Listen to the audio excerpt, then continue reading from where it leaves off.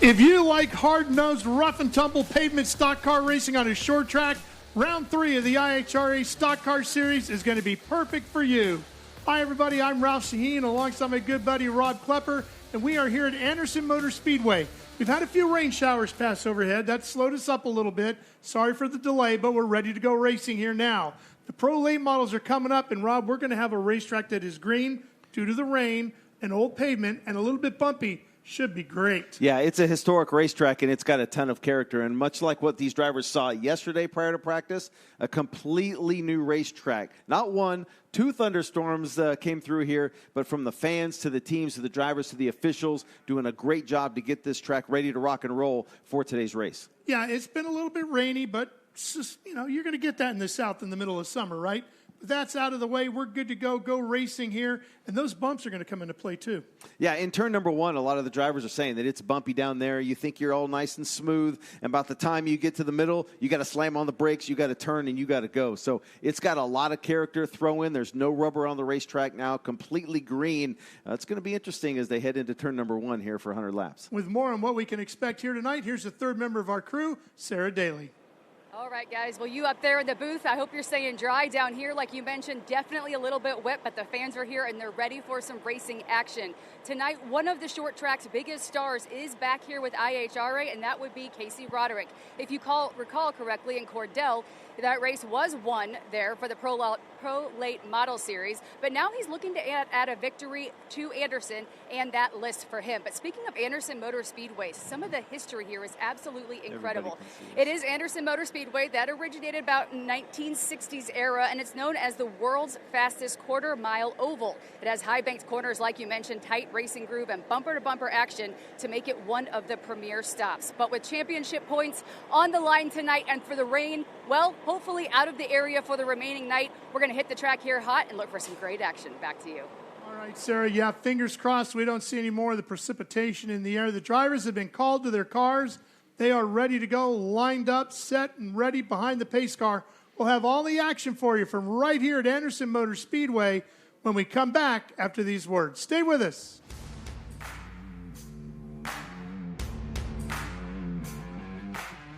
Analysis, highlights, and more 24 hours a day, 7 days a week at speedsport.com. Get it all. NASCAR, IndyCar, Formula One, World of Outlaws, Trans Am, IHRA, and more. Speed Sport has been America's trusted source of racing news since 1934. Speedsport.com is America's motorsports authority. Check it out today. We are back here at Anderson Motor Speedway, Anderson, South Carolina, not too far from the University of Clemson. Oh, we're hearing that the cars are being covered back up. Yeah, Rob, I hate to say it, but I'm seeing a little bit of precipitation falling out of the sky, landing in some of the puddles. A sight that we have kind of gone through a few times here today, unfortunately. Yes.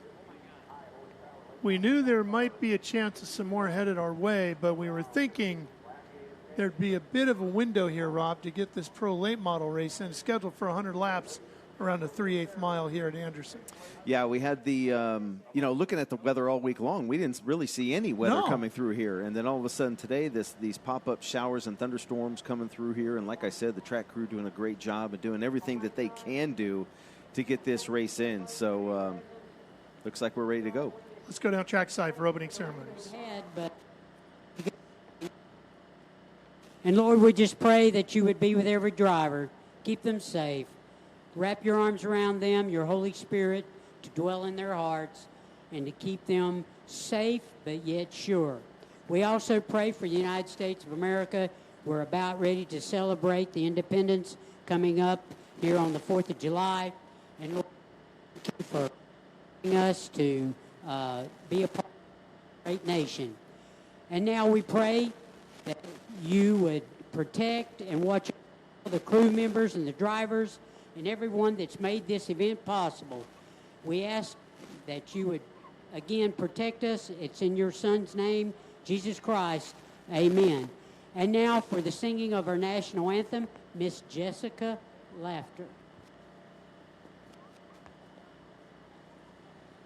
Oh, say, can you see by the dawn's early light what so proudly we hailed at the twilight's last gleaming, whose broad stripes and bright stars through the perilous fight on the ramparts we watched were so gallantly streaming, and the rockets regular, the bomb singing out, gave proof through the night that our flag was still there. Oh, say does that star-spangled banner wave?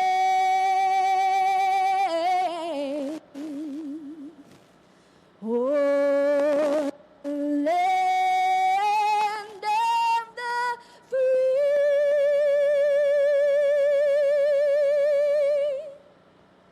and the home of the brave.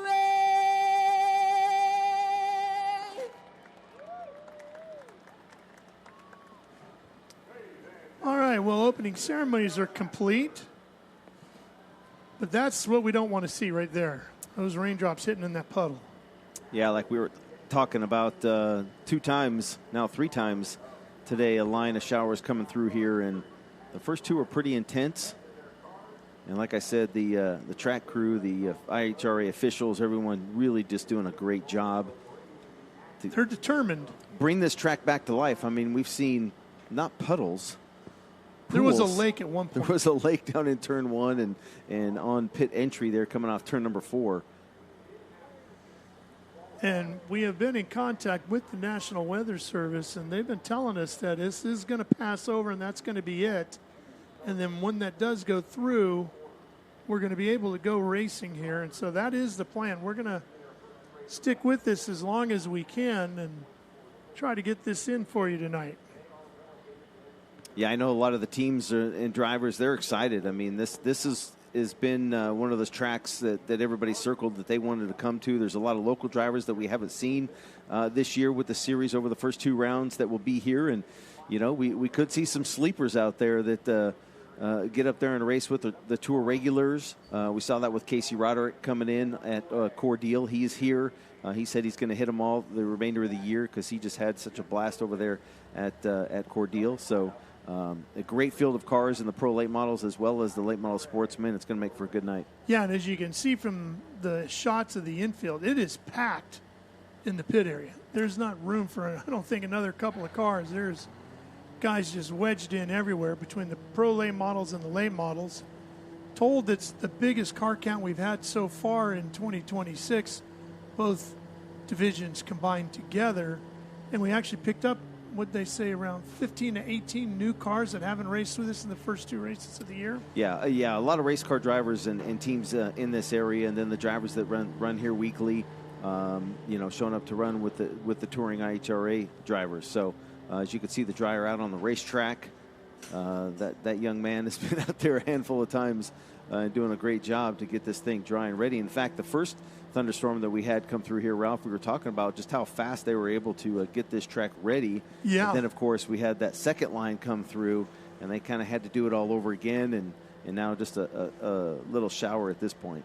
It's the first time you or I have both been here, and, of course, you never know, how long is a place going to take to dry based on the age of the asphalt or the dirt, other weepers, what does the track do?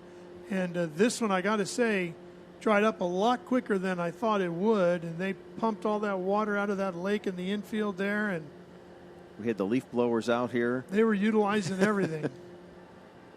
Yeah, you can see right there, top of your screen, that little pond that formed in turn number 1. But again, you know, I mean, they had the trucks out there as soon as it was safe to put trucks out there. Had the sweeper, had the dryer there. That's how you get it done, just like that. Well, Sarah, I assume with the rain falling out of the sky again, that means there's plenty of drivers for you to chat with. Yeah, some and some not so much. But, of course, during these rain delays, I'm joined now by Braden Goddard, that driver number 38 car. And rain delays, let's go ahead and just talk a little bit. What do you do to pass the time, and how do you get ready for when this race does happen? Oh, there's tons of things we can do. I took a nap. I've been going all morning. It got me a good nap in. Some of the crew did. You know, right before we had our drivers meeting, we got the car uncovered and stuff because it looked like the rain was gone and started pouring on us again. So we went and played in the rain a little bit. And then I saw you in the inspection garage. I think you had a blow dryer that you were drying your hair off with, but it was actually like a blower that you guys clean off your hauler and stuff with. Yeah, dried the hair off, dried the socks off, so we're good to go now. Yeah, you seem pretty excited, so I guess that nap did you well. How's the crew? How's everyone's spirits, given that the weather is, for the most part, fingers crossed, done for tonight? Oh, we're pumped to be here. You know, we busted our tails to get here. My uncle's been racing here with the series. This is his third race. My first race back in over a year. So I finally got everything ready to go, and I'm pumped to be here. I was going to say, a little anxious to get back behind the wheel. What were your thoughts? Like, what were you excited about when you first got to Anderson? Yeah, you know, I've been to this track a couple times with the Southeast Super Trucks, and I'm just excited to be back behind the wheel, get the learning experience. First time in a full-blown late model, so that's also a good learning experience, learning curve. It's a lot to learn. All right, well, we don't want to hold you up too much, but we appreciate the time. So thank you. Yeah, thank you. Guys? I think when it comes to a lot to learn about this place, Rob, one of the things is how you drive into the corners. You and I were talking with Mark Day earlier today, and he said the shape of the corners are very inviting on entrance and don't appear to be that they're going to tighten up. And then you get right into towards the apex of the corners, and it's like, oh, baby, this thing's getting tight on me in a hurry. Yeah, he said it's a lot more deceiving than you think when you're out there. He goes, your mind tells you that you know, you can just drive it in as hard as you want and it's going to stick. I mean, the preferred line here is right around the inside part of the racetrack, so trying to keep all four tires as low as possible is going to be the good line. But a little bit tighter in turn number 1 than it is in turn number 3, Day said. But it does have the character. It's a little bumpy out there, and we saw guys kind of getting squirrely earlier today in practice. Now, albeit it was a lot warmer outside. The sun was on the track, but that could come into play here with absolutely no rubber down and a fresh green racetrack for these pro late model drivers. Well, Sarah, when we were in Cordele, Georgia, the man everybody was chasing in the pro late models was Casey Roderick, and he's here again this week, hoping it's the same scenario. Imagine that, Ralph. I just happened to find him out here in the pits during the rain delay, but the guys were just talking about your win in Cordele out there and just continuing on here with IHRA. So how excited are you to get back out on the track and maybe tack on some points? Yeah, it's good to be back here at Anderson. It's been a while, probably about 10 years since I've been here, and grew up here running legend cars and ran a few late model races as well. So glad to make some laps, and car was good today. We made a few changes there and was really happy with it. So made a long run, see what it would, migrate to, and felt like I was a little tight on that longer run. So hopefully made the right calls here to last 100 laps. But looking forward to getting going. This rain needs to get on out of here so we can get it racing. What are some of the discussions you and crew have when we first got to the track today? 80-plus degree temperature, sun just beaming down. It was smoking hot. Rain comes through, temperatures drop quite a bit, and now a little bit of a light rain, and, the track is going to be pretty green. Yeah, it'll be fast for a few laps, and then, it'll start taking rubber, and it'll start slowing down as tires wear, and it may take a little longer to migrate where cars are, getting tight and all that, but it's still going to get there throughout the race. So, looking forward to it. I just hope this little mist goes away and we can get after it. But thanks to IHRA for putting on a good show. And so far, we've had a good time with this series, and I look forward to keep growing and get more people involved. I think I've already seen a difference from Cordele to here, so that's a good thing, and it's going to become one of your more popular series to come to. All right, well, I appreciate your time. Thank you. Thank you. Rob, when you're talking about a short track pavement stock car racing resume, Casey Roderick has one of the best. 2024 ASA Stars Tour champion, 3-time Southern Super Series champ, 4-time Blizzard Series champion. He's definitely one you got to keep an eye on. Yeah, and he said he hasn't been here in a long time, but every time he has ran here, dating back to about 2008, he's always been fast here at this racetrack. Certainly going to be one to watch here. You talked about how good he was in that Ty King Motorsports car over at Cordeal. Really just put on a show for the fans, and he's going to be a player for sure.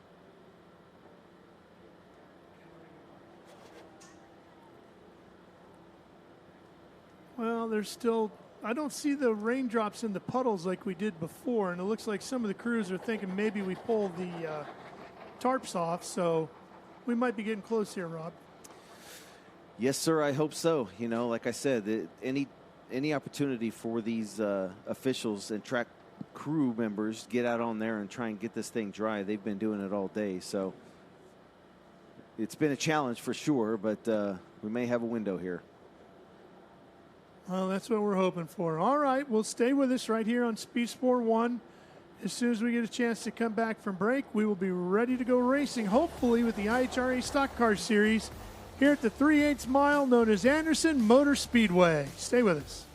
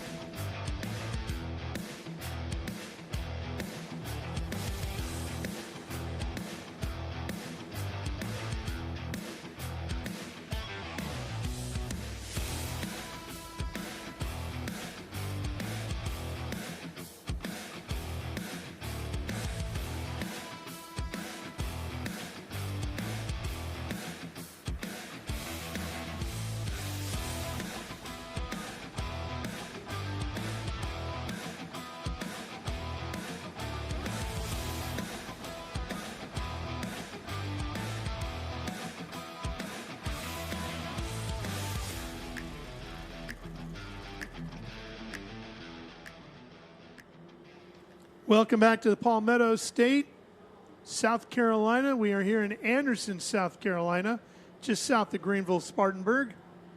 And hopefully going to be racing here shortly, but Sarah has been roaming around the pit area, and she's found the driver out of Spring Hill, Tennessee, known as Stephen Chun. That's exactly right, Ralph. Standing here with Steven and just discussing the last race because he was in Cordell. So you guys finished 9th there. And what is your approach or your plan for this race and having to attack the track out there? Well, it's no lie. We struggled a little bit through practice, a new track, and having to learn the track and also learn a lot of setup changes that we made between Cordell and here. To be honest with you, we're starting pretty deep in the field due to the points situation.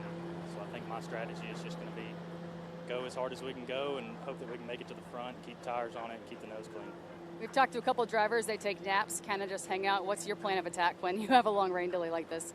Well, just recently, Roy Meat Service came on as a sponsor, and they send us a lot of good food. So I've been eating. Maybe I ate a little too much, I think, but ate some good barbecue and took a couple naps myself. All right. So then do you get a little, caught off guard when some of this takes a lengthy, weather delay, or are you just pretty much on point, ready to go as soon as it catches wind? Yeah, it used to be that as soon as we got out of the car from a rain delay, within 5 minutes I'd be asleep. And now I've had food on my mind and been asleep. So it really hasn't been too much time for me. I haven't really thought about it. I woke up and they told me to get in the car, so here we are. All right, well, that sounds good. Guys, back to you in the booth. Looks like he's got a full belly and ready to go. Yeah, well, now Steven's got all of us thinking about food. Yeah, thanks a lot. Thanks a lot. We're all thinking about food at this point. But, yeah, Steven Chun's 6 feet 4 inches tall. Yeah, he's our version of Victor Wembanyama, right? There you go. Third-generation driver. Been racing for about 6 years, and he'll be starting about mid-pack here. The way they're going to line up the pro late models with qualifying not happening earlier today, Ralph, a little bit different than we normally see. They're going to take the top 10 in points and then have everyone else go on practice time after that, I believe. Yeah. Let's show you that lineup as we get ready here. Brandon Carr, Nick Loden. Boy, Nick Loden has been super consistent so far, hasn't he, this year? Yeah, he's had a real good year to this point, and second points behind Carr, just 4 points back, had been very close. Brandon Carr, he won the opener at Pulaski, and then in and out of the pits, drama-filled race at Cordeal. He was able to race up to a 6th place finish, and that helped him keep that points lead. Well, and the thing about Nick Loden is he's running both Pro Late Model and the Late Model Series, so you'll see him all night long. The story, I think, really that's a lot of fun is Mark Day in that 8 car. Third in the points, racing a car that's, about 20 years old? Yeah, it's been around for a while. He said, he builds his own chassis. It's got some time on it. He goes, a lot of the parts, some of the parts are a little bit newer, but for the most part, it's an older car, older technology, and it's been working to his advantage. He said earlier today down in the pits, Ralph, they had gone out, I believe, 8 times during practice yesterday and practice earlier today, and they'd made 11 spring changes on that incredible car to get it fast. So we'll see how he can do starting inside row 2. Probably the lowest budget out of everybody here, but it goes to show you how the rule book is working in the IHRA. Super low budget operation, third of the points, and right in the thick of things each and every week. Behind them, Martin Nesbitt in the 92 and Toro Rodriguez. Toro has been flirting with getting himself up on the podium. Yeah, Toro's fun to watch. I mean, he comes into tonight 5th in the points there, and he went 11th in qualifying at Pulaski, finished up 9th. Then he went 15th in qualifying, finished 8th. So making moves up towards the front of the field. But he's a good racer for sure out of Monterrey, Mexico, in the MCM Racing Development entry. And he'll be fun to watch, as a lot of these drivers are. I mean, any one of these drivers from the front to the back in 100 laps here at Anderson can race to the front and get that win. Let's just, before we move on to the rest of the field here, let's just go ahead and head back down to the garage area and catch up with Sarah once again. I know she's found another driver to chat with. All right, thanks, Ralph. Yep, joined now by Rodney Worrell and his lovely bride, I'm assuming, right here next to me. So I was complimenting her great shirt, great attire, and stayed dry in the rain. So excited for this race to finally get underway, but kind of what was the process getting here? Where are you guys at right now, and what's your plan of attack out there on the track? We just like to finish the race. This is our first race, late model, so usually we're drag racing IHRA events, and we decided to go round and round for a few weekends, so here we are. Going straight and then going to an oval. So what's the biggest difference being behind the wheel for both of those? 5 seconds versus an hour. Is your endurance much different, though? Because the mental approach to that, right? You're going super fast in a lot shorter time. Go down into the turn there and you hope the car sticks. We don't have that with the drag race, and it's just a straight line. So we're just going to try to bring it home in one piece. All right. And anything else? What did you guys do during the rain delay? 8 hot dogs. Seems to be the theme. Everyone either took a nap or stuffed their bellies. So just don't fall asleep out there when you're behind the wheel. Thank you very much, ma'am. All right, guys, back to you. The only thing Rodney's had to turn on before was back onto the return road. Yeah, making a left turn here is going to be a little bit different for him. He ran ovals back in the day, back in the late 90s, early 2000s, ran late models in trucks at places like Kingsport, New River Valley, Caraway. So he does have some experience as an oval track racer. Don't let him fool you. But, most of the time his day job running with the IHRA Pro-Am Drag Racing Series. All right, let's get back to our starting lineup here for our 100-lap Pro Late Model race. This is the second page of our starting lineup, beginning with row 6. That's where you're going to find Casey Roderick and Palmer Haig. Palmer Haig there in the 55 Pete. He'll start outside Casey Roderick. So Roderick, with no qualifying, he was fastest in final practice. He'll start inside there in row number 6 in that 11th position. And he's going to be fun to watch. I mean, we know he's fast. Will he be able to race that thing to the front in 100 laps alongside the 55P as well? The Floridian picked up a win at New Smyrna down in Florida recently, so he'll start outside of Roderick, our most recent winner there in row 6. Then you got J.P. Crabtree in the 83 and Stuart Dutton in the 32. Stuart out of Tallahassee, Florida. That's where he comes from. We saw Stephen Chun down there getting ready. He'll start inside row number 8 in that 84C car in the 15th position. Alongside him will be the 55 from Charlottesville, Indiana, Hoosier State driver, 53 years young, Mr. Billy Hayes will start 16th. And Carter Whalen and Scott Sutherland in a pair of 23s, 23 and 23S, followed up by Jessica Kahn in the 19 and Jimmy Renfro in the 22. Yeah, that 22 is going to be fun to watch. New Hampshire driver. He won the Red Eye at New Smyrna this year and a whole bunch of late model races. So he's going to be another driver that's new to the series, and he'll be cool to watch here in this feature. You see Jonah Cullen inside of row number 11 alongside Jared Porter in the 18N. And then rounding out the field, Zach Johnson. And we just heard from the number 10 of Rodney Worrell, who will start 24th here for 100 laps. Yeah, Jonah has spent time racing open wheel and GT machines. And this is, we talked about one driver at 6'4", Stephen Chun. Jonah's right there. We got a power forward and a starting center because Jonah comes in at 6'3". Yeah, now lives in the state of Colorado. I believe he was born in Monterey, California. Grew up not too far from Laguna Seca. So ran some formula stuff early in his career. Didn't start racing until 2023. So cool to see him get a shot here with us at Anderson tonight. And that's a look at your starting lineup for the Pro Late Model race, scheduled for 100 laps. The late models to come after that, they're scheduled to go 125 laps. A couple of things a little different than when we last saw these cars in action at Cordele, Georgia, Rob. For one, you have to start the race with how much fuel you think you need. There is no stopping the race at any point in time for fuel to be added to these cars. That was a big issue at Cordele. They've decided how we're going to do that. No lucky dog. That is gone as well. Yeah, you're not going to be able to run over to an official and say, hey, we're going to run out of fuel. We need a red flag. They're just going to smile and keep walking. That's on you. They highly recommend that every team runs the 22-gallon fuel cell. It's not a rule, but they highly recommend it. I mean, no one wants to run out of fuel. We saw a couple drivers run out of fuel, and you just don't want to ever do that, no matter where you're running on the track, much less if you're running up towards the front and you run out of fuel. You got to go tell the owner, the dad, mom, grandma, like what happened, and that's an unfortunate situation. So they recommend the 22-gallon fuel cell for every team out there. But, yeah, we also heard from Cordele. They kind of adjusted the testing. You can't test up to 2 weeks prior to an event now with the IHRA Stock Car Series. They do run the Friday practice that we had here yesterday. It just keeps guys from, spending money and renting the track leading up to the race. And no cone choose your lane type deal on a restart. You are where you are. If you're third, you're going to the inside. If you're fourth, you're going to the outside, right? And it will always be a double file restart. Yeah, it'll always be a double file restart, which I think is great. I mean, that's what we love to see in stock car racing and late model racing. So, no choose cone. If you're rolling off 15th at the start-finish line when the caution comes out, that's where you're going to start when we go back to green.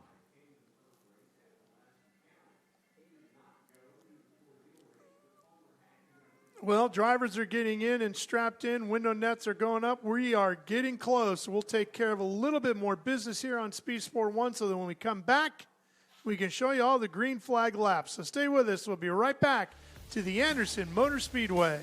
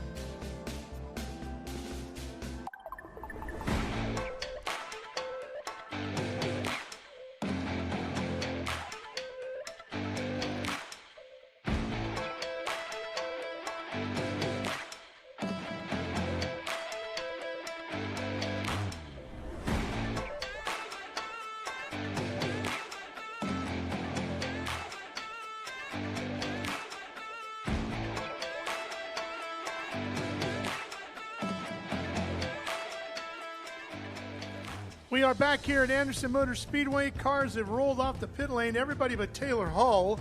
His 82 is still sitting there, unfortunately for him. The IHRA Stock Car Series getting ready to go for round 3 of 2026. Grand opening season for the new series. There's Taylor's car trying to get fired up. See if they can get it going. Edelbrock back number 82. Yeah, they've made multiple attempts to try and get that thing fired off, and you could see right there, still unable to do it. Yeah. Bring the four-wheeler out here and see if that helps. Comes into this race 5th in the points. Ran a pro late model here at Anderson last year, finished up in the 17th spot. The drifting champ, longtime veteran of Formula Drift Pro. Team's out of Sonoy, Georgia, just down the road. That's where Bubba Pollard's dirt track is at. Thing just does not want to crank, does it? Yeah.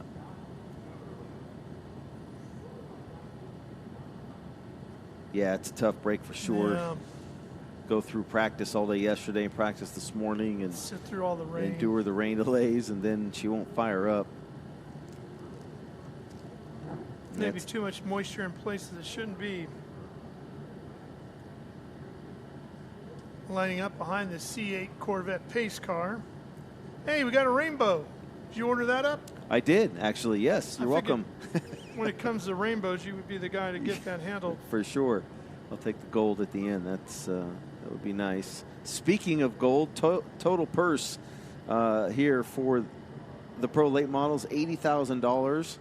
$8,000 going to the winner. It's $1,750 just to start the race. And, of course, the $2 million total purse money for those that are running for the championship. And, again, you have to run every single race of the year to be eligible for that championship. There have been some changes to the calendar going forward. We had the attempt to race up in Tennessee. Twice it got rained out there. And so they've changed that around a little bit going forward. I don't know if I get a chance to get into that with you a little bit later on. You can certainly visit IHRA.com, find out more about upcoming dates and locations of where we might be racing near you. I know we're going back to Pulaski a couple of times. We're going to finish up at Rockingham. It's going to be a great run through the summer and into the fall. Yeah, it was unfortunate. We had the rain out for the original date down in Newport in Tennessee, and then the postponed date had some weather as well. So we lost both of those down there, and it's been, I believe, 70 days since we were down in Cordele. And we're going to be going to Lonesome Pine.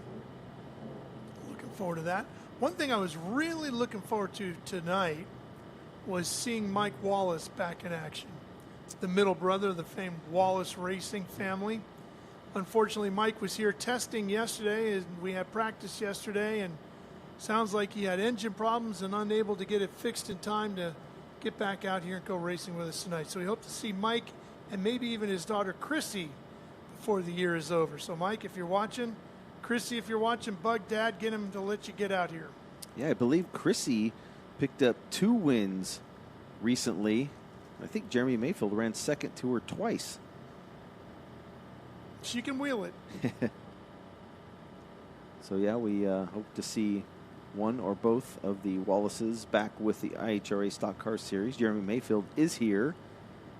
We'll see him in late model Sportsman coming up next, as half the field over there in turn 2 coming off of the back straightaway, and the other half here on the front straightaway.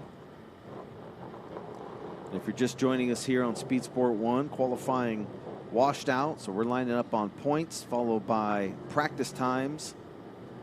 So Brandon Carr, your current points leader, alongside Nick Loden in row number 1. This racetrack, Ralph, it's known as the Super Track of the Carolinas. We mentioned it opened up back in 1963, a 3/8 mile dirt track. They paved it, I believe, in the mid-'80s, 1986, 1987. 14-degree banking in the corners, front straightaway 3 degrees, so a little bit here on the front stretch, back stretch about 6.5 degrees. I got to believe that was the last time it was paved too. Yeah, it's got some weather, it's got some character, that's for sure. You look at the drivers that have won at this racetrack: Billy Clanton, Buck Simmons, Jack Spragg, more recently Matt Kenseth, Chase Elliott. I thought it was interesting on their website. It says this track's wide straightaways and tight, tricky corners are infamous for producing close, competitive short track racing each and every weekend. Our own Robert Presley, race director, went to Victory Lane back in 1989 in the NASCAR Dash Series event here. So a lot of history. Their crown jewel event here, the Marty Ward Memorial, as they honor a South Carolina short track legend who passed away back in 2023. So it's a neat racetrack. If you're ever in this area, certainly worth coming out and checking out a race. Pretty fast. I mean, they're turning low to mid 15-second laps in practice. And I think early here it's going to be feel your car out, feel the racetrack out, maybe more importantly, feel the racetrack out, and then try and get to the bottom and see what we got. Yeah, and everybody knows tires aren't going to last. They're going to go away here. So you're going to have to judge, do I want to do my best to save as much goodie on that tire as I can for later, or am I going to go hard early and try to get out front and break away? Yeah, and I think the guys up front are just going to try and run away and hide. I mean, you know, if you're coming up from the back, you got to do everything you can. I mean, just never know what's going to happen. This place, it is tighter. It races tighter than what we saw over at Cordele, where they could run that second line. I think here it's going to be a fight down to the low part of the racetrack, especially now that it's green. If we get some rubber laid down and maybe get a couple guys move up a little bit and maybe help that second line a little bit, you might be able to see something. But I think early it's going to be right around the bottom part of the track. Well, while they were drying the track out, they did drag tires around it as well to put a little rubber down. So hopefully there's some out there. That's Mark Day right there in the black and white, number 8 that we were talking about. Third in the points. Got the push truck there behind Taylor Hull.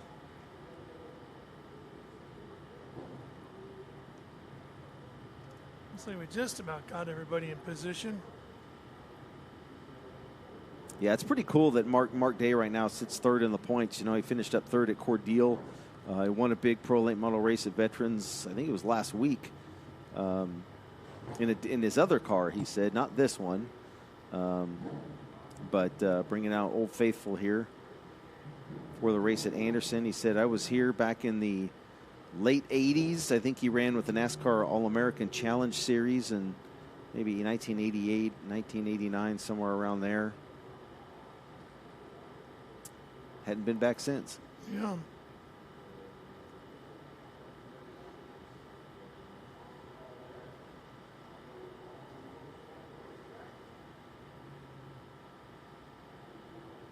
So starting lineup on the ticker up on top. And once we get to racing, that will change as drivers change positions out on the track. But that is your starting lineup. You can see Avery Demlin, who did not have the best of luck over at Cordele, rolling off in the 9th position in that number 15 car. Yeah, she's had a rough couple of races with his first 2 rounds of the year. The lawyer out of Ohio.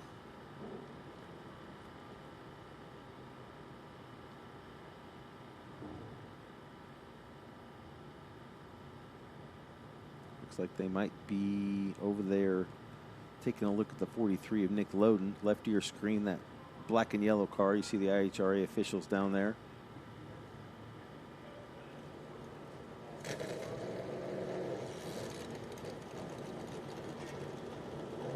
Nick Loden, man, always bridesmaid in pro late model. Second, sits second in the points.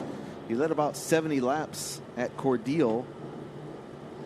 He also qualified on the pole, ended up running 13th in the late model Sportsman class at Cordele. But yeah, he's been oh so close in the pro late models. It looked like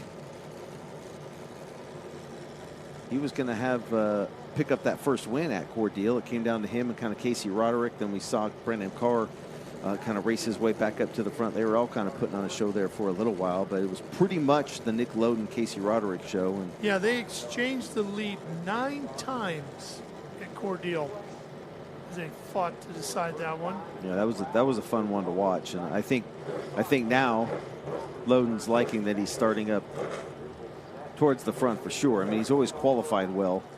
But they put a few cars between because of the lack of qualifying here, and we're going by practice times. They've put a few cars between themselves and Casey Roderick at the start of this thing. So Casey's going to have his work cut out to get up to those 2 up front.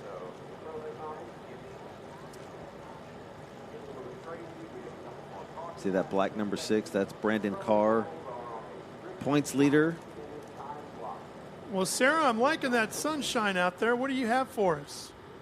Yeah, it's definitely sunny and it's starting to get a little humid, but I call them the sunshine sprinkles, Ralph. It's like kind of where it's still raining but the sun's out. So that's kind of what we're dealing with right now. But I did talk to some guys out here on pit lane, and you can see here number 43 was a push to talk button that they were replacing real quick before this got going. So that is hopefully fixed there in his car. And as for the number 82 car, they're hoping a push to start the ignition is on, but they don't know any other details at this point because they have to take a look at it once it comes off the track, and they haven't got a chance to do that just yet. Back to you. Heat outside and the AC on in here. It has fogged up our windows. You and I aren't seeing much out the window right now, are we? Yeah, it reminds me of that Central California fog that we used to get out west. It's hard to see right now, but I believe we're ready to fire engines. Sounds like it. Your engines. There we go. The IHRA Stock Car Series coming to life.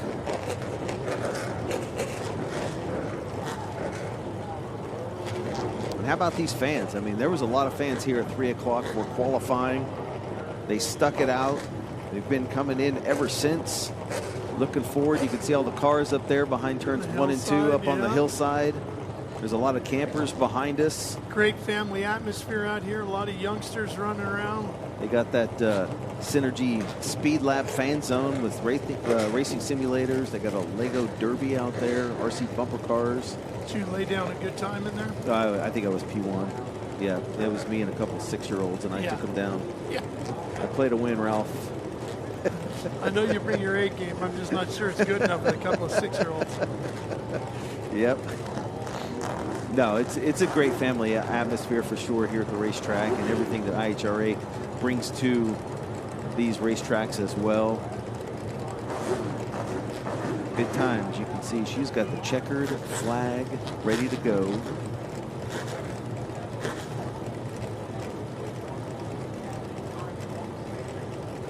So they may have got Taylor Hull's car. It may have started. You can see the push truck trying to get out of there. Yep, it's moving. There we go. Good to see. Just needed the command. That's all it was. We haven't said a whole lot about Brandon Carr, the points leader. coming off of the pole position in that number 6 car. Coming off USAC's Indiana Midget Week. Spent the last couple of years running dirt midgets a couple weeks ago. Brandon's got to step things up to make sure he gets going because his old racing buddy, Kimi Antonelli, is leading the F1 points. He's going to maybe be world champion by the time things are done. Brandon needs some bragging rights of his own, the driver out of Sheffield, England. Yeah, for sure. So well, you might be F1 world champion, but I'm IHRA Stock Car champion. Yeah, beat that. So, but it's tight right now. I mean, yeah, only 2 races in, and Loden's right on his heel, 4 points back. All right, we're going to give him about 5 laps to really get a feel for this, heat up the tires, put a little rubber on that racetrack, and then we'll be green, is what we're being told by our IHRA officials.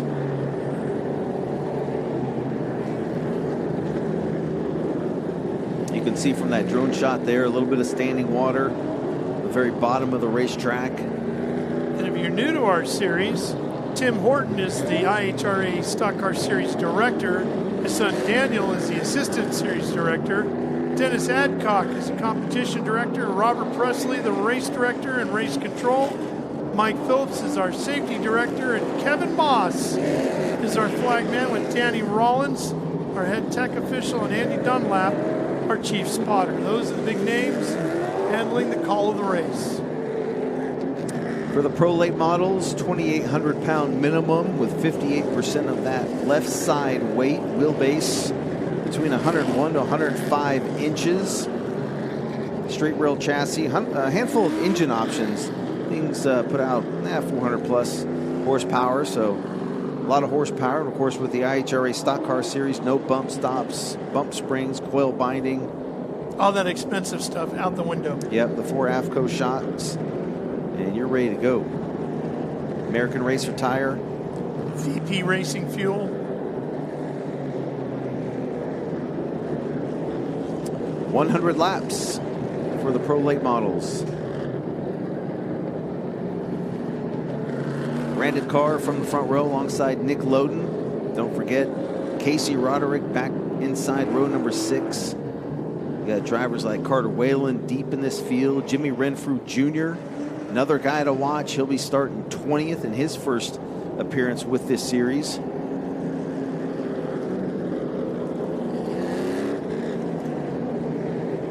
They're going to be looking at that sun as they go into turn number 3, and then it's going to quickly be at their back as they go down that front straightaway here.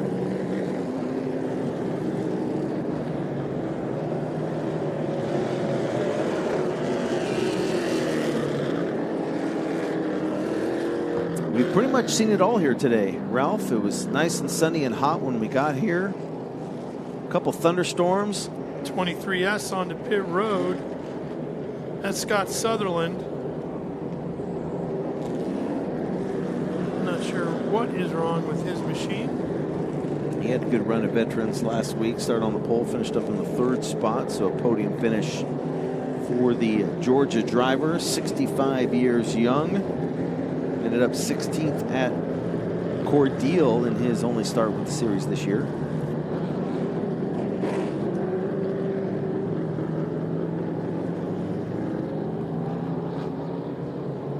And back out on the racetrack.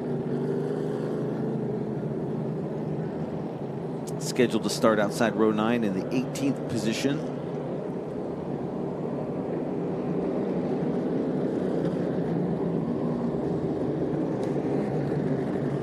We have 2 23s in this race. Carter Whalen has another one.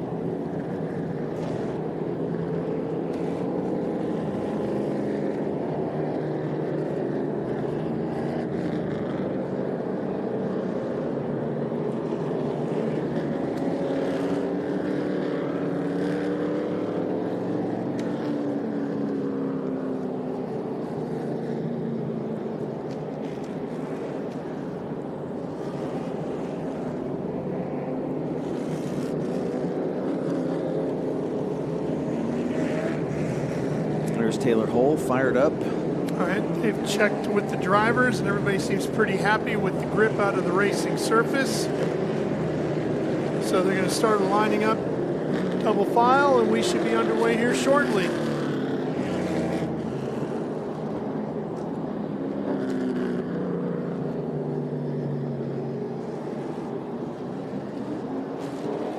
Kevin Moss says, line it up, guys. Let's go. Guys and gals.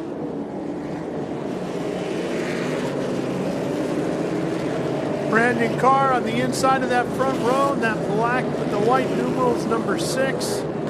Nick Loden, black with the yellow and blue accent, number 43. 2 to go, we're told. 2 to go. Mark Day, the veteran, inside row number 2. We haven't said much about that number 88, Jeremy Williams, out of Alabama, 4th in the points. That white, yellow numeral number 88 will start outside row number 2. 4th at Pulaski, 7th at Cordele with qualifying points, which we did not earn today. Williams comes in 4th in Pro Late Model points. That's where he will line up, so we should get the 1 to go next time around.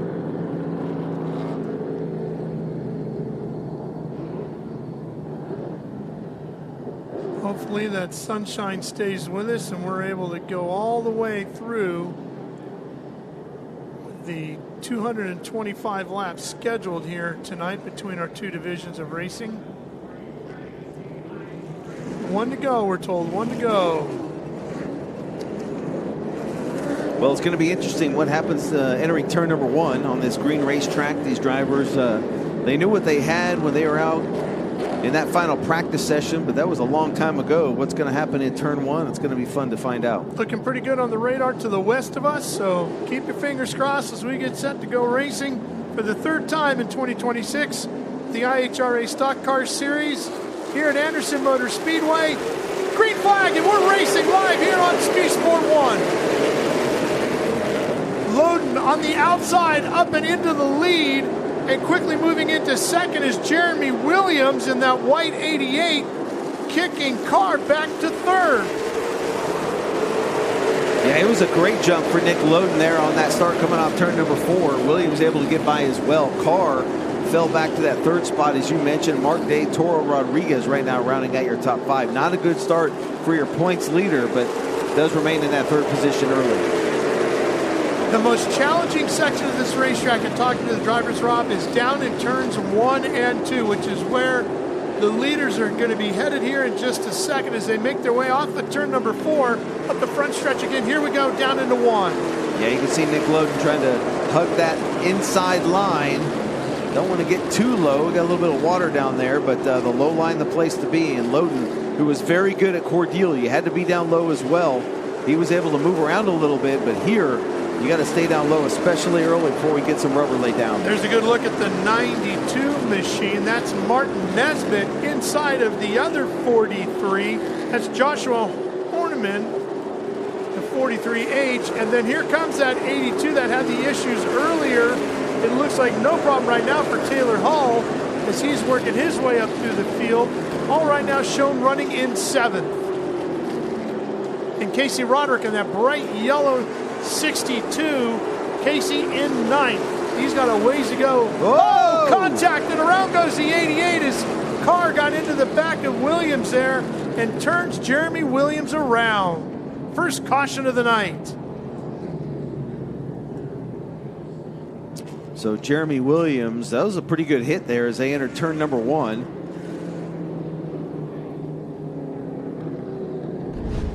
Let's see what happened here. So Brandon Carr just dive bombed into turn number 1 and ran out of real estate. I mean, nothing that Williams could do there. Maybe opened up maybe on entry a little bit to give Carr the feeling that he could make a move like that, but nonetheless, contact in turn number 1. Around goes the 88. And into the pits goes the number 10 machine. That's Rodney Worrell.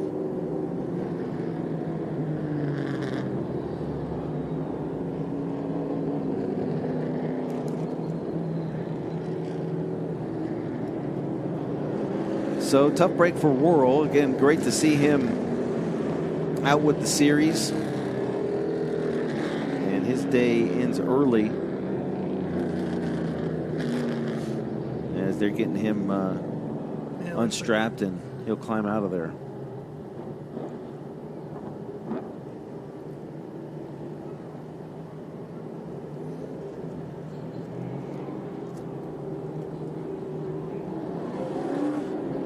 Belpre, Ohio.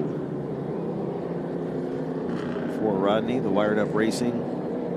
Number 10.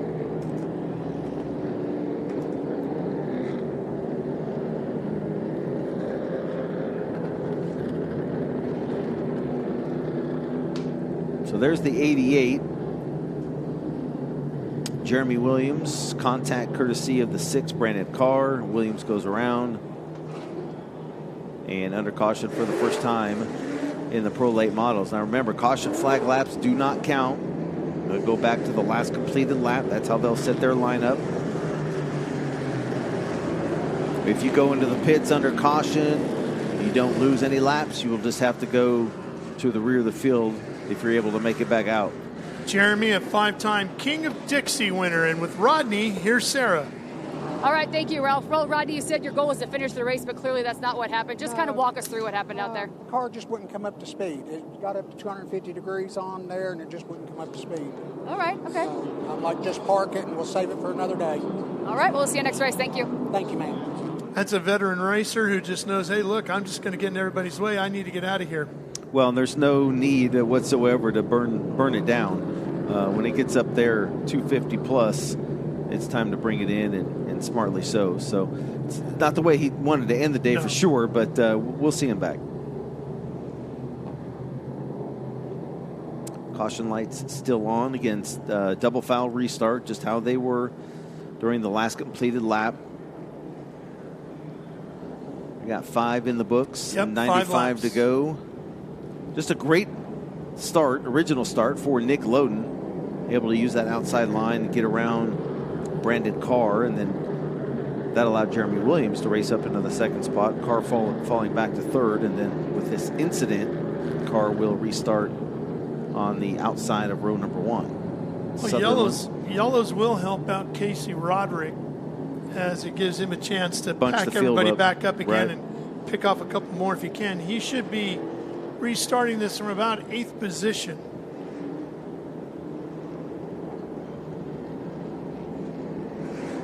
Casey started in 11th.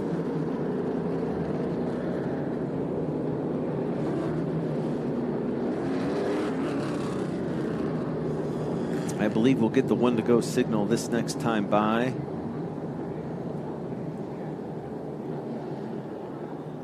There's car now back, but to the outside of Loden. Loden took advantage of that outside at the start. Went from 2nd to the lead. Let's see if Carr can do a little bit more from the outside here this time. Kevin Lott says, all right, get ready, here we go. Next time by, you're going to see the green.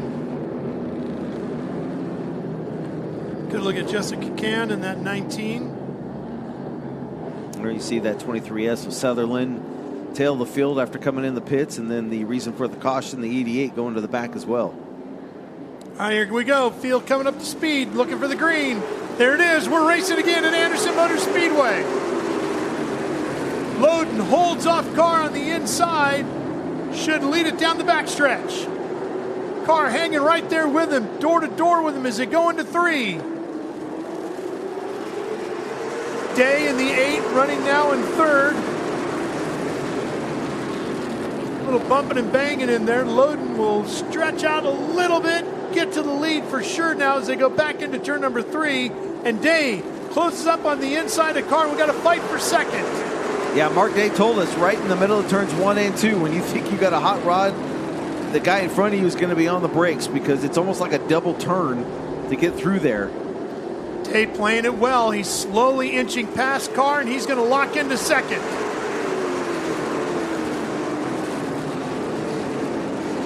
It looks like Nesbitt as well, trying to get up in the mix in that 92. He gets by Carr. Now you see Taylor Hull trying to get up there and mix it up as well in that number 82. And there's the bright neon yellow of Casey Roderick coming around the outside in that 62, fighting with the 55 of Palmer Haig right now. That's a battle over 8th.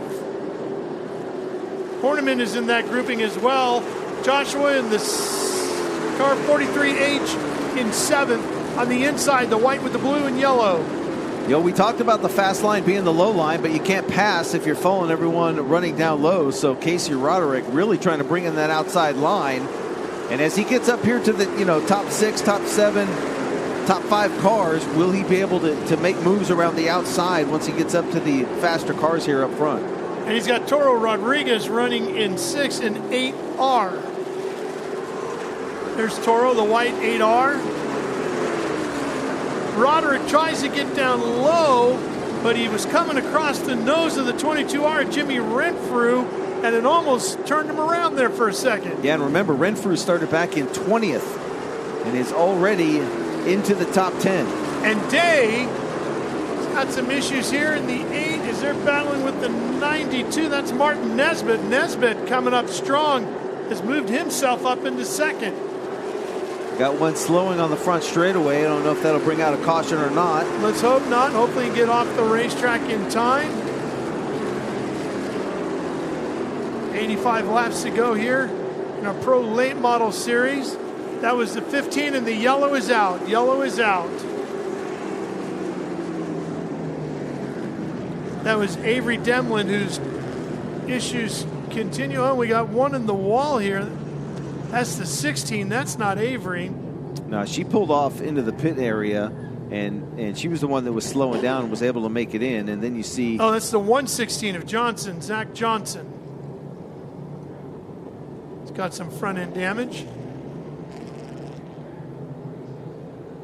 Yeah, left front damage there. You can see the left side door panel pushed in as well, which indicates got sideways or got helped, and then got into that inside wall there in turn number 1. Turns 1 and 2, I should say. 14 laps now completed. So he pulls into the pit area in that number 116.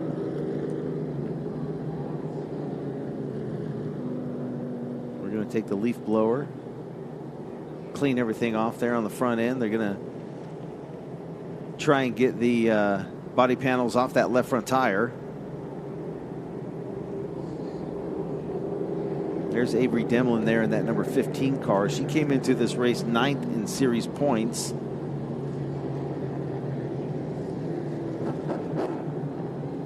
And problems persist. Looks like a mechanical issue here over at Cordeal. Just couldn't find the handling on that race car.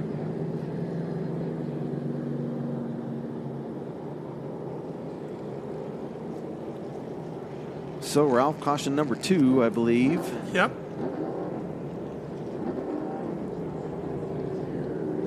I'll tell you what, how about Renfrew Jr.? 22R started 20th. Will restart 10th.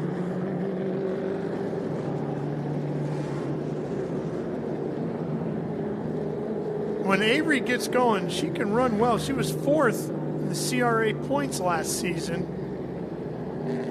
Just has really been struggling with mechanical issues this year in her first 3 races with us here in the IHRA Stock Car Series. Yeah, she still sits strapped in. Just kind of waiting to see if she was going to pull that steering wheel off. That's usually an indication that they're done. Let's touch base with Sarah once again. Well, just chatting, talking to Avery here. It looks like at one point, right before you guys came down to me, she was going to try and get back out there, but some of her crew guys were saying the car wasn't picking up, a lot of moisture in the air from all the rain that we've had, so they weren't sure if it was a wiring issue or not, but it looks like there may not be the case for her to get back out there, so we'll hold on a couple of minutes and see what happens. All right, Sarah, thank you.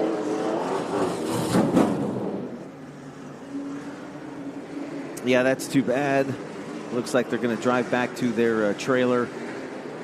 Looks like Avery's going to get back to her 4 dogs, Cooper, Poseidon, Nemesis, and Artemis, a little bit sooner than she had planned.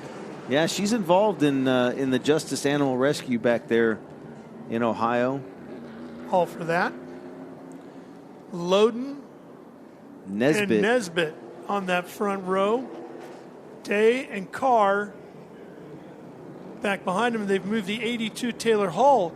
Taylor Hall, for a guy who was struggling to get going, is suddenly a player in this deal. Yeah, he had a good starting spot from where he was in the points inside row number 4 in the 7th position. So that 82 car running pretty good. Helps when it starts. Yeah. But once he gets rolling, Taylor can wheel it. He's fine with the no grip thing, being a drifting champ. Yeah, 4-time drifting champ, right? Here we go. Corvette pace car is off. We're back to green. Lode's going to take advantage of the restart. And he goes right back to the lead, headed into one. Mark Nesbitt getting a little loose there with Mark Day right behind him. Here comes Taylor Hall up to second place. Yeah, Nesbitt got real loose coming off turn number 2, and that allowed the 82 to get underneath him. Mark Day and the rest of them on that outside line had to check up. And getting loose is something all these drivers are going to be doing quite a bit of here as these laps wind on.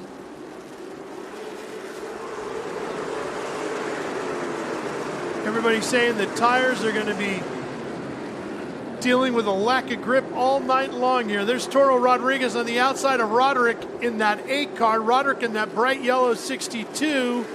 That's a fight for 7th. Casey to the inside trying to take that spot away. He's got it. And the 22R coming along through there. That's Renfrew, who we've been talking about. Trying to get deeper inside that top 10. Palmer Haig there in the 55P now to the inside of Mark Day in that black and white number 8 car with Roderick right behind that battle. Mark Day trying to hold him off. Doesn't look like he's going to be able to do it. That's a fight for 5th. Yeah, Haig now moves into the top 5, and Roderick trying to get under the 8 car now as well and bring Renfrew with him. And you can see Mark Day giving Roderick a lot of room to the inside. He knows there's a lot of possibility he's going to get bounced on those bumps to the inside there and slide up a little bit. And he wants to make sure he's got plenty of room to gather it back up. Oh, Roderick getting a little loose there entering turn number 1. I thought Dave was going to feed him a little wheel, but you're right. He lets Renfrew by as well. So the handling not where Mark Day wants it to be here early in this race, and has fallen back now to the 8th position. I think you described when we were talking to Mark that 8 car as a very old but very fast couch. That's right. Well, I said, you know, are you comfortable when you get in this car? He goes, absolutely. I said, it's like that recliner you don't want to get rid of, right? You know, you just sitting there, you feel comfortable when you're in the race car. Now, right now, he may not feel so comfortable because he's losing positions. But in practice and in the previous races so far this year, he said this was my go-to ride. But he knows what it'll do. He knows what it will do late in the race, so he's very comfortable with where it will take him later on. 75 laps remaining in this one, scheduled for 100. Loden back out front, leading once again. Taylor Hall in that 82 right there with him. I did mention he has run here before, Taylor Hall, that is. He was 17th in a pro late model here last year. The 18N pulls into the pit area. Jared Porter. As we go back up front, Loden is going to have a rear view mirror full of the number 82 Taylor Hall. Comp Cams, Edelbrock, and Kenta Tire all helping out Taylor Hall. As we said, a 4-time professional drifting champion. Yeah, never called any drifting, have you? No, I have not. He also won Thunder Roadsters and Legends titles down there in Texas, where he's from. Now resides in Georgia. No doubt you got to be good with car control if you're going to be a drifting champ. Oh, for sure. Nick Loden knows he has his hands full because Taylor Hall's not letting him run away. And there's the 18 in the pits. That's Porter. Yeah, teammate to Rodney Worrell. You can see Worrell there checking out the cars. So mechanical issues for both those cars. Porter, another 3rd generation driver. A couple limited late model top 10s at Lonesome Pine this year. Our race leaders in the upper box on your left. Nick Loden out of Stanley, North Carolina. AFCO Racing Products, Longacre, CB Partners, and Ultimate QM all helping out his efforts. Started in quarter midgets at 6 years old. He's been a winner at South Boston, Cars Tour Pro lay models in 2023. And he works at Ultimate QM, which I believe is quarter midgets. If I'm not mistaken, it's a family business that the Lodens run. Yeah, now they're catching some of the lap traffic. They just got around the number 19 car of Jessica Kahn. So now having to deal with some of the slower cars on the racetrack as we get deeper and deeper in this race as they cross the stripe. 67 laps to go. Loden running a Hamkey chassis with a Corvette body on it. Big fan of Corvettes is Nick Loden. Brandon Carr there in that black and white 6, holding off Palmer Hague in the 55P. That is the battle heating up here for the 3rd spot.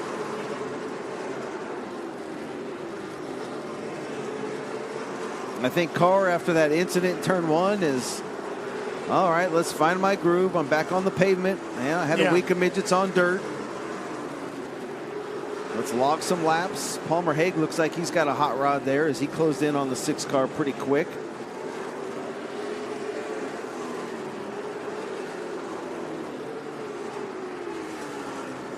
Palmer Hague out of Florida finished up 5th at Cordeal. He qualified 2nd, ended up 5th over there. He was in and out of the pits at least once, if I remember correctly. As we go back to that 8 car, that's Mark Day. Casey Roderick there in the 62 car. Right behind him, Toro Rodriguez. We saw Stuart Dutton there, a glimpse of that 32 as well. Well, as we talked about, Jared Porter having some issues. Sounds like his day is done, and Sarah is standing by with him. Yeah, Jared Porter here, the number 18. Not exactly how you envisioned this race wrapping up for you here this afternoon, but what happened out there? To walk us through it. I was just coming around there and, got to the backstretch and it just started missing on me there. It's first time running a pro late model for me. I've been around limited late model stocks and stuff running NASCAR, but this IHRA stuff, man, I love it. But we just missed a little bit on the setup. We missed the gear. Laid on the chip a little bit too much, I think, and about to assess what's going on with the engine. That's about all we can do. But really love being here. Really thankful to Nikki and Rodney Worrell for allowing me to drive their car. It's a bad, fast machine. I ain't going to lie. It's just going to take some work getting used to, but we're excited, and we'll have to be at Pulaski here in a month or so. All right. Well, I genuinely appreciate your time, so thank you. Yeah, no problem. Thank you.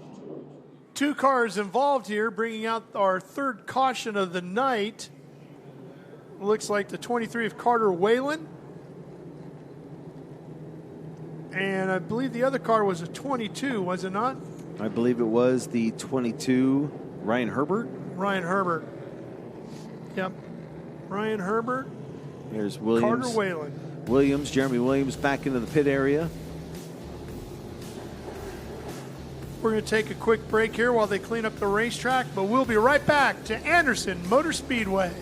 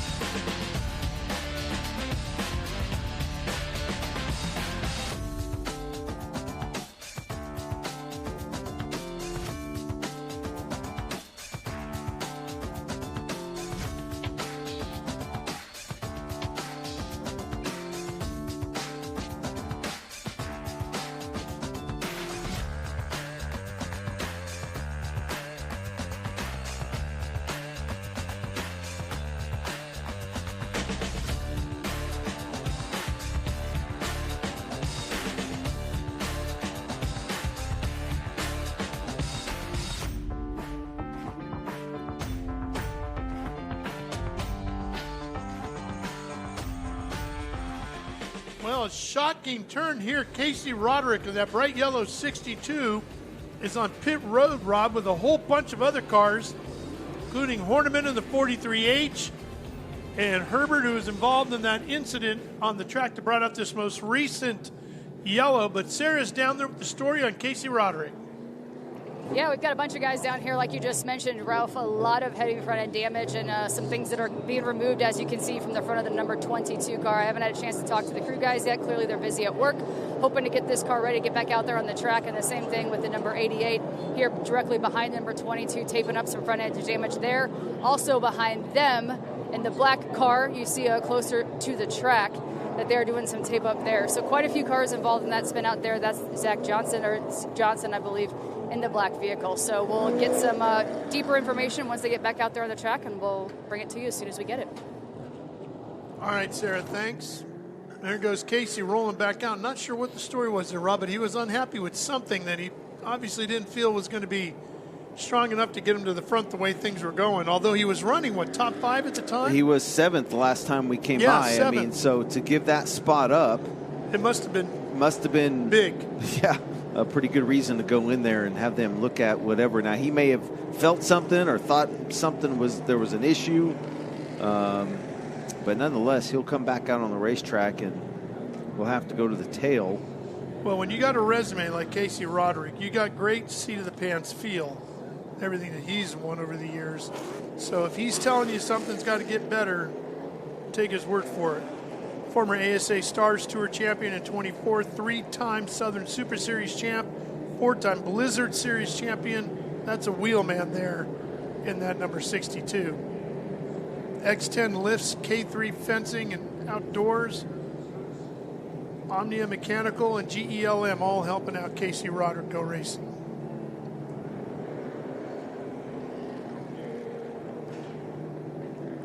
Sarah, cars are going to be lining up as well for the late model series coming up after our pro late models. What's going on with them as they get ready to go racing here?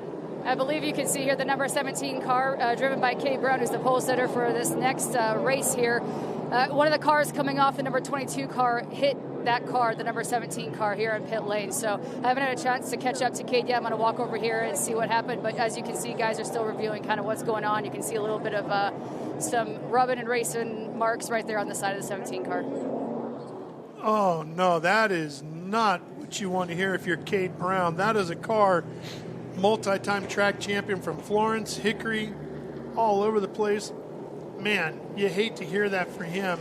He is definitely somebody that everybody thought would be a contender here tonight. Yeah, and we have to wait and see exactly what the damage is and what happened down there. I mean, he, without qualifying as the points leader, he'll start on the pole. Kate Brown still looking for that first win of the year in late model Sportsman in that 17B. After finishing second, it looked like he may have had a shot. I think coming to the white, he had the lead over at Cordeal, and Tate Fogelman was able to get by. Yeah, he finished second in and Cordeal, steal the win. So that second place run got him to the points lead. And he likes this racetrack. Talking about Cade Brown, he's going to be fun to watch if there's no issues on that car, and we do see him in late model Sportsman. He's a former winner of the Marty Warden Memorial here at this racetrack. Hearing that the left front wheel for Cade is where the heavy damage is for the driver out of Texas. So he's going to go back, try to get that fixed before his race if they can. Hopefully that's not anything too serious. We're going back to green here with our pro late models. Loden leads them back down into turn number 1 with Hall right there on the outside of the 82, Taylor Hall. And Card to the bottom in third, challenging for second. And we'll see if Casey Roderick can work his way back up towards the front. Roderick running the high side. That bright yellow 62. There's a look at your top 5. Nose to tail. There's Roderick right there. Trying to get back up around the top 10. See J.P. Crabtree there in that blue and orange number 83 car. He was working that outside part of the racetrack as Nesbitt now feeling some pressure. See Mark Day in that 8 car. That black and white 8 car. Stuart Dutton there in the 32. Toro there in the other 8 car. We get Stuart Dutton working that outside in that black and red number 32. Timing and scoring showing Roderick in 12th now. 3.5 seconds back. There's Jimmy Renfrew Jr. right behind the 55 of Palmer Hague. Renfrew from 20th. Here comes the Cordeal winner. Casey Roderick on the outside of the 83. That's JP Crabtree there on the inside. Roderick really doing well around the outside. One of the few drivers that can get up around someone, drive it in a little bit deeper. The car sticks and able to execute the pass as we go back up to 3rd, 4th, and 5th. That's Brandon Carr in the 6th, right now in the 3rd position.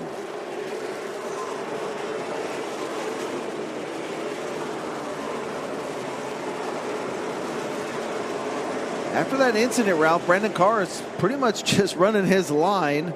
I don't think he's trying anything too crazy out there at this point. I mean, albeit the top 2 drivers kind of pulling away from that 3-car battle for 3rd and 4th, but closing in quickly now, Rob, on the halfway point of this race. Scheduled for 100. 54 to go at this point in the show. Here's Roderick. He has gotten away from Crabtree, the UPS driver in the 82. Yellow flag is out once again. But I don't see it at the flag stand. But it shows up on our screen now, goes away, so maybe not. We stay green. And there's the gap between Loden and Taylor Hull, .469 last time by. .450 this time by.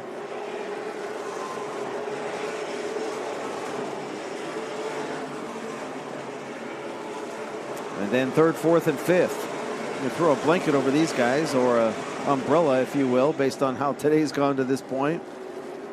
But Brandon Carr is really trying to hold off that 55. I think Palmer Hague's a little bit quicker than that 6 car, just unable to make a move and doesn't want to force the issue here with 50 laps to go here as we approach halfway. As we reach the halfway point, Roderick now back inside the top 10. He's up to 9th.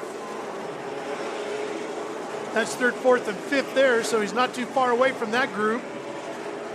There's the field all back behind him as we go all the way through 25th. 24th position, Rodney Worrell. Wallace, of course, did not make the start, suffering engine issues yesterday, as we watch Roderick here. Now back to your leaders. And Loden has really dominated out front in that 43. And we've seen it all year from Nick Loden. He has absolutely been one of the cars to beat, just hasn't been able to finish it out, if you will. 2nd at Pulaski, 2nd at Cordeal, and right now, again, finds himself out in front. I mean, he led, 70 laps at Cordeal? Trying to lead them all here. He's got 45 to go next time by.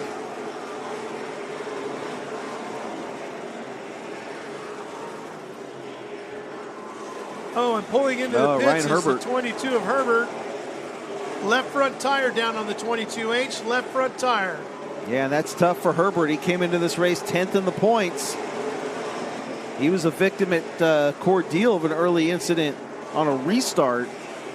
And now issues here at Anderson.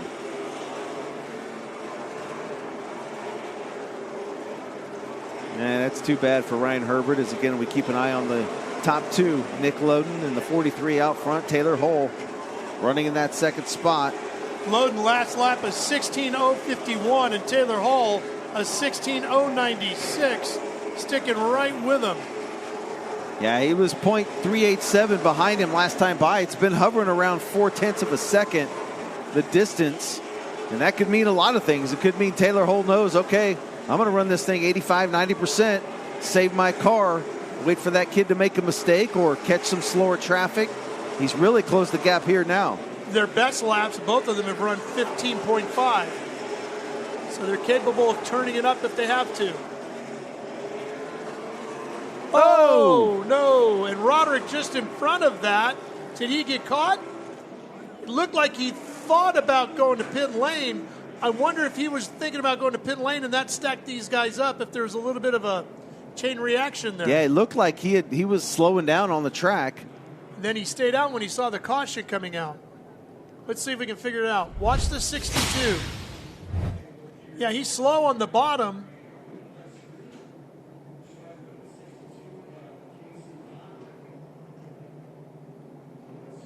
That's Horniman was getting he trying into the to move side up of to get Sutherland. out of the way? Yeah, he could have been, and then didn't realize that the 23S was there. That caution comes out on lap 58, the fourth caution of the night. So Horniman there in the 43H gets into the 23S, that white car right there. Watch this from the drone. There you see it. And Roderick is back on pit lane. They have the hood up this time.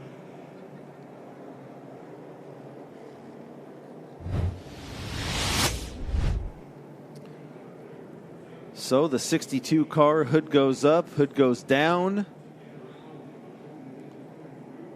They're putting the pins back in, so Yeah, it looks like they're going to send it back out. Fair amount of water. urgency.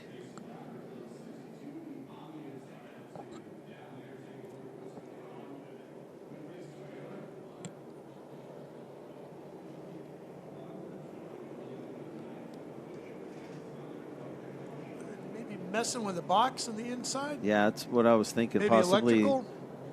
an ignition box or something. I mean, they got the hood Yeah. back down, talking things over. Again, he's not losing any laps sitting in the pits here, but we'll have to go to the tail. All that work goes away, though, right? Yeah.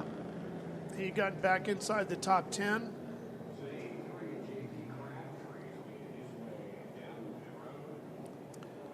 So Taylor Hull will have a shot now at Nickelodeon on this restart. There's JP Crabtree in that number 83. When he's not wheeling that 83, he's a UPS driver.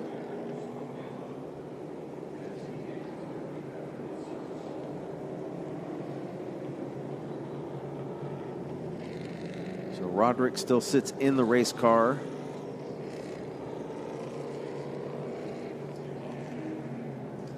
Under caution number 4.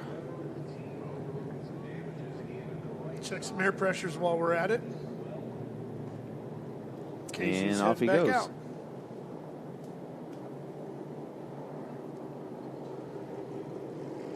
So does he have enough laps to get back towards the front? I would say he does. I think he's got the time.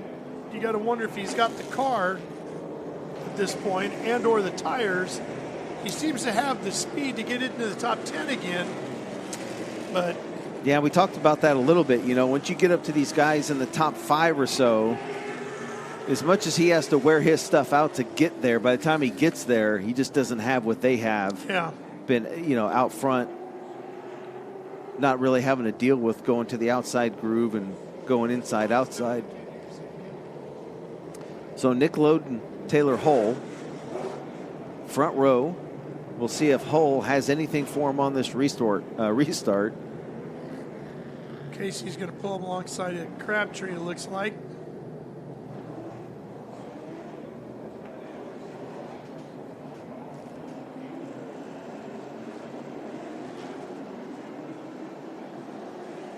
Jessica Kahn there in the number 19. Here we go, back to green. Boy, Loden has been so good on these restarts. Starting to pull away from Hull already as they go down the backstretch towards turn number 3. And he's going to come off the 4 with the lead.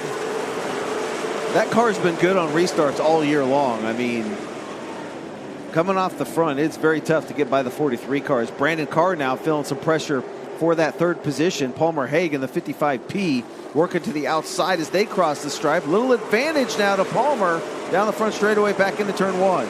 In the outside lane, seems to be a pretty good way around, and sticking into the bottom comes a 22, Renfrew. And while that battle rages on, let's find out what the story was with Casey Roderick. Here's Sarah. Well, guys, I know that you were curious before why he came off of the track, and it was because they keep hearing a popping sound. I talked to the crew guys. They said they were down in Pensacola, ran a race. They had the same issue. They pulled everything out, let it cycle through, never had an issue again. It tested yesterday, and earlier they had no problems, but then the popping came back as soon as the moisture got back back in the air, so they're not exactly sure what the cause is, but they're trying to just keep this car out there on the track and keep him going. So if we hear anything else, we'll definitely pass it along. Back to you. All right, Sarah, thanks. So fingers crossed there for Casey and Roderick.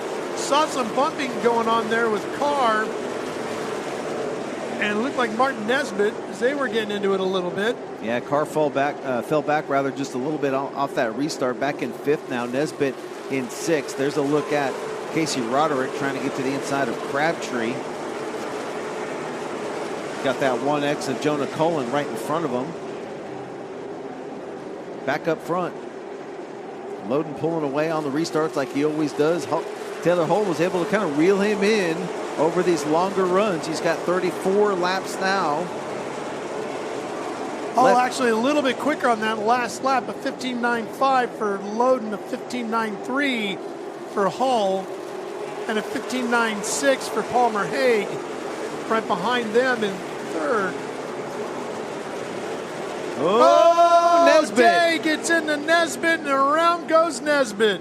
Pop the hood up on that one. Is it tap the wall, it looks like? Martin Nesbitt told me when they were going through tech post-practice, getting ready for what was going to be qualifying. As we'll take a look at what just happened. You can see him, and he's about a half a groove or a groove up off out of the groove.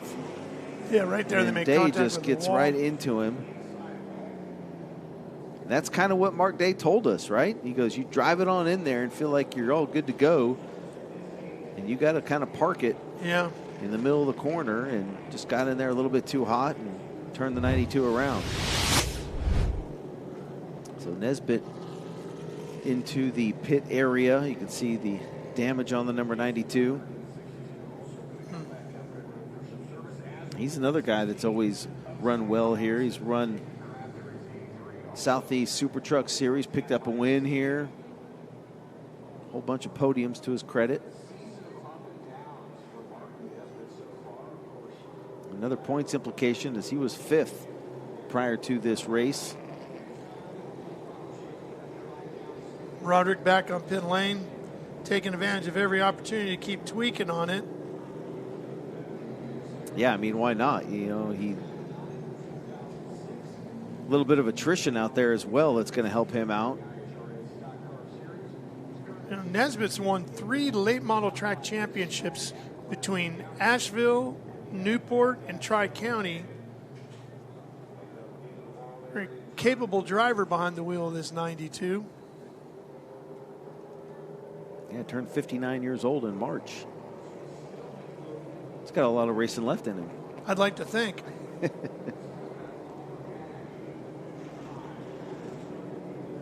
So the quick fix to the 92, trying to get him back out there.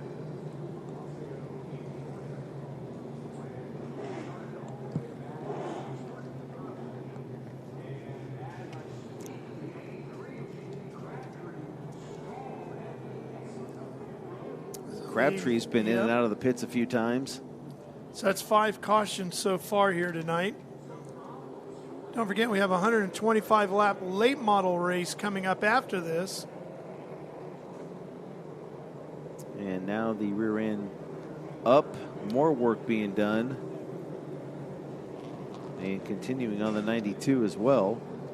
It's great to see JP Crabtree back with us. He qualified 5th, ran 3rd. Remember, finished on the box there at Pulaski. We missed him at Cordele because he got married. And now right back here to run with us at Anderson. Led 10 laps at Pulaski. Nesbitt back out on the racetrack. Yeah, the tape job didn't work out too well, did it? I don't know if that's going to pass the test with our IHRA officials. Sometimes it's good, sometimes not so good. Not sure how they're going to feel about that. Roderick back out. Ready to go back to work again. Zach Johnson in and out as well in the 116. Tennessee driver.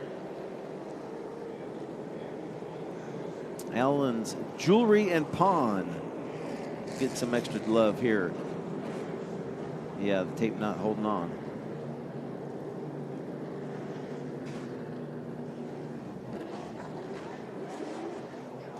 Billy Hayes there in that 55. Haven't said much about Mr. Hayes.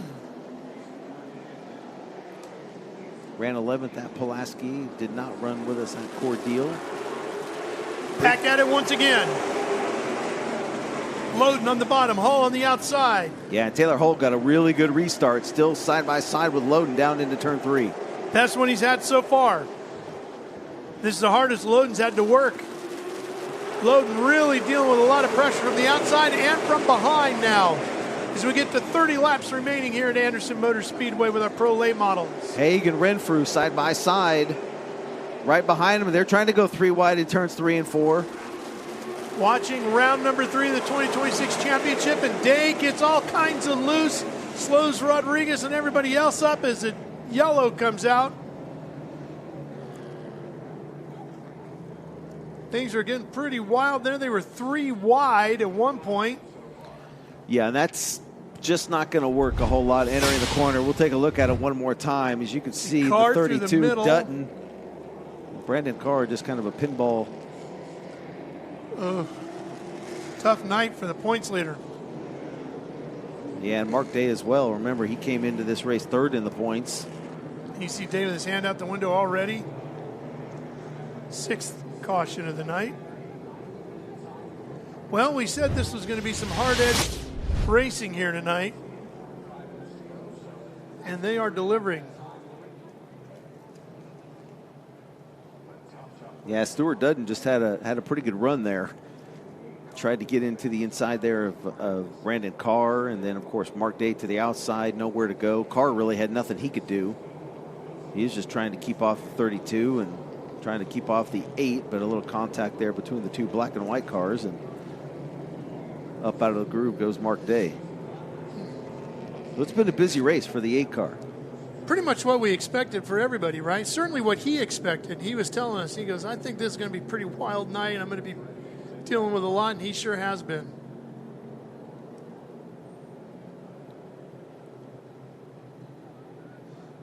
Hey, guess who's back on pit road?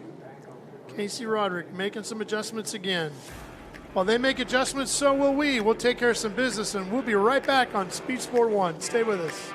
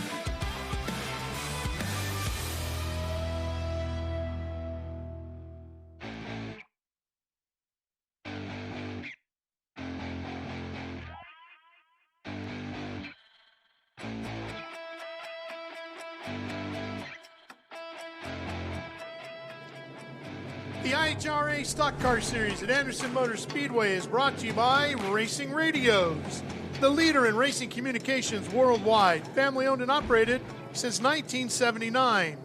By American Racer, race, win, repeat. by AFCO Racing. From the green flag to victory lane, AFCO Racing shocks deliver performance you can feel and results you can see. And by VP Racing, when it matters most. Back here in Anderson, South Carolina. The 116 is done for the night. Zach Johnson, what happened to him, Sarah? All right, well, I'm actually standing here down with him, Ralph, and so we're going to hear it straight from the horse's mouth, but kind of walk us through what happened out there. Yeah, sure. We've been racing hard all day. It's very tight out there. A lot of people checking up in front of us. Thought I had the best rabbit to follow Casey when he came back there, and we both pitted. Following him, racing hard. He checked up on the car in front of me. I checked up, got a little loose. 3 or 4 cars went around me, and somebody slid in and cleaned us out. So too bad. I was the one that was all jacked up on the track there, so I can't blame them. But Z-Speed Shop, Chevy, Fury, running great. We came in twice, went to the back. We're working our way up. Felt like we had a good car and just hard racing and tight. First time here, and a car went around us and didn't miss us. So it sucks, but it is what it is. So great track, love Anderson. I went to school at Furman, so been excited to get back here. Great facility, IHRA is awesome. We'll come back. We got a good car. We had to start in the back because we don't have any points, but it's fun, and it's a race car. We'll fix it. All right, thank you. Sounds like you had a good plan of tucking in and following Casey through the field. Yeah, I mean, if you had to come up with one thing to do, following that 62 car is certainly gonna be good for you. And that's just sure a shame for him, kind of more of a victim of circumstance than anything. As you see Taylor Hull there in the 82 car. Really good race start. The last time by, Nick Loden in that 43. Palmer Haig, Jimmy Renfrew. Really impressed with how Renfrew has run this race, coming from row number 10 up into the 4th spot. I believe he'll restart outside row number 2. You heard him mention Furman University. That's, of course, right up in Greenville, South Carolina. And right here in the Anderson area, of course, you have Clemson University. So a lot of great schools in and around here. That's Johnson's car getting pushed to the back there.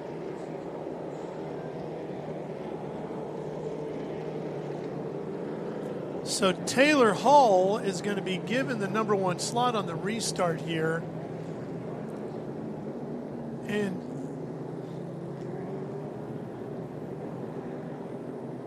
yeah, I think he had him by, you could see there up on the ticker, 0.004, yeah, second. at the line. Wow.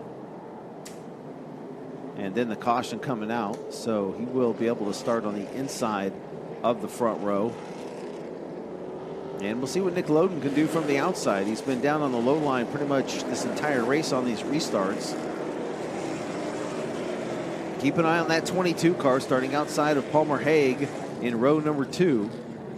Haig with the hot rod here as well. You got the 6 of Brandon Carr, and Mark Day still holding on, should restart in 6th outside row number 3. So Day's been kind of all over this racetrack and up out of the groove, getting run into, and still there in the top 10. And we're going to have about 30 laps to go here. Coming to 1 to go. 30 laps remaining when we go green. And 37 minutes left on the clock. So this one's going to wind down pretty quick here. Yeah, they give the Pro Late models 100 laps or an hour and a half to get the feature done. Late models, as long as it takes, is what we get to get 125 in. All right, here we go. Coming to the green. Loden trying to make it happen on the outside. Hull on the bottom. Hull fighting him off as they come off at 2. Carr buried back in about 7th. Day just in front of him. That's 3rd and 2nd in the points respectively. Little contact top 2 as we come down across the start-finish line. More in 1 and 2. And trying to capitalize on it is Renfrew in the 22R. Yeah, Taylor Hull's just doing all he can to keep that thing alongside the 43 and not let Nick Loden get around him. Just riding that car all the way down the front straightaway. And Renfrew's trying to decide, where do I go? Who do I follow? Yeah, these guys go crashing. Which one's going to go first, right? Well, outside or inside? It took a peek to go 3 wide. Man, those two are leaning on each other, the 82 and the 43, rubbing all kinds of paint. Whoa, Man, very close. Renfrew couldn't get any closer to Hull than he did. Yeah, as hard as the 82 has to drive in the corner to keep that car alongside the 43, it could be a recipe for contact. I mean, they are so close entering turn 1. Now, remember, there's a lot of bumps down there in turn number 1, so anybody gets a little squirrely, they're all going to go around. None of these guys might escape. I think Renfrew made his decision. He's going to tuck in behind Taylor Hull. That scraping is getting a lot more aggressive, and he's getting into the banging side of it. Here comes Renfrew trying to get that hole right there on the bottom. He's going to maybe make it happen. Contact. And around goes Hull. Renfrew just got him loose and around when Hull into the inside wall down in turn number 3. And the caution is out once again for the 7th time with our pro late models. Renfrew saw that door and just went for it. Did not have enough room to make it work. I mean, and Hull's doing all he can to keep, not only race with the 43 for the lead, but keep the 22 behind him. And just enough contact entering turn number 3, and around goes the 82. Let's look at it. Renfrew going to dive to the inside here. Turned him right there. You know, it looked like he dove to the inside, but he may have decided last minute, like, oh, this is not going to work. Yeah, but and then there's just no room. No room. It was already too close. It's tough to slam on the brakes right there because you don't want to get run over yourself. Right. And he couldn't move up because Hull was right there. That's a tough break for Taylor Hull. It's hard racing. And you saw Mark Day getting up in there, and Brandon Carr, those guys still battling out. So we'll be inside of 30 to go here.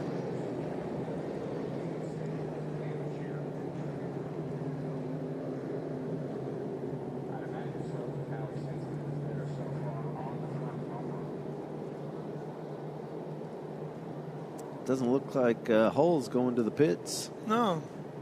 Well, maybe he figures, we got less than 30 laps to go. Got a good points night possibly in the making here.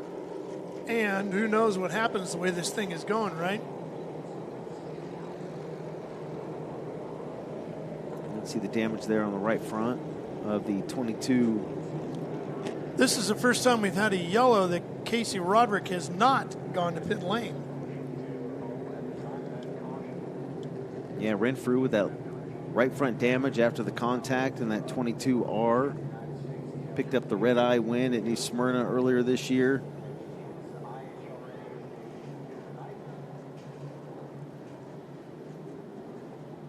They gave a warning to Renfrew for being the cause of that incident.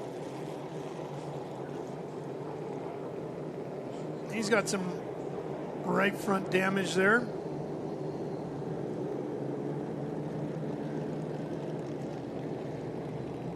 So, as you mentioned, caution number 7. Yep. They know it's a shootout now.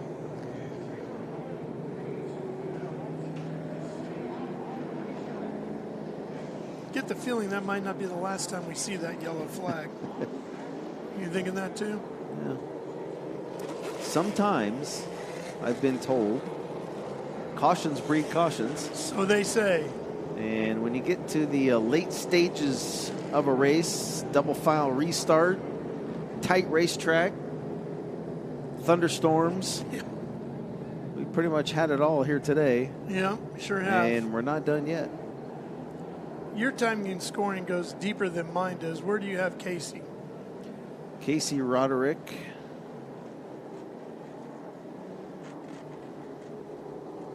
'13th. 13th, okay.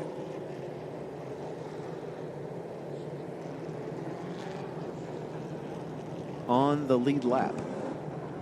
So 27 laps to go. So a couple of guys who are having some good runs here that we haven't really talked much about. Toro Rodriguez has been in the top 10 all night.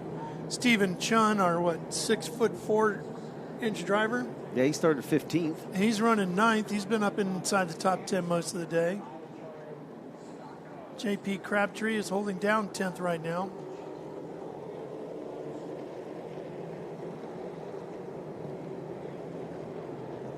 Crabtree's been on and off pit road a couple of times, and he's still fought his way up to the top 10. Then there's Nesbitt with that hood holding on. At 55, we mentioned Billy Hayes.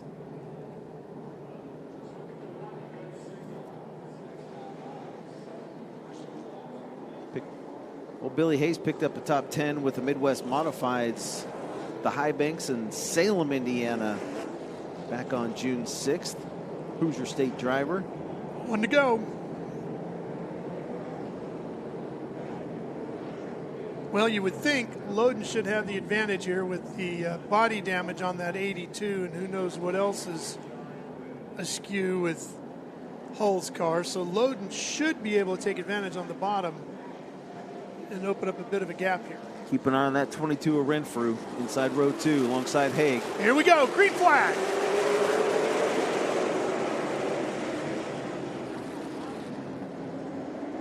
Good restart for the 22. Taylor Hull fell back to third. He's got to deal with Mark Day now as Day got by the 55.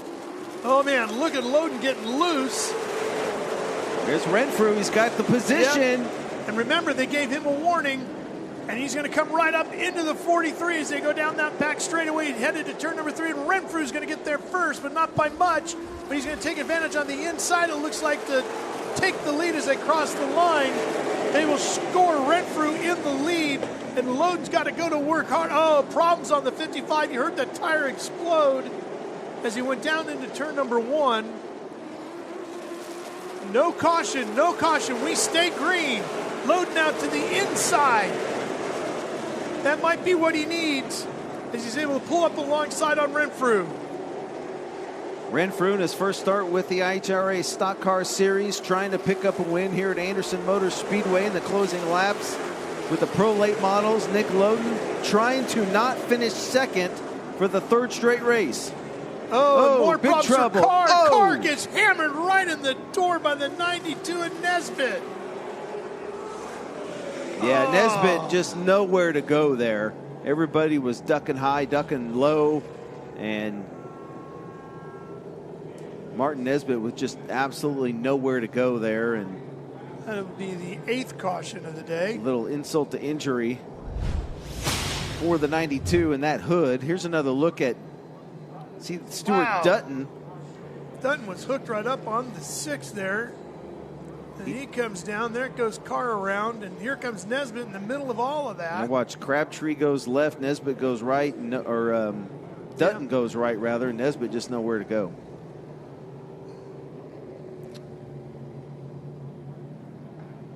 So Toro, I don't know if he had any contact with Carr or not in that 8R.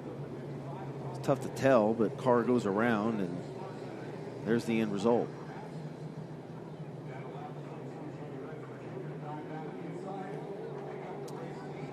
So caution number 8 here in the Pro Late Models.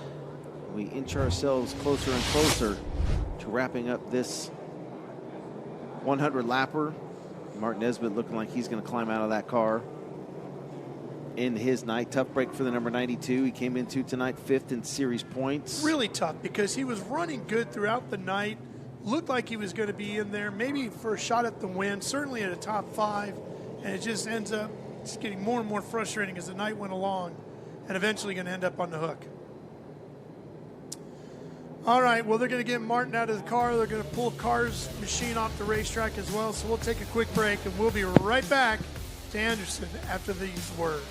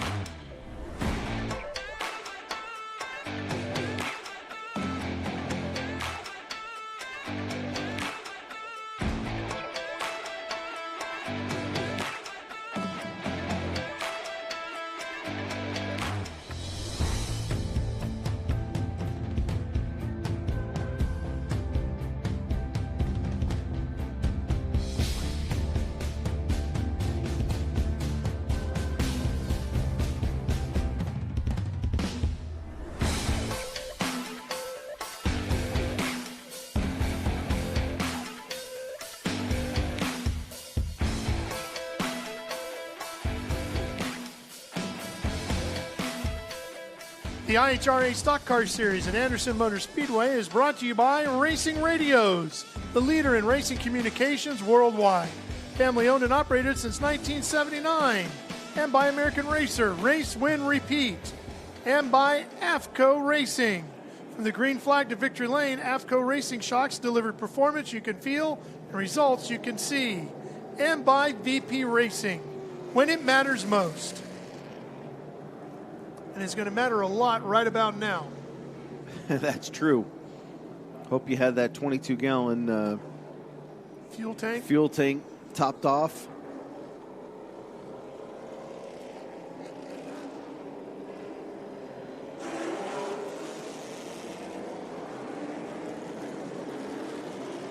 Well, at this point, you got what you got, right?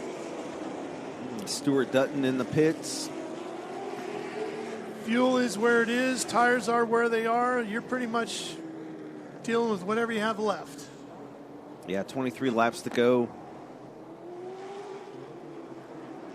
Everybody knowing we're coming down to the end and making those moves. We've seen 3 wide racing. We've seen a lot of bumping and banging and I think we're going to see all of that again.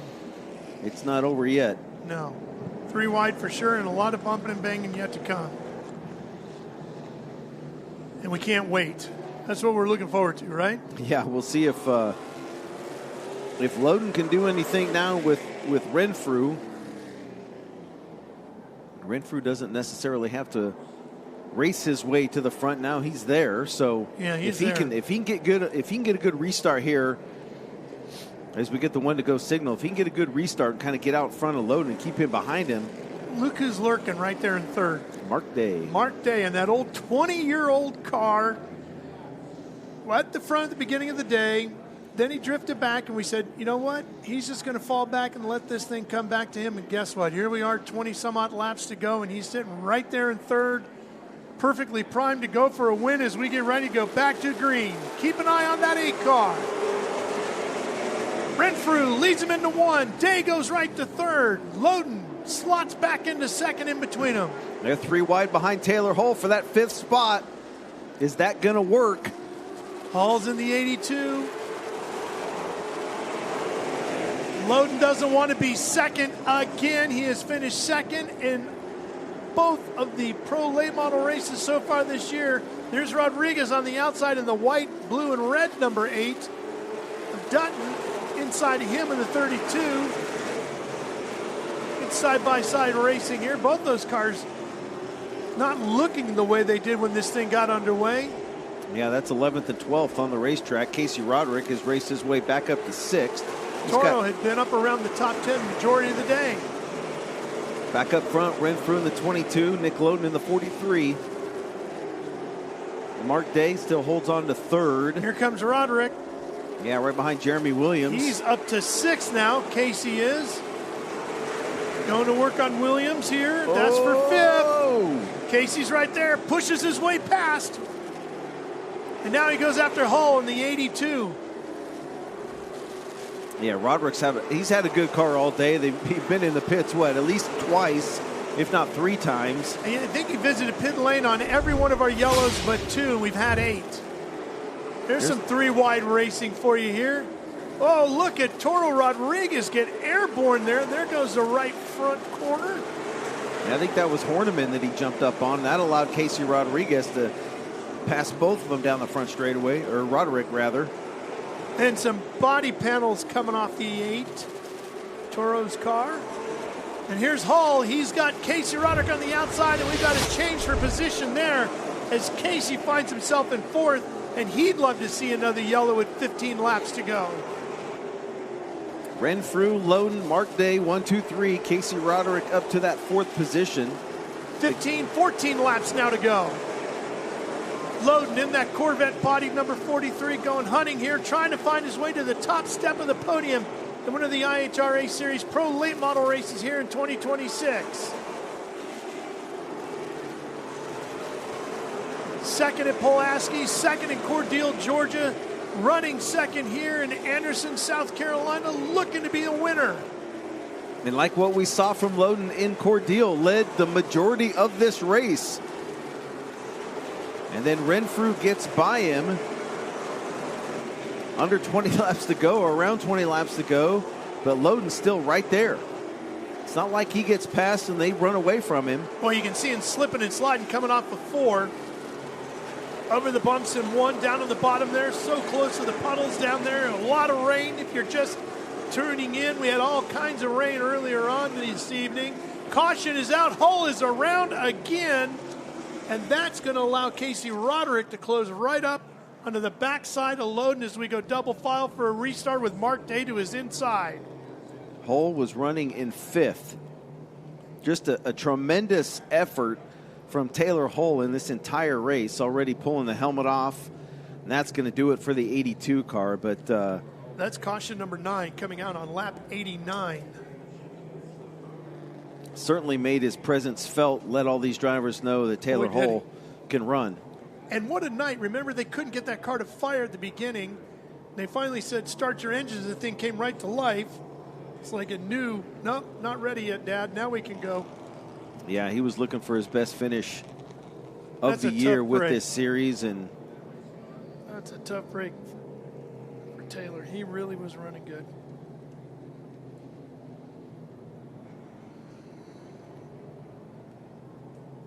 $12 laps to go.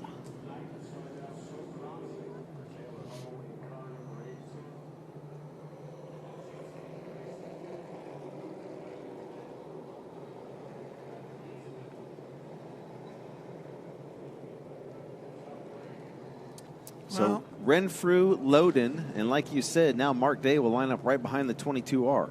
4-time drifting champion is out of this one. Taylor Hull, Cam Zettelbrock, Kenda Tires all helping him out in his efforts. And we will look to see him back racing with us again soon. We'd like to see you back after the break.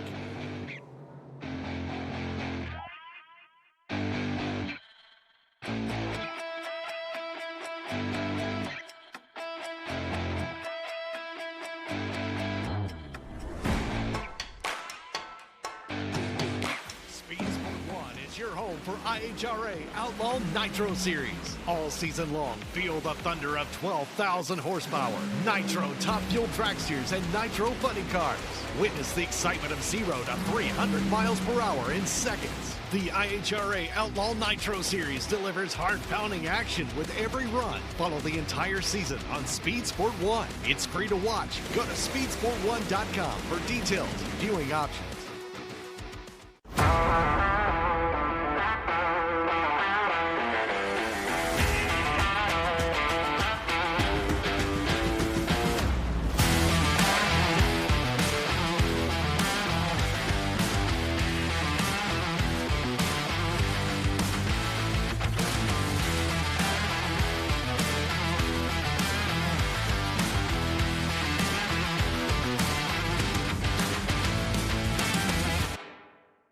Race fans have a home on Speed Sport 1. Feel the roar of IHRA Outlaw Nitro Series.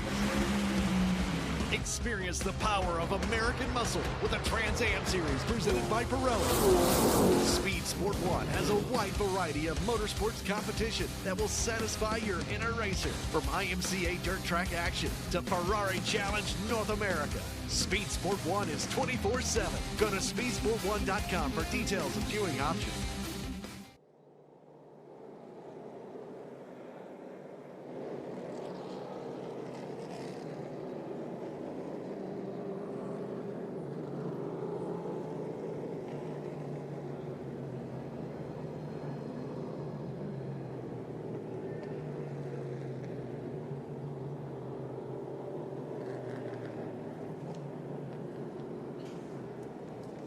Taylor Hull's car getting pulled off the racetrack here, the 3/8 mile Anderson Motor Speedway in Anderson, South Carolina. Ralph Shaheen, Rob Klepper, and Sarah Daly with you as we're wrapping up round number 3 for the Pro Late Model Series for the IHRA's brand new Stock Car Championship.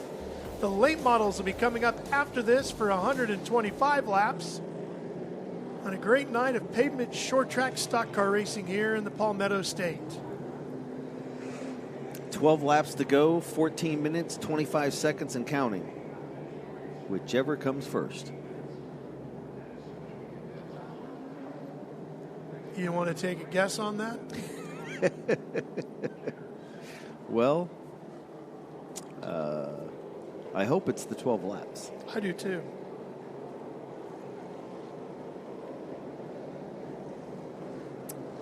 Tight, competitive racing. I read what they have on the website when you go to AndersonMotorspeedway.com. This track's wide straightaways, tight, tricky corners, infamous for producing close, competitive short track racing each and every weekend. That was not a lie. That's why they call it the super track. Infamous of the Carolinas. Is never as good as famous, is it? It just never works out that way.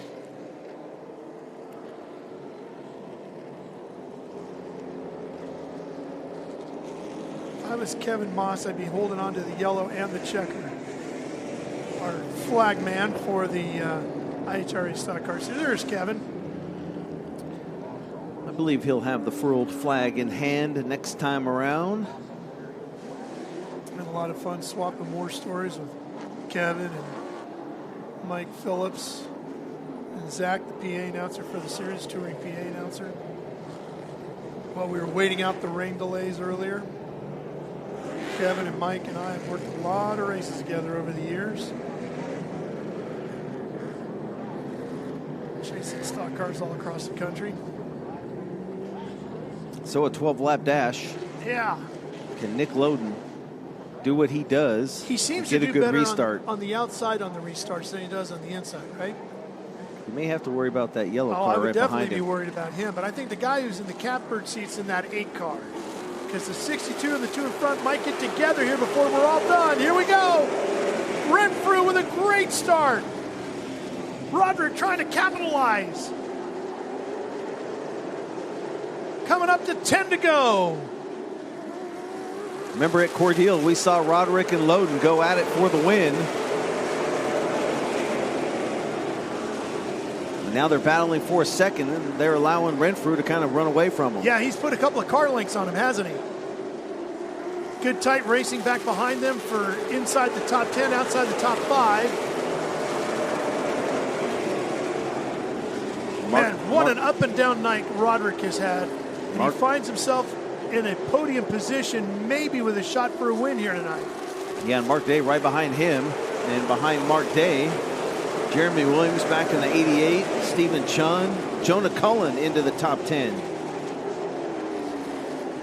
Jonah Cullen, 20 years old, in that 1X in his first start with the IHRA Stock Car Series. There's a look at Roderick hanging that right rear out, coming off turn number 4. 6 to go next time by.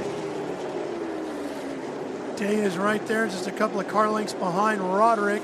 And it looks like Loden is closing in on Renfrew. This time by, the gap is less than half a second. 4/10. Yellow flag showing on our board, but not in the flag stand. So we stay green. Yeah, less than 5 laps to go now for Renfrew. Differential doesn't change at all between Loden and Renfrew. Renfrew ran a 15.79 and a 15.76 for Loden. Renfrew knows. He picked up a 10th, did Loden. He knows the 43 is there, obviously. He knows the 43 has run second 2 races in a row. It doesn't want to do it again. Coming up to 3 to go.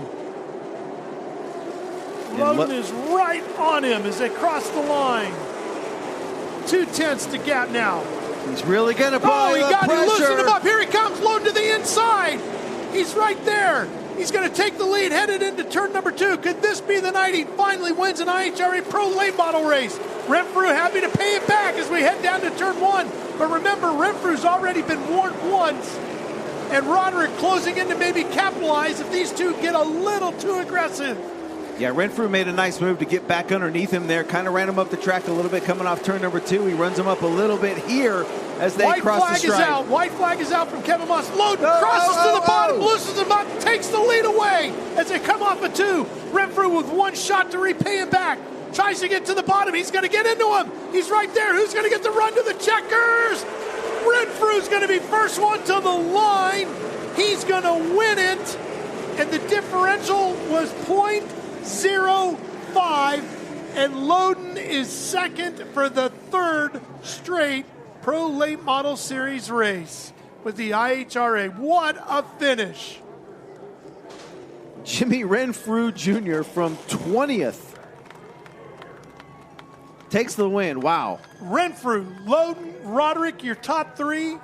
Day and Williams round out the top five with Chun, Cullen, Dutton, Rodriguez, and Horniman finishing off the top 10. What a Pro Late Model Series race.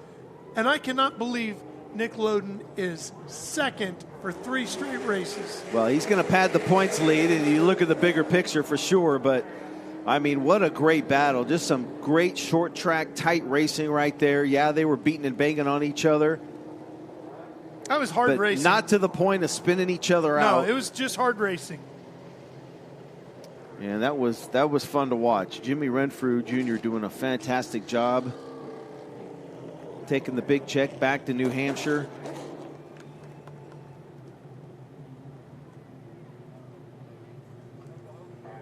He'll pull it down into victory lane. Nick Loden again in second. Casey Roderick. What a day. Rounds out your podium. Nobody worked harder to get to that podium than Casey Roderick. He was up, down, in and out of the top 10 all night. Spent more laps on pit road, I think, just about than he did in the race on the track in green conditions, and he ends up finishing on the podium. What a run.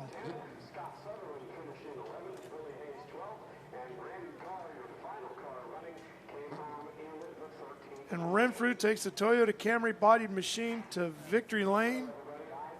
Bourne United, Upchurch Performance, Ernal Construction, all helping Jimmy Renfrew get to the racetrack and go racing, and he pays them all back with a big win. Here's a look at it. Jimmy Renfrew, the winner by 0.05 of a second over Nick Loden, and Casey Roderick in third. Mark Day has a solid effort in the top 5, ends up 4th after everything he went through. A good top 5 for Jeremy Williams. Stephen Chun in 6th. Joni Cullen, Stuart Dutton, Toro Rodriguez, Joshua Horniman rounding out your top 10 as you take a look at the rest of the cars. Final car in the lead lap, the 23S there of Scott Sutherland. Tough day for Porter, Demlin, and Worrell out early in the race here with the Pro Late Models. Man, these Pro Late Models put on a show, don't they? 100%. There's Renfrew. Got the belt on.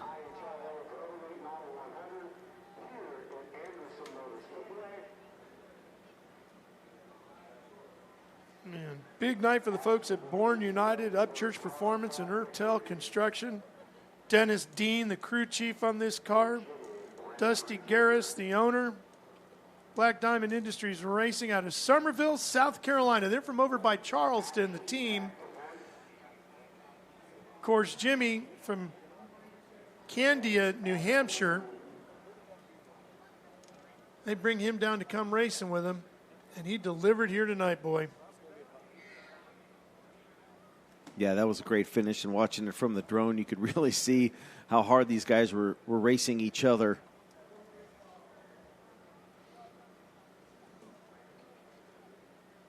So Jimmy Renfrew Jr., first time with the series, gets the win with the Pro Late Models.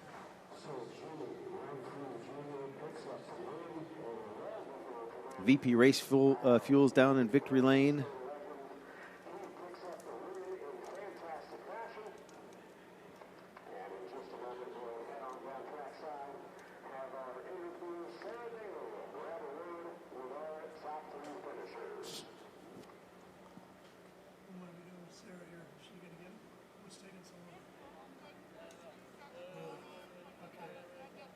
Well, we're just waiting for our camera to come up down there so Sarah can talk to him. A little bit of a technical difficulty, but we'll get a chance to talk to Jimmy here in shortly.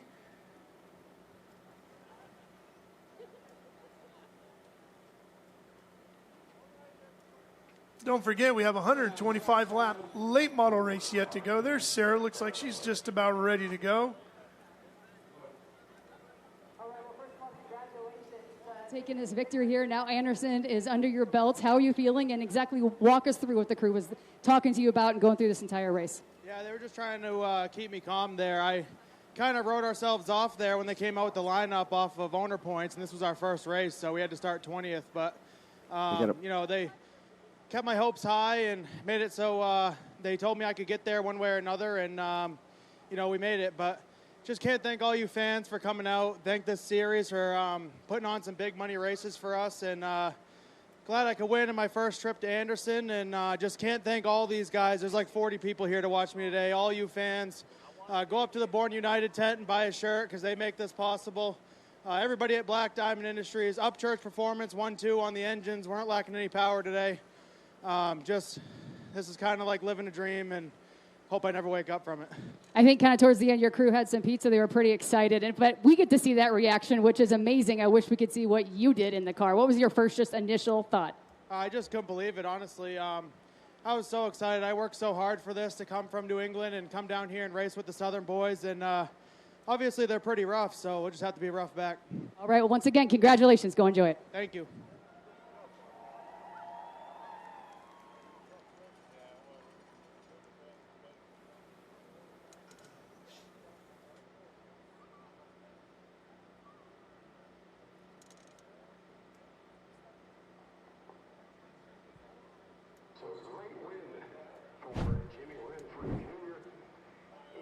Finish, and what a finish it was. You see Renfrew get into the back of Loden to loosen him up a little bit. That's just hard short track racing there. Well, yeah, I mean, you're going for the win, big dollars here tonight at Anderson, and they're beating and banging on each other. And Casey Roddick right there with the best seat in the house, but right at the line, there it is with Jimmy Renfrew Jr. picking up the win. Nick Loden second once again. We've documented that. 3 seconds, 3 races for your points leader. Here's another look at it from the drone. Here's the move coming to the checker. Just a nice crossover move. Entered a little bit high, shot across to the low part of the racetrack to make that move stick. And as they cross the stripe, right there, the margin of victory, 0.052.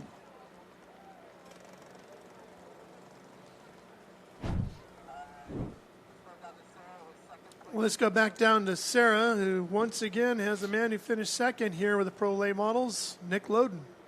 All right, thanks, Ralph. Well, Nick, not exactly where you wanted to be, but kind of walk us through. You're still gaining points and still doing really well in this series.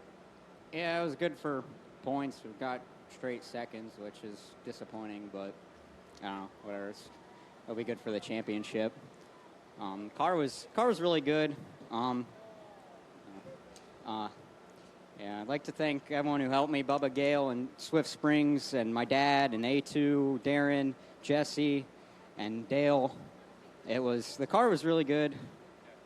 Yeah, all my sponsors, CB Partners, AFCO, Longacre, Buzzy Racing, Ultimate QM. But yeah. All right, well, hang in there. Congratulations. Competition carburetors. But yeah, I don't know. He dumped the 82 car, and they gave him a warning, whatever. And then the first thing he does after he gets his warning is jacks me sideways down the whole straightaway to get back by me. And then he gets the lead. Then every freaking restart after that, we're faster than him, but we're supposed to go on the flagger, and he goes in the middle of the damn corner, and they don't do anything about it. So, whatever. All right, we'll see you at the next race. Thanks, Nick. Well, and don't forget, he's got to go get right in the late model because he's going to do that race next. He's got 125 laps to go there, and maybe he can get himself put to in the top victory step of lane. the Yeah, podium. he's going to start 6th in the late model Sportsman race, man. Just a tough break for him. Casey Roddick, an impressive run once again. Didn't come off with a win, but a top 3 is pretty impressive for the coming up from the back of the field. Impressive finish out there, and what were you thinking? A lot of cautions, 7+, a lot of rubbing, a lot of racing. That's part of it, but you're still climbing. Yeah, it's a good comeback. From earlier in the race, we were struggling. We just rolling too tight in the center, and I feel like out in the heat of the day, we were where we needed to be. But as the as this rain came in, track off, and racing at night, we were just a little too tight there. And kept making adjustments, kept making it better. Just had a little ignition problem there, and just kept getting behind. But made a strong run there at the end, and I was happy to see that caution because I fell in a rhythm there, and the car was decent, not the best, but decent. And I was going to try to give them a little run for their money there at the end, but got underneath the 43 there off of 2, and come down on me there. If I hadn't struggled all day, I wouldn't have let him have that position. But he got a little rough there with the 22, and we'll just try to get better next time and be up front. All right, thank you for your time. Thank you. Gentlemen, back to you. Casey Roderick, boy, he's going to be a player in this series. There is no doubt about it. He decided he's going to run the whole thing, and, boy, he's going to be one to deal with when it comes to this championship, the way he fought through this tonight. Man. And what would it have been like had he run the first race? Right. And had a shot, you know? Yeah. Could be looking at 3 straight podiums. Yeah, pretty wild. Good car, good effort, good team effort, all the changes. You know, coming into the pits and giving up all that track position when you know you have a good car, that's pretty impressive to be able to race back to the front. And we didn't hear from him, but don't forget about Mark Day, finished 4th here, so he's still right in the thick of things. Well, we got 125 laps left to go with our late model Sportsman coming up next, so stay with us here on Speed Sport 1. That race is coming your way live next from right here at Anderson Motor Speedway, where we just saw Jimmy Renfrew take the win in the IHRA Pro Late Models. For Sarah Daly, Rob Klepper, I'm Ralph Shaheen. We're coming right back. Stay with us. More great IHRA stock car racing coming your way on Speed Sport 1.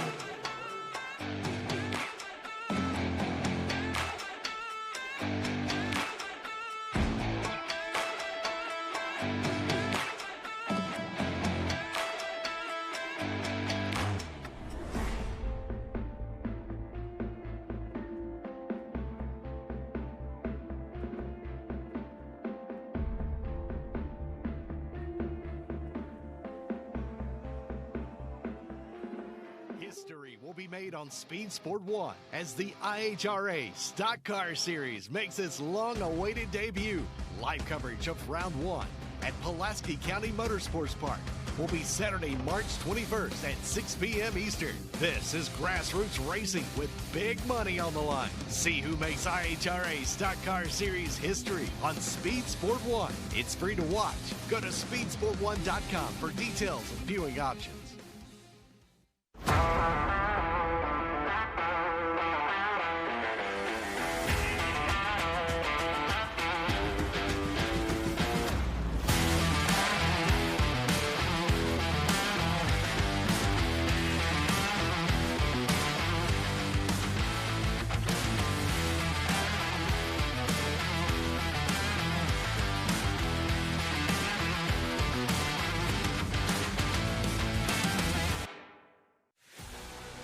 Sport 1 is the place for the Hunt the Front Super Dirt Series, the premier dirt super late model tour of the Southeast. And just about 4 wide for the lead. Watch the series on Speed Sport 1 as it travels to some of the South's best tracks.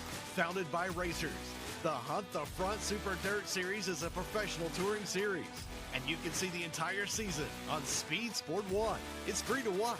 Go to speedsport1.com for details and viewing options.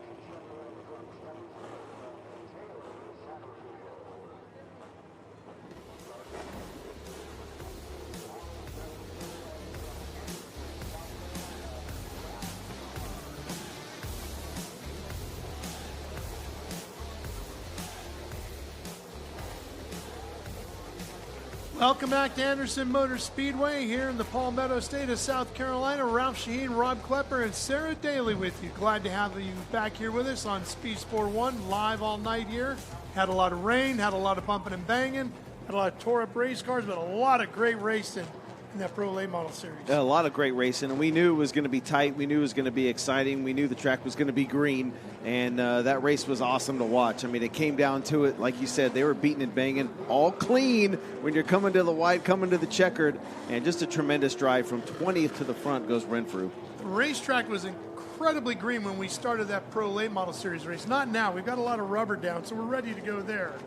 What do you expect out of these late models? They're coming out for 125 laps. Well, I think if they were watching and paying attention to the Pro Late models, we're going to see that outside lane maybe be used a little bit more. Casey Roderick proved that you can go to the outside and race your way to the front. Yeah, once he got to maybe the top 5, it was a little tougher on him with the faster cars. But with some rubber laid out there, I think you're going to see a lot of two-groove racing. He really had to work hard, but he got on the podium for the second straight race. So he's in great shape towards that championship. Any particular names you're really keeping an eye on here in this late model race? I mean, you can look through this entire field and find someone you think's going to be a good here. I think you look at Lee Tissot. Why do I say Lee Tissot? He's got over 1,500 laps at this racetrack. You look at some of the 15-year-olds. Chandler Gallman has a good race car. This is his home racetrack, but really any one of these late model Sportsman drivers can win this race. They got 125 laps, no time limit. It's going to make for a good show. Let's take a look at the screen here. You can see our starting lineup. Show you some of the names. Cade Brown. Now, Cade is in an interesting situation in that 17B. The car was parked on pit lane during the Pro Late Model race, and it got hit by one of the Pro Late Models exiting pit lane. A little bit of damage to the left front on that car. Hopefully they were able to get it fixed and no problems for him.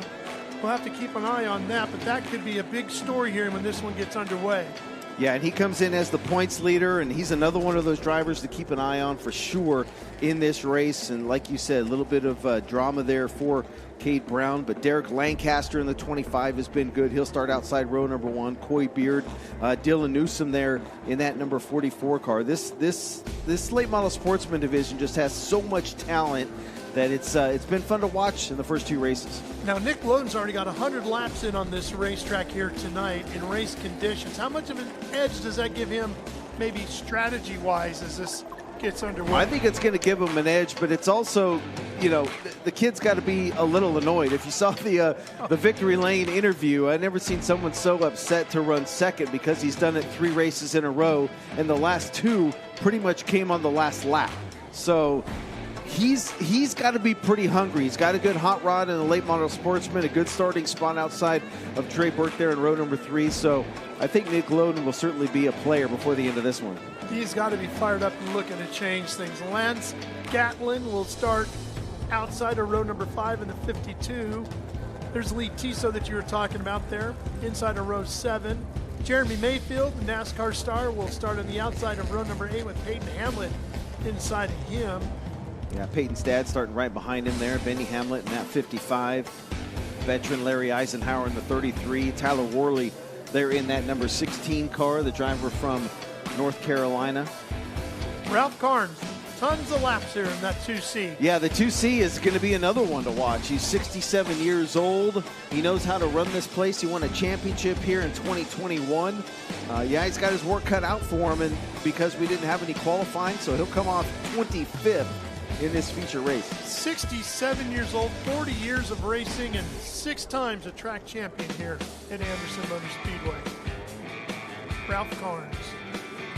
And Braden Goddard, he's going to round out the field in the 38B, back there inside of row 16. The field starting to form up behind the Corvette C8 pace car. There's Caden Brown. There was that left front where he had the issue, but everything looks okay there now. Coy Beard right behind him there in that number 75. Beard coming into this race, they're 3rd in the points after a 2nd place run at Pulaski. Was 10th most recently at Cordele. Has run here before in the Marty Ward Memorial back in 2024. Solid top 10 effort for Coy Beard. There's the 55, Benny Hamlet. Yep. The Curve Motorsports Ford. Eisenhower there in the 33.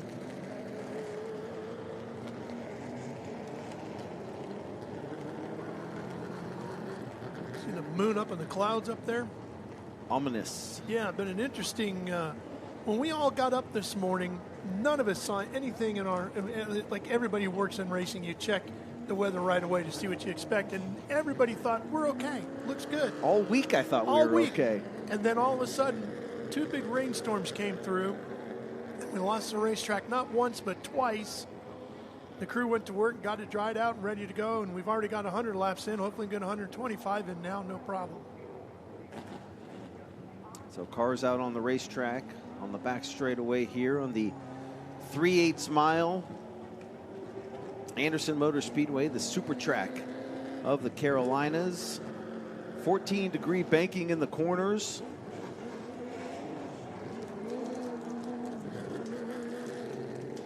Your name goes in the history books if you win at this place. Started out as a dirt track back in 1963. And it goes in alongside some pretty good ones too. Yeah, I mean, you can go online and search who's won here. I mean, forget who's raced here. Everybody's raced here, but going to Victory Lane here when you have names like way back in the day, Buck Simmons, Billy Clanton, former NASCAR truck star Jack Sprague.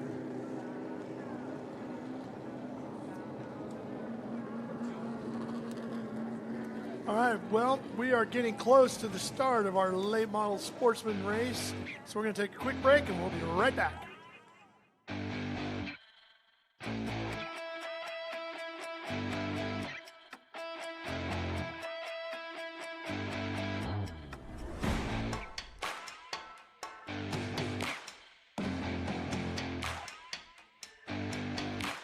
Find the best in IMCA racing on Speed Sport 1. Get down and dirty with the modifieds, Race Saver sprint cars, stock cars, sport mods, hobby stocks, and more.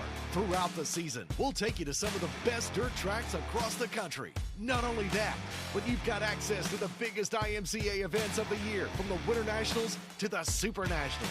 It's free to watch. Go to speedsport1.com for details and viewing options. Speed Sport 1 is the place for the Hunt the Front Super Dirt Series, the premier dirt super late model tour of the Southeast. And just about 4 wide for the lead. Watch the series on Speed Sport 1 as it travels to some of the South's best tracks.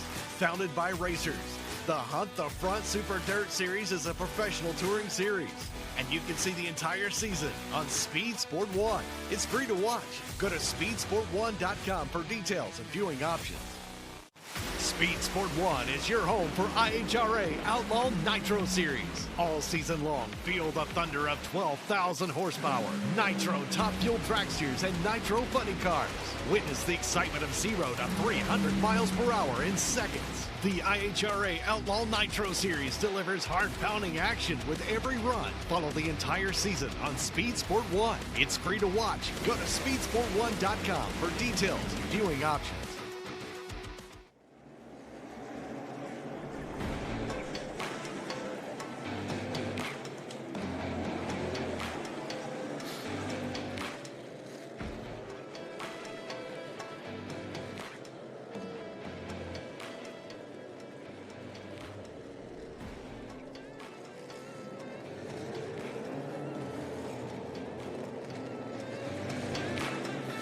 Well, the field is rolling behind the pace car, and pretty soon that Corvette C8 is going to pull down pit lane, and we're going to go racing for 125 laps here on the 3/8 mile paved oval, Anderson Motor Speedway.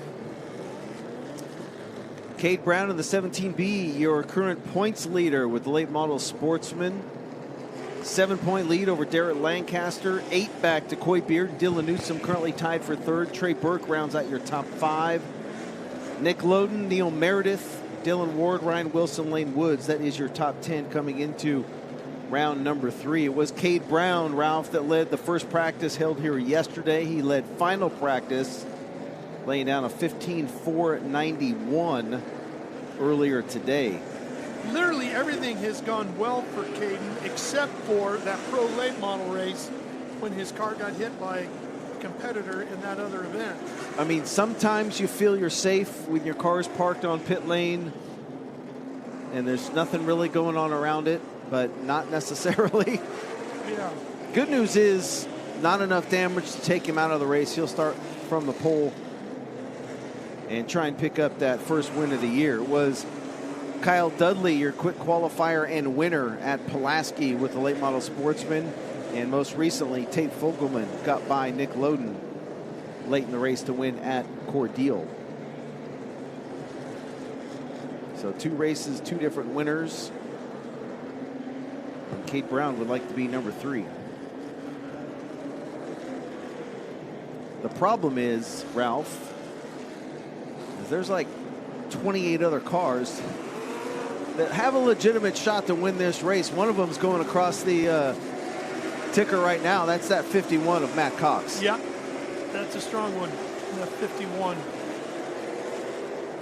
Starting 23rd, got a ways to go. Matt Cox was very fast in practice. He led the second practice yesterday. He was second overall in final practice today at a Little River, South Carolina, former Florence track champ. Currently second in the points over at Florence. This is your first exposure to the IHRA's brand new Stock Car Series. You do things a little bit differently over here. Seems to be welcomed by the racers and the teams.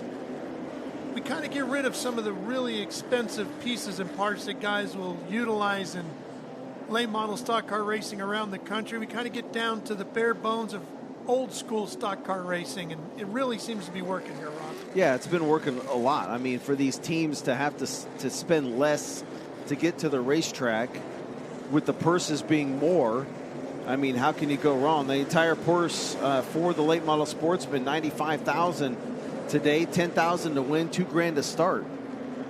So that's pretty impressive. And the fact that you don't have $2,000 in shocks and you don't have 5 sets of tires you have to worry about. Puts the race driver back into it. And you're going to be in it for sure here tonight, because this racetrack is going to be slick, it's going to be slippery, it's bumpy. You are going to have to wheel it if you want to get to victory lane here tonight, that's for sure. Minimum age 16 years. Chandler Goldman and Lane Woods, both 15, received waivers from IHRA to race late model Sportsman, 3,100 pound minimum weight rule. Fast race cars getting set to go green for 125 laps. Here we go. Watch that Corvette C8 pace car pull down pit road. They have done so. Here comes the field off the 4 to Kevin Moss, who's going to lick the field over. Green flag, and we're racing here at Anderson with the late models.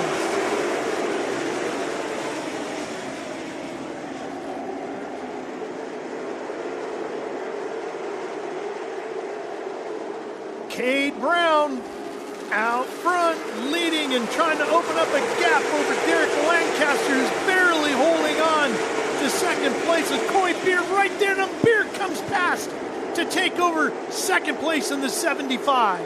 Yeah, Lancaster's still there, and you got the 50 at Trey Burke right behind these guys. Oh man, it's exciting up front already. We're just getting this one underway. 3 cars beating and banging there goes for Burke. second. Look at Burke coming up in that black with the yellow roof, number 50. Oh, and he gets into the 75. He gets him a little bit loose, lets him gather it back up, and we continue on. That's Neil Meredith out of Anderson, South Carolina, hometown driver in the 36 car, up into the mix as well. Right now, rounding out your top 5.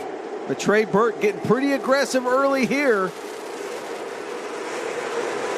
These guys have been sitting around all day waiting for a chance to go racing, and they finally have got it. And there's Nick Loden in that number 43, the yellow with the blue accents and the black. He's up in here battling inside the top 10.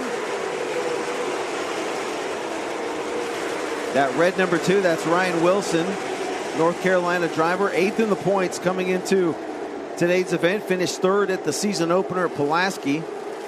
See him working that low part of the racetrack. Lancaster in the 25 right now.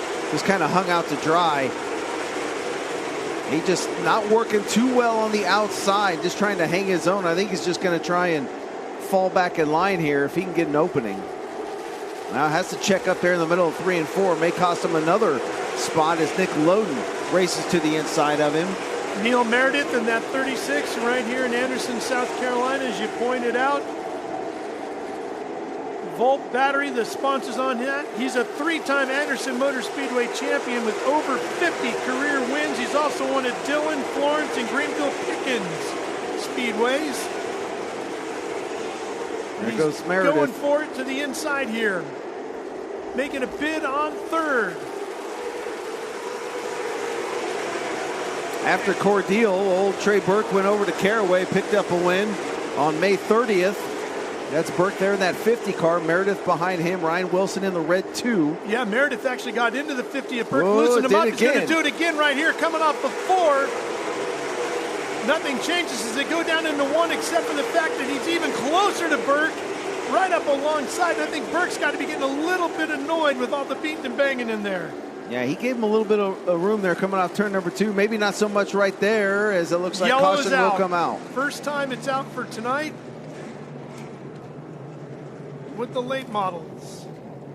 And it's for the 33. That's Larry Eisenhower. The 1 car also stopped, it looked like. Zeke Shell, I believe, right there.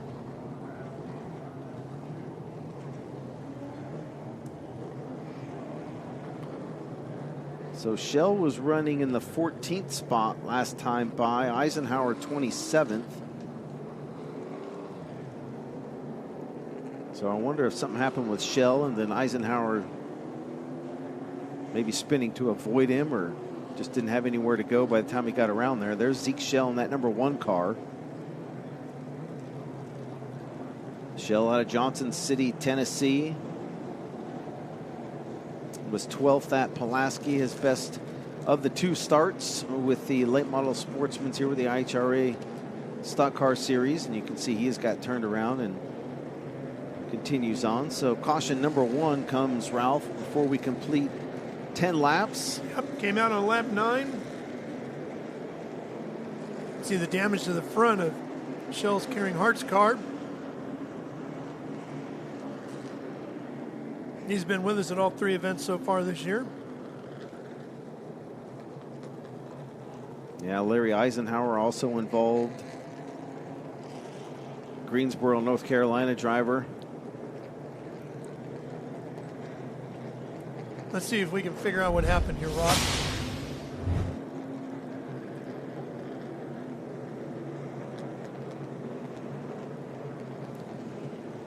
So yeah, you see Shell going around. Shell gets spun around and everybody's trying to check up. And then you can see Eisenhower. Yeah, he just came in there and I think he thought he was going to run into that black car there that was nosed up against Shell, and that's where he just locked it down to avoid him. So crew going to work on the 1.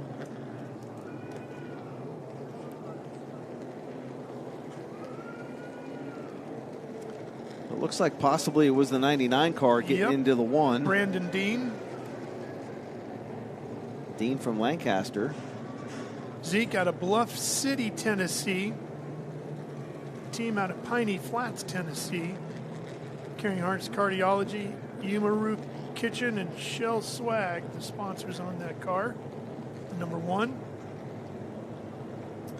Hasn't been the best of years for Zeke. They were short-handed, had some part failures at Cordeal recently. Yeah. Popped a motor about a week before Pulaski, and they thrashed to get the car ready for that. Won track championship at Kingsport, Tennessee back in 2018. Where we've tried to go racing a handful of times this year. And Mother Nature just said, yeah, no, I don't think so. Rained us out twice.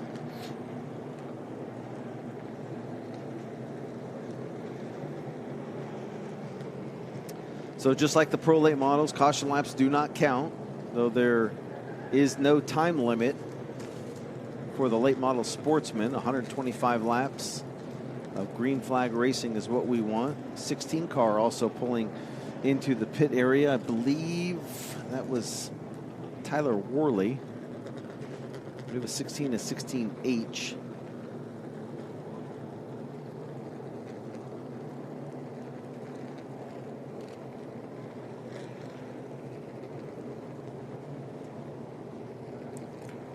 Well, while they finish getting Zeke's car ready to go, we'll take a quick break. Be right back.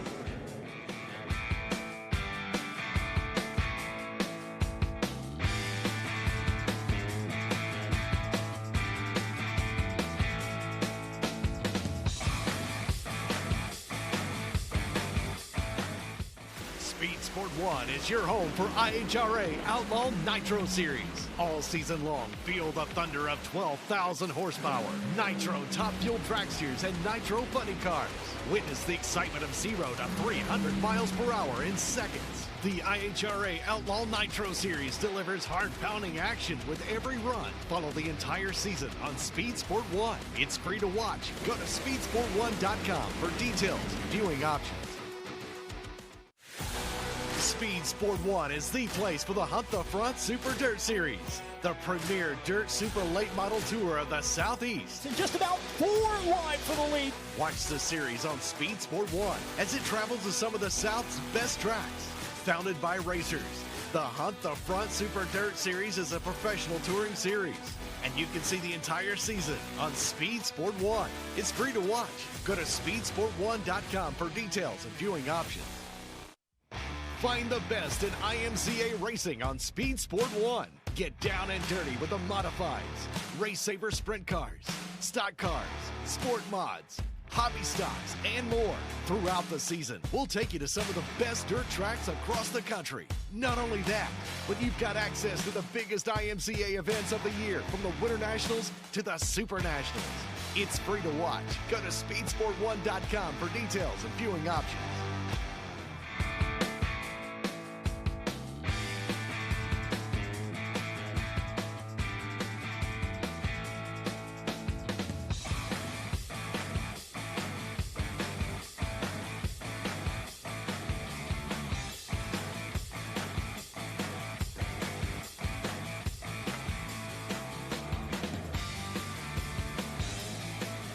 And we are back here at Anderson Motor Speedway after our first caution of the night.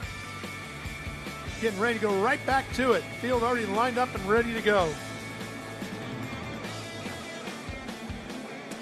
1 to go signal given to the drivers. We should get the green flag next time around.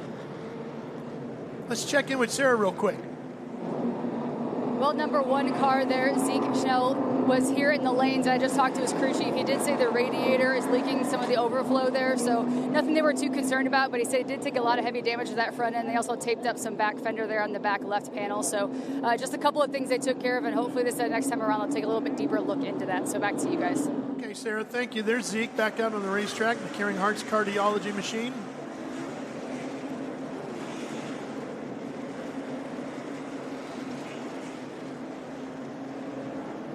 Zeke does a big job of balancing his racing schedule with his daughter's cheerleading competitions.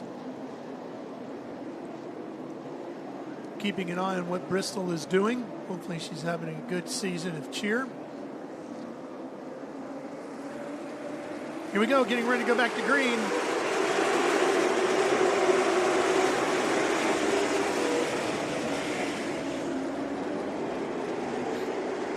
Down the back straightaway we go, headed off into turn number 3. Brown on the inside. Cade's going to take that lead back away. A pretty good restart there for Coy Beard in the 75. He gets a little bump from Meredith, who gets a little bump from the 43 of Loden. Now Beard moving down to that low lane. Coy Beard in that 75, sitting right there in second place. Started this race in third. Loden's lost the spot to the 44. That's Dylan Newsom, who's creeped up in here on the black 44 on the outside of the 2. Ryan Wilson. Wilson trying to get inside of the 50 of Trey Burke. Yeah, Dylan Newsom, haven't said much about him. Third in the points. coming into this race off a 4th place run at Cordeal. Lap times of 15.875, last one for Brown as we have a fight for second here.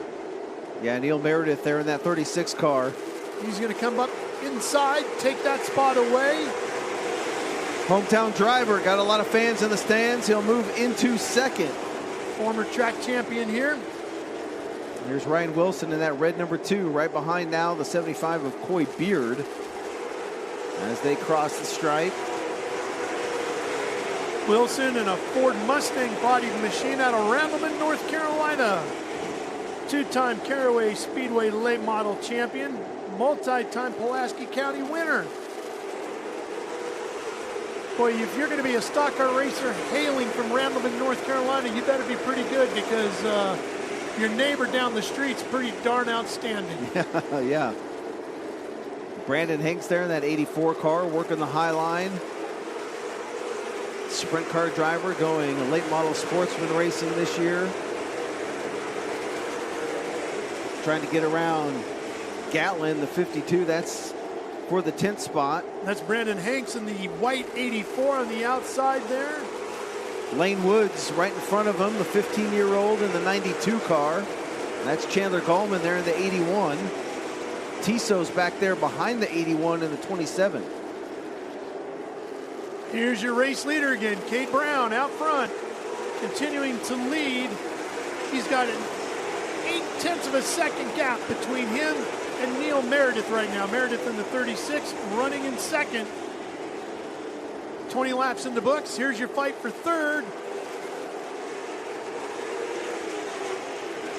Red number 2 of Ryan Wilson making the move up the inside here. Pushing hard on Coy Beard. Coming alongside of Beard. Gets an edge on him going down and off the next corner up onto the front straightaway. And he's going to take the position away as they cross the start-finish line. Yeah, real nice move there for Wilson to take over that second spot, or check that third spot, as Cade Brown will be catching the tail end of this field probably about the next 5 or 6 laps. And Trey Burke right here in the 50, shown right now running in 7th as he loses a position to Dylan Newsom. And now Lane Woods in that 92 pushing pretty hard to try to get by as well. Burke started this race up in 5th, and he's kind of been getting roughed up. Everybody pushing and shoving their way past him right now, early on in this one. And I think he's getting to a point where he's about had enough as he gets after Woods here, coming off of 2. Yeah, you can see that left front rotor glowing for the 50 of Trey Burke. So really having to use the brakes to slow that car down. Looked like the right front was glowing as well. That's going to be pretty rough with 100 laps to go. Yeah, if you don't want to lose your brakes for sure, but if your car's that tight early, I mean, with the fuel load maybe going away, it'll help it a little bit.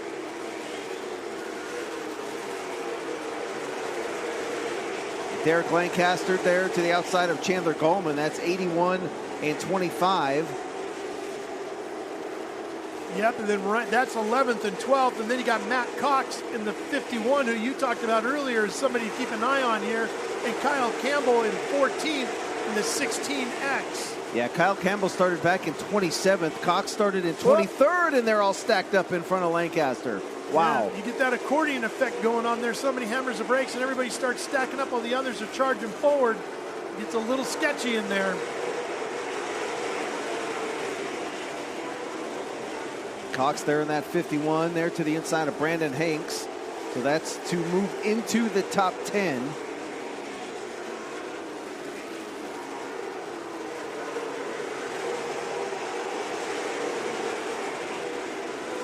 Still side by side right behind Gallman there in the 81. Chandler Gallman, this is his home racetrack, so he had this one circled for sure. Coming off a 12th place run at Cordeal. And right now runs in the top 10 in the 9th spot. If you remember going back to Cordeal, he was running good with about 10 to go and then spun it off of turn number 3. Off into the watermelon patch. Went on to finish up in the 12th spot, so trying to bounce back with a solid effort here at his home track.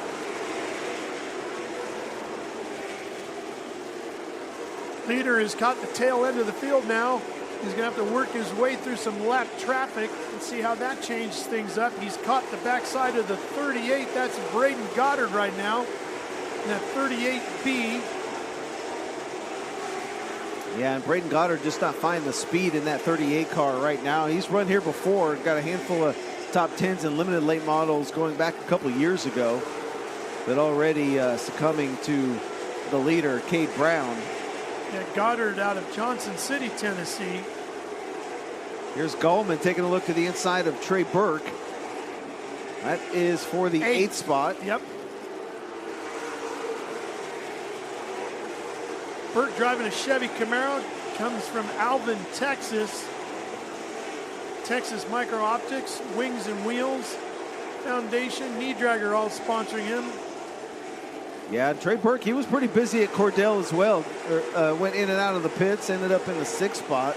25 car is in the pits. That's Derek Lancaster. Well, that's too bad. Lancaster was running pretty good there early in this race. 2nd in the points, Ralph, prior to today. Boy, you see Burke really sliding that 50 and lighting up that big right rear. That's an old sprint car racer back behind the wheel of that thing. So no surprise he doesn't mind heating up that big right rear and spinning it around rear end wise, huh? Yeah, Trey Burke, pretty much an open wheel guy. That's what I knew him for. And they get into the late models the last couple of years. He's run Silver Crown races and sprint car races. And been a part of the Road to Indy Series. Junior sprints coming up through the micros and all that stuff. Midgets, wing, non-wing sprint cars. So moving into late models now and doing a pretty good job. He's got a hot rod here. You just got to be careful with the aggression level, especially early in this race. Hood on Chandler Gallman's 81. Yeah, Gallman leaning on him a little bit. Pop that hood up, and now trying to get to the inside, but will that hood stay down? Gallman, known as the People's Champ back home. 2nd in the points here at Anderson Motor Speedway just a year ago. Late model rookie of the year in 2024 was Chandler. Yeah, and he knows this place pretty good. And though he is just 15 years old, got a pretty good hot rod here. There's Cade Brown getting by Zeke Shell, who's back out. The 36 as well, Neil Meredith. Yeah, he's caught up to the 9 of Zach Bruniger now. I was to say 36 and Neil Meredith has slowly reeled him in. That's what's going to happen to Brown as he catches the tail end of this field. And these drivers are battling for position. You can see going side by side. That's Jeremy Mayfield in the, excuse me, in the 19 right in front of the leaders.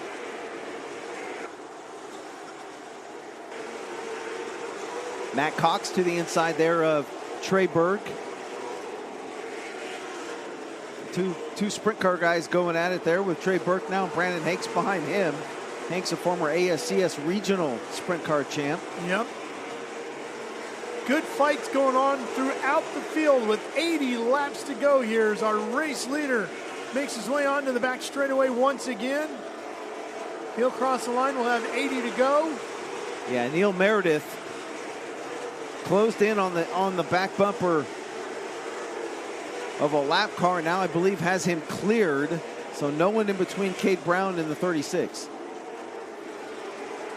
Scheduled for 125 laps, so we're already clicking through pretty good. Once they go green and everybody stays clean, these laps are going to wind away pretty fast at 16.641 last time by for Cade Brown. Neil Meredith ran a 16.727 in second place.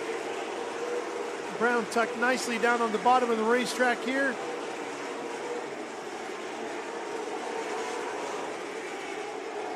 Yeah, you can see him picking his way through, trying to time how he catches the slower cars, get in a little bit high, be able to shoot underneath him as they kind of drift up coming off of the corner. Cade Brown, a Florence track champion, Hickory track champion, South Carolina 400 winner, Orange Blossom shootout winner, and he's won just about all of it. The Ram race for the seed, he was a big part of that. Been a Chevy Next Gen 5-star, running a Harrington Enforcer engine and a Hedgecock chassis, and he's running it at the front of the field here tonight. Hanks now dealing with the 16X car, Kyle Campbell. As back up front to Cade Brown.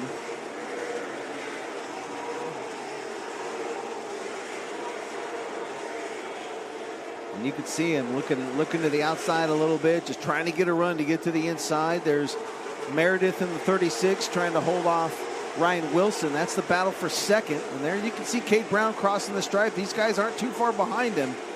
They're going to catch him here pretty quick. Meredith getting a little loose there coming off turn number 2. That's that 36 car. Wilson going to take a look to the inside at turn number 3.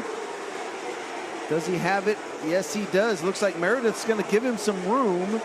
And Wilson right to the inside will take over second. Meredith, multi-time track champion here at Anderson. Not in too much of a rush. Knows he's got a long way to go with 73 laps yet to be completed.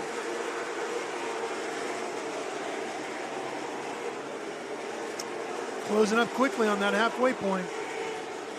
Yeah, and you can see all the stacked up traffic right in front of Cade Brown, which is going to allow Ryan Wilson to reel him in, though Cade Brown there does get by the 9 car. It's Zach Bruniger. Yeah, Bruniger from Hickory, North Carolina. Benny Hamlet next up in the 55. Sarah, what can you tell me about Derek Lancaster? Well, guys, it appears after he just got out of his car, he told me he lost oil pressure, and at that point, it just was not going to happen. So an unfortunate turn of events for him and his crew, but he said it just wasn't going to go. So again, that's a loss of oil pressure in his vehicle. The number 25, Derek Lancaster, out of the race. All right, thank you. Watching Cade Brown work his way through traffic here. As he gets past the 38 machine. Coming through here, that would be Braden Goddard. He's got Peyton Hamlet right in front of him in the 98 car. So he's worked his way all the way up to, what is that, 11th?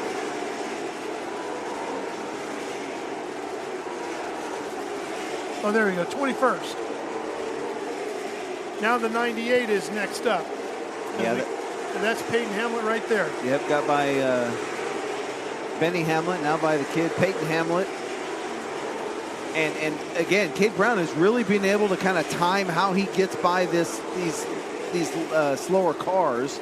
I say slower, just a little slower than him. That's your fight for third there. Meredith in the 36, Dylan Newsom in that 44. Give the spot to Newsom as he moves up into third.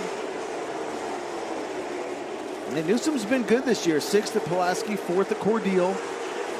Trying to put it in the top 3 here, if not go for the win. Still a lot of racing left to go in this one as the 44 gets by. Now sets his sights on the 2 as the 17B. Now trying to put a lap on Trey Burke. And he's got about 4 cars between himself and Ryan Wilson. Newsom running a Reynolds chassis with a Harrington engine. I love it. He says he's a professional underwater basket weaver. There's a lot of them in racing, I think. Very popular. Not everybody will admit it, though. It was my minor in college. There you go. See, here we go. Case in point. Side-by-side racing right in front of Cade Brown. But good thing is he's got about 3 or 4 cars between him and Wilson. That's Lee Tissot in the 27. And the 99, Brandon Dean.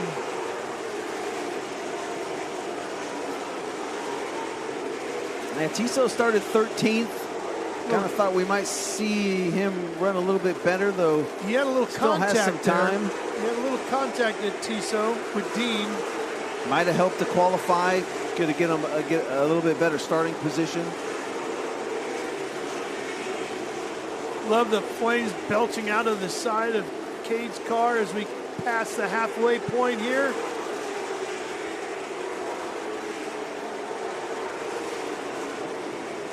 Oh, smoke coming out of Burke, and Burke gets into the 44. That's Newsom. Newsom was running in third. That's going to bring out the yellow. That will be the second caution of the night. What a shame for Newsom. Oh, man, he was right there in the top 3. And you have to wonder if something broke on that 50 car of Burke. We saw the smoke there, or maybe he cut a tire. Just speculating. Let's take a look and see what happened. Well, those brakes were glowing pretty So hard. right there's a big puff of smoke.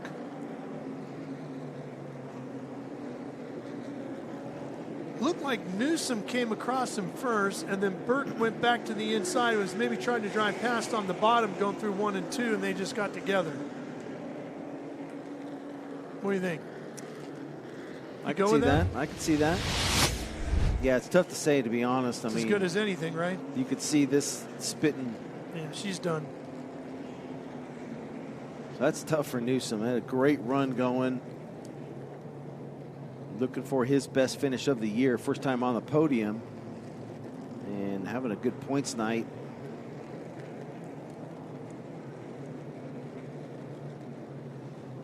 So he's wanting a push vehicle.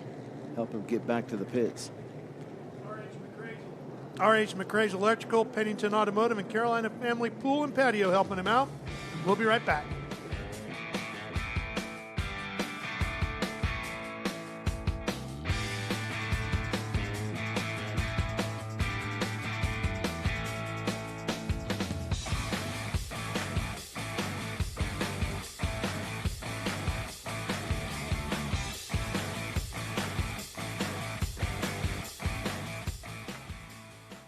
Find the best in IMCA racing on Speed Sport 1. Get down and dirty with the modifieds, Race Saver sprint cars, stock cars, sport mods, hobby stocks, and more. Throughout the season, we'll take you to some of the best dirt tracks across the country. Not only that, but you've got access to the biggest IMCA events of the year, from the Winter Nationals to the Super Nationals. It's free to watch. Go to speedsport1.com for details and viewing options. Speed Sport 1 is your home for IHRA Outlaw Nitro Series. All season long, feel the thunder of 12,000 horsepower, Nitro top fuel dragsters, and Nitro funny cars. Witness the excitement of 0 to 300 miles per hour in seconds. The IHRA Outlaw Nitro Series delivers heart-pounding action with every run. Follow the entire season on Speed Sport 1. It's free to watch. Go to speedsport1.com for details and viewing options. Race fans have a home on Speed Sport 1. Feel the roar of IHRA Outlaw Nitro Series. Experience the power of American muscle with the Trans Am Series presented by Pirelli. Speed Sport 1 has a wide variety of motorsports competition that will satisfy your inner racer. From IMCA dirt track action to Ferrari Challenge North America. Speed Sport 1 is 24/7. Go to speedsport1.com for details and viewing options.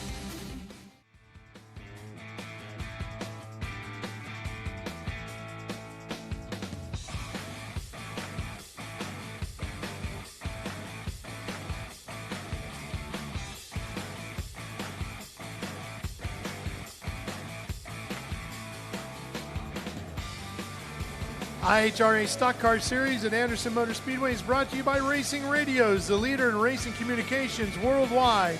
Family owned and operated since 1979. American Racer, race, win, repeat. By AFCO Racing. From the green flag to victory lane, AFCO Racing shocks deliver performance you can feel and results you can see. And by VP Racing, when it matters most. About 61 laps to go here.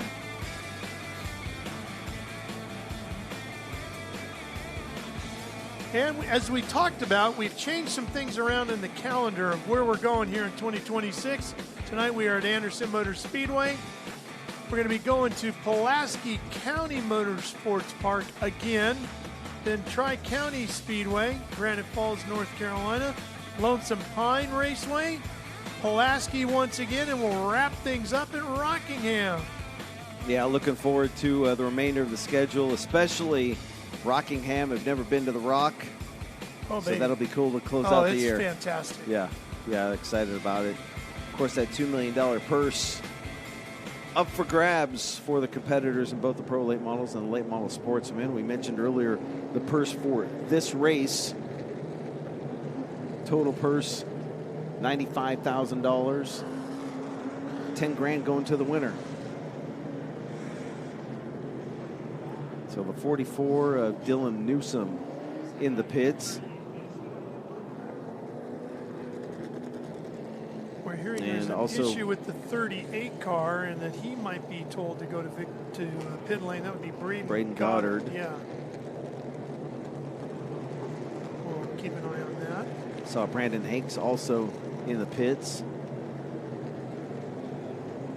He was running in the 11th spot, flirting with the top 10.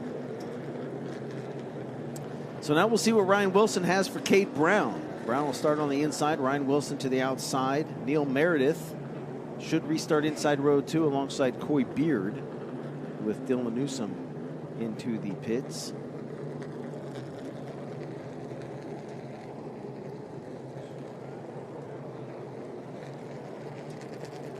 Sarah, what's the story with Austin Peters? All right, Ralph, thank you very much. Austin, not exactly how you wanted to end this one here tonight, but what exactly happened? We saw you stop a couple of times with maybe the same situation going on with the radiator. Yeah, so at first caution, and water temp got to 230, and so, but cooled back down, went back green flag racing, and we're battling hard there, so I really didn't keep an eye on the water temp. Caution came back out. It was up to 280 degrees. And I got a brand new motor in the car, and it's expensive. So as much fun as I was having out there, it just wasn't worth it to keep pushing, you know, and possibly hurt the motor. Is that what you were telling the crew when you were getting out of the car? Because they were still trying to get the hood fastened down, and you're like, no. Yeah, they don't have headphones and stuff, so they didn't know what was going on other than take the hood off and stuff. So they didn't know it was that hot. So I was like, yeah, guys, I'm gonna call it. They ain't worth it. You know, it's a bummer, but it is what it is. All right, well, I appreciate your time. We'll see you next race. Thank you. Austin Peters out of Kingsport, Tennessee, former NASCAR Whelen Rookie of the Year. And, of course, hailing from Kingsport, Tennessee, he says he's a huge Tennessee Volunteers fan. Trey Burke, you can see the 50 all kinds of tore up. There is the 38. He did get the black flag, and he's on pit lane. Bruniger's there as well in that 9 car. Yeah, Austin Peters just hasn't been his year in late model Sportsman. 35th, Pulaski, 26th rather at Cordele. And another tough break here. Sarah, what can you tell me about why the 38 was black flag? They are apparently having some radio issues. He can hear all incoming traffic, but nobody can communicate with him specifically. So they're trying to look at that and see if they can get that fixed so we can get back out on the track. It's funny, our producer says the same thing, that he can hear us, but we can apparently never hear him. We have a producer? Yeah. Just kidding, Fernando. As he's laughing in our ear. Just kidding, my friend. Just kidding. Well, and that's the thing, I mean, obviously if they're trying to talk to him and they can't, that's a problem. Yeah, it can be a safety thing. 100%. So they sometimes will black flag these drivers when it's a safety situation, like a radio situation, and see if they can get that fixed. If they can get it fixed, great. If not, then they need to make a decision. But you don't see that too often. Trey Burke coming out without the hood. And if you're wondering who it is that's making the decisions with the IHRA Stock Car Series, if you're new to the tour, Tim Horton is the series director, many, many years in NASCAR's top divisions. Daniel Horton, his son, is the assistant series director. Dennis Adcock, who ran the truck series for years, competition director. Robert Presley, obviously an incredible racing resume for Robert. He's a race director and race control. Mike Phillips, who runs Rockingham and has been in charge of many different things for NASCAR over the years, is our safety director. Kevin Moss, our flagman. Danny Rollins is the head tech official, and Andy Dunlap is the chief spotter. Great to have those gentlemen all working with us this year. Yeah, absolutely. 61 laps to go here in the late model Sportsman as they tell these drivers over the radio where to go. Cade Brown will be back on the inside now alongside the 2 of Ryan Wilson. Wilson showing a lot of speed. He's third at Pulaski. They fought some issues there, but said he was real happy with the race car. Ended up 18th over at Cordele. Does have some laps here at Anderson Motor Speedway, but right now a pretty good hot rod. And 2 laps to go before we go back to green. He was reeling in Cade Brown, I mean, maybe some of the slower traffic helped him out, so we'll see what kind of car he has now as they'll go side by side on this restart. Brown, Wilson, Newsom, Meredith, Beard, Nick Loden, who finished second in the Pro Lane models, running 6th right now. Lane Woods, Chandler Gallman, Matt Cox, and Nick Williams. That's your top 10 as we get ready to go back to green with 61 laps to go. So if you're Nick Loden, what did you learn in that first one in the 43 that you can use here now with 61 laps to go? And the 2 is on pit lane. That was your second place car, Ryan Wilson. Tough break for Ryan Wilson.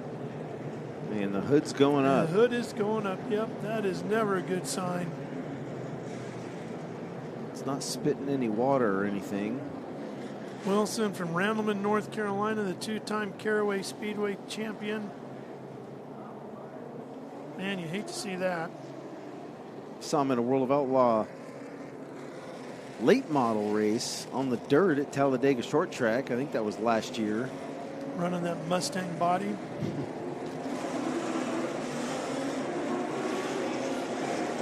His son Tanner runs the cadets over at Millbridge. Looking at some of the fittings. Look like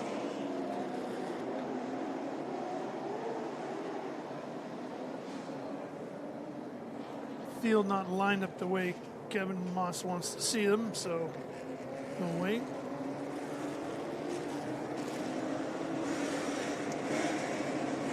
Looking just in front of the firewall there. Man, I wonder if he might it got some fluid on him or something, and thought there might be a problem. And that's a shame right there. I mean, that's... Well, he's got 61 laps to go. If he feels good about the car, better to get that checked now and know that you can race clear-minded to the front, right? I mean, essentially with that caution, we lose the 44 was running third. Then with Wilson pulling in, the second place driver. So that should put Neil Meredith now to the outside of the front row. Yeah. Oh, and the helmet's coming off of Ryan Wilson, Sarah. Had a chance to really talk to him yet, but it appears the crew just said put the hood down and he started getting his helmet off. So as soon as he gets out of the car here in a second, I'll get some more specifics on exactly what happened. That's a shame. But you can see how hot it is. Puts that towel right over his face and getting as much water in as he can. You got to wonder how Nick Loden's doing. He's already run 100 laps in the Pro Late model, and he's put 64 in here in the late model. Yeah, and he's run both divisions all year. You know? So for him, I guess just kind of my MO. That's what I do. But it does take its toll for sure. And you were alluding to the fact that what did he learn in the pro late models that he can attribute to the late model Sportsman? I think it's the racing line. He was able in that pro late model race to kind of move around the racetrack. And now that he finds himself in a position to have a shot with 61 to go, we'll see what happens. Sarah, what's the story with the ambulance? Are they checking on somebody who's getting a little overheated, like maybe Ryan Wilson? Actually, it appears after just speaking with the crew, there's something leaking in the car or some type of flame fuel, something that is pheromone coming into the cab, and it's making Ryan not feel the best. So the ambulance and the medical staff is here to take a look. I think they're just going to give him a once-over, make sure it's nothing more serious. But, of course, as this develops and we find out more information, we'll be sure to pass it along. But something coming off of the vehicle into the cab was not making Ryan feel the best. Need to get him out, get him some fresh air. Yeah, it's too bad. Yeah, having a good run, and well, they'll attend to him. And yeah, with the ambulance there on pit road attending to another competitor, we're going to stop the rest of the field out on the racetrack because we want to make sure the ambulance would be in position to attend to somebody else on the racetrack if there was another incident. So hopefully we can take care of whatever's ailing Ryan here quickly and get the ambulance back in position and get back to green flag racing here. Well, it's not uncommon to have heard about carbon monoxide creeping into a race car cockpit, especially in a stock car or a sports car that has a closed cabin. I don't know if that's the case here. You would think if it was, it would be coming maybe from a little bit further down below where yeah, it's tough to say on exactly what's in there and what he's sensing and how it got there. So end result we got a red flag. All right, we're going to take a quick break then, and we'll be right back. Henderson Motor Speedway.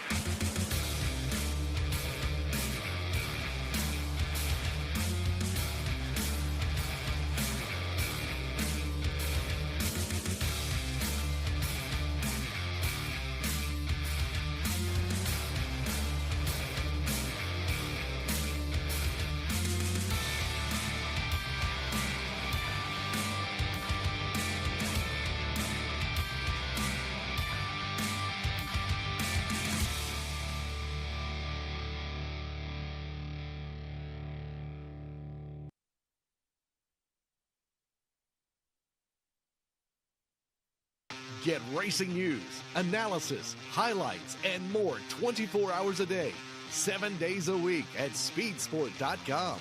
Get it all. NASCAR, IndyCar, Formula One, World of Outlaws, Trans Am, IHRA, and more. Speed Sport has been America's trusted source of racing news since 1934.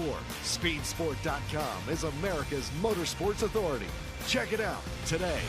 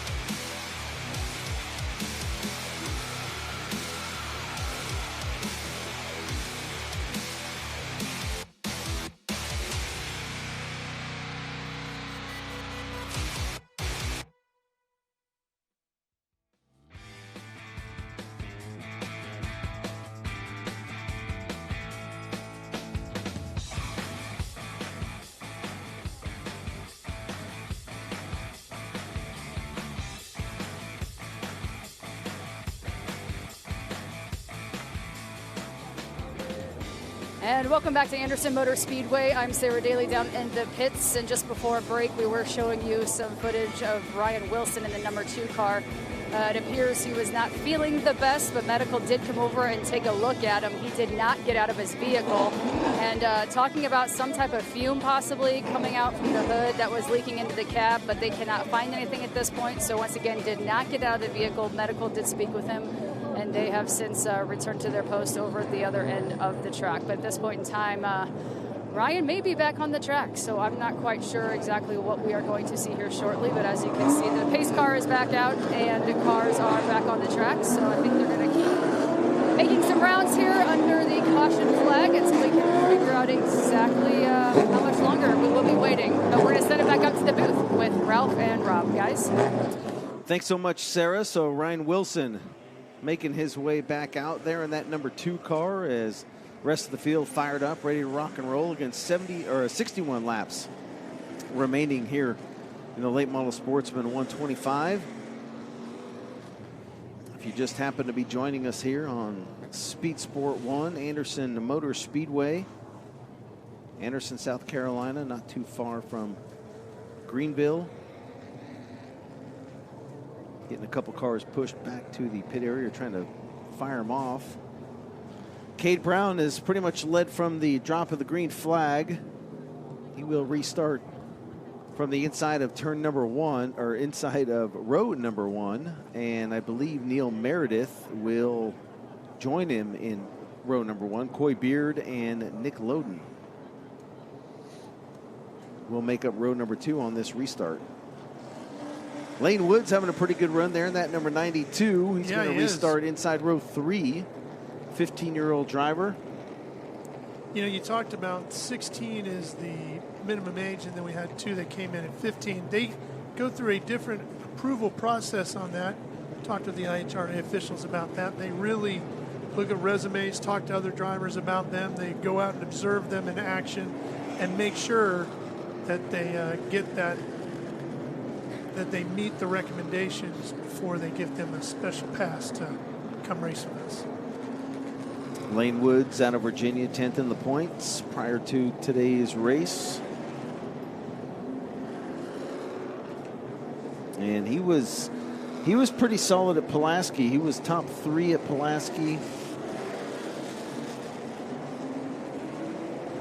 after the Cordeal race, ran a race at Pulaski and ran in the top 3, and then last week picked up a win at Orange County Speedway. Of course, we saw him leading some laps over at Cordeal as the 38 car. Goddard gets pushed into the pit area.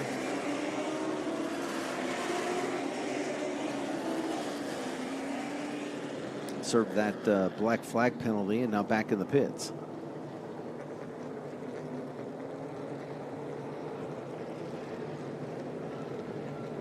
So the question was, does Ryan Wilson have anything for Cade Brown? Now the question is, does Neil Meredith have anything for Cade Brown?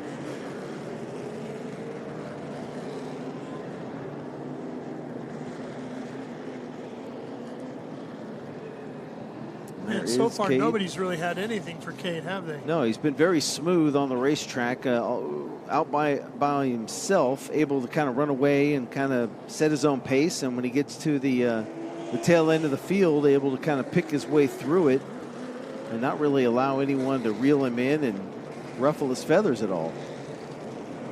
So that car has really been working well for him, able to kind of get in high and dime in the corner and shoot off a turn 2, a turn 4 to get by some of the slower traffic. It's a Hedgecock chassis with a Harrington Enforcer engine, and it's all put together by crew chief Scott Millington, who's also the owner on the car. It's Bill Millington Motorsports entry. Yeah, that HMS Enforcer is very popular in this division. You can also run the Ford crate engine. There's also a specifically designed engine for this series, GM CT525 crate engine. It's kind of based off the LS3 platform to mirror the Harrington engine. A little bit lighter. So they have a handful of engine options for late model Sportsman. All right, looking to come to the green. Kevin Moss looking over the field. There he goes. Green flag from Kevin. We're racing towards turn 1. Brown to the inside. Fighting hard to hang on to the lead. He'll have it coming off at turn number 2. Another good start for Cade Brown. You see Nick Loden there working that outside part of the racetrack in third, trying to get around the outside of that 36, Neil Meredith. And they are stacked up behind him and Coy Beard. Lane Woods now to the inside. Two of the 15-year-olds going at it side by side. And Loden has moved himself up to third, second in the pro late model race. Now he's running third here in the late models. Nick Loden having himself a night here at Anderson Motor Speedway in that yellow number 43. Top 4 cars nose to tail, and then side by side goes Lane Beards and Chandler Gallman. Boy, they are stacked up behind 5th, 6th, 7th, 8th, 9th, 10th. It's double file all the way through the rest of the top 10. And Meredith is not letting Cade Brown run away from him. There's a look at all those cars still side by side. See that 2C of Carnes working the outside part of the racetrack. And with all the bumps down there, there is no wiggle room if you get sideways. That's for look at it beating and banging right there. You see the 51 losing it a little bit. That's Matt Cox getting up into Nick Williams.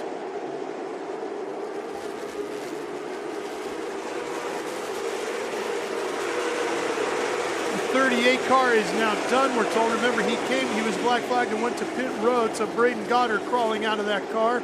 His night is complete.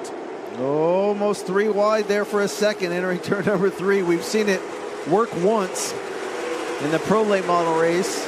We've seen it not work, and now we got trouble on the front straightaway. Big time. Right here in the front straightaway, 4 cars involved as we get our third caution of Ralph the night. Carnes, I think Tyler Worley, one of the 16s.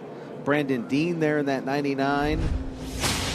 Comes out on lap 71. Let's see what happened. They just ran out of room. They all squeezed in there in the 75 and the 2. That was Carnes in the 2, right, Ralph? Carnes there in the black 2C. 2. Gatlin there in the 52 car, kind of in front of that melee. Carnes, who has so much experience racing here, just didn't have any room. 67 years old, been racing for 40 years, a 6-time champion here, holds a track record at a 14.7. He just got squeezed and had nowhere to go. Yeah, 27 car Tissot also involved. So a couple of the veterans that have a lot of laps at this racetrack and have had a lot of success. As the Biscuit comes to a stop. I think that's Tyler Worley in the 16. We're going to have 55 laps to go when we get back to green.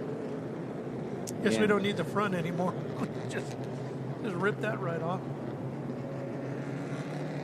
Yeah, Worley, another one of those guys that just hasn't been able to find any luck. Struggled at Pulaski, 21st at Cordeal. And then here, you can see what they're doing to the 16 car. Not really sure what they're doing there. It looks like maybe some with the radiator. Oh, the radiator's all pushed in and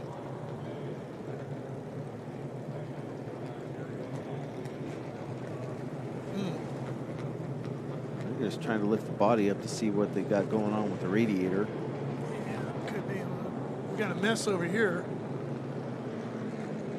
Hoses and body panels and bent up bow ties.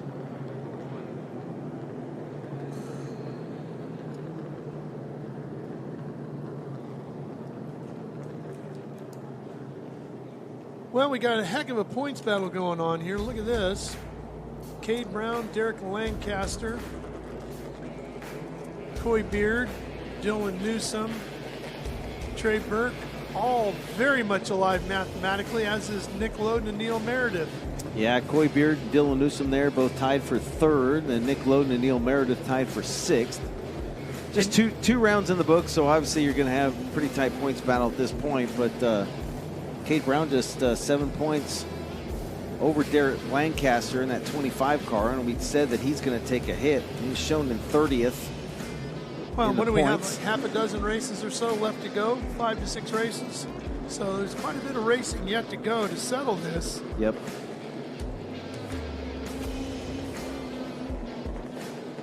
Nick Loden with a shot to win 2 titles. Yeah, very much alive in both. I got to tell you, the way that thing was looking when they pulled it in there, I didn't think they were going to get this car back out on the racetrack, but the 16 is about ready to go. Is that Kyle Campbell? Tyler Worley. That's Worley, yeah. Sarah, what can you tell us about the 16 here? Well, essentially, Ralph, they're just trying to take as many parts off without losing everything because they just want to make sure they can get back out on the track because they're doing everything they can. So they were taking a bunch of parts in that front end off, trying to lighten it up, and then just get it back out there. And that's exactly what they did.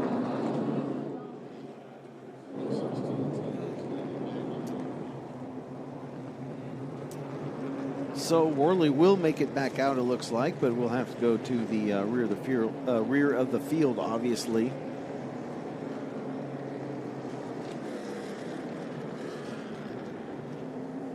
You know, it's interesting to think about Nick Loden. I mean, he was 4 points behind Brandon Carr. There was no bonus points for qualifying, as we didn't have qualifying. He goes on to finish second again, so he should be the points leader in pro late models, and only 18 points back prior to this race. Now the points leader's leading, so he's going to have to do a little bit of work, but like you said, early in the year, who knows what's going to happen, but yeah, wouldn't that be something? Sure would. Sarah, Braden Goddard had a rough night tonight. How's he feeling about things? All right, thanks, Ralph. Yeah, he just mentioned, a little bit of a rough night for you coming through the pits, but kind of walk us through what happened here this evening. Yeah, we were having some radio issues throughout the race, and when we took that the red flag, when we tried to start up, we were having electrical issues and just couldn't get it going. I mean, it's just part of it. I'm so proud of my guys at RPM Racing Crew. I mean, we busted our tails to get here, and it's just something we got to learn from and keep going. All right, well, we appreciate your time. Thank you. Thank you. Yeah, it's a tough break. Good to see him handle it the way he handled it. It's one of those things, you can't do much about it. You learn from it and move on and try and cut down on the little things.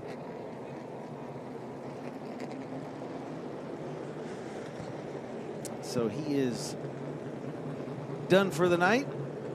I was thinking about the schedule, too, going forward. there's going to be some racetracks that are really going to change things up a little bit. You know, we were supposed to have 2 races in Tennessee. We're at Kingsport, and we're not going to have that. Instead, we're going to be going to Lonesome Pine. We're going to be going to Tri-County now. A couple more. That's going to shake things up. We're going to go back to Pulaski. We're going to Rockingham.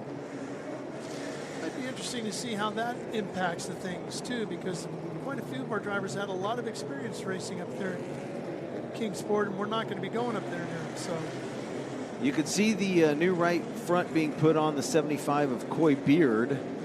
Each team is allowed 1 right side and 1 left side tire for replacements during the race. They must be practice tires. You can't put a sticker tire on. The teams may only change tires in the event of a flat, and only the flat tires can be changed. Kristen's Tree Service Davis Performance helping out Coy Beard, the driver who's a 2-time Caraway Speedway track champ. Fuel, we're told, for the 9. That's Bruniger. Yeah. Who's running in 24th. Topping off just in case. Not a bad call. Hey, why not? You got to. There will not be any stops for refueling by the IHRA. You're on your own with that. Put enough in or don't put enough in. It's your call. So he's playing it safe. And we've got 55 laps to go. There is no time limit with our late model Sportsman. We haven't had a ton of, knock on wood, caution laps. No. Especially with the red flag. 3 different caution periods. Here we go, getting ready to come back to green. Green flag, says Kevin Moss, and we're racing once again here in Anderson. Leaning on each other a little bit in the fight for the lead between Brown and Meredith. Meredith, a great restart in that 36 car. Sure did, but we're going to credit the lead to Brown across the line. The gap between first and second of the line was 1/100th of a second. Yeah, this is the most pressure that's been put on Cade Brown this entire race. He's not going to lead this lap. It's going to be Meredith who gets the lead on that one with a difference of 0.03 of a second. We talked about that outside group maybe coming in with all the rubber that was laid down from the pro late models. If someone can get up there and make it work. And right now that man is Meredith, and he's going to take the lead comfortably here with closing in quickly from third. Just doesn't have him quite clear just yet. He just hasn't come down on him. He's cleared Got it now. Loden taking advantage of those two squabbling over the lead up front to close in on the 2 of them. As you see the 81 car here sitting solidly. Chandler Gallman, he's in 5th. Lane Woods just in front of him in 4th. It's Kyle Campbell, who started back in 27th in that 16X. Woods is in the 92. You see Matt Cox back there, in that 51 car behind these guys going side by side. Lane Woods is right in front of him behind Nick Loden. Woods still in that 4th position. The 99 of Brandon Dean to pit road. And Campbell able to finish off Gallman there and take over the 5th position. Boy, the 16X really getting into the back of the 92. That's Kyle Campbell in that 16X and Lane Woods in that 92. Those two really pushing hard as they fight over 4th place right now. Yeah, Lane Woods having a heck of a run, looking for his best finish so far this year. First top 5 finish. And still trying to hold off Campbell. Right behind Nick Loden, who sits in that 3rd position, right behind Cade Brown. Campbell out of Conover, North Carolina. Haskins Motorsports entry. They come out of Lincolnton, North Carolina. All in that. In and around Charlotte. They either hooked up to reel in Nick Loden, or Loden's losing a little bit of ground to the top 2 and backing up to the 92. Kyle started racing go-karts at the age of 5. Ran Allison Legacy cars. 99 is done for the night, we're told.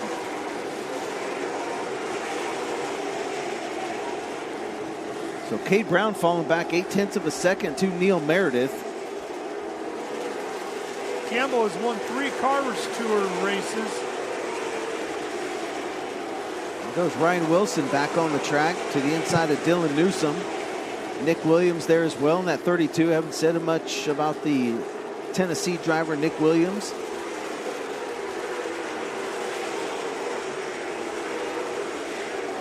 Wilson in that 2.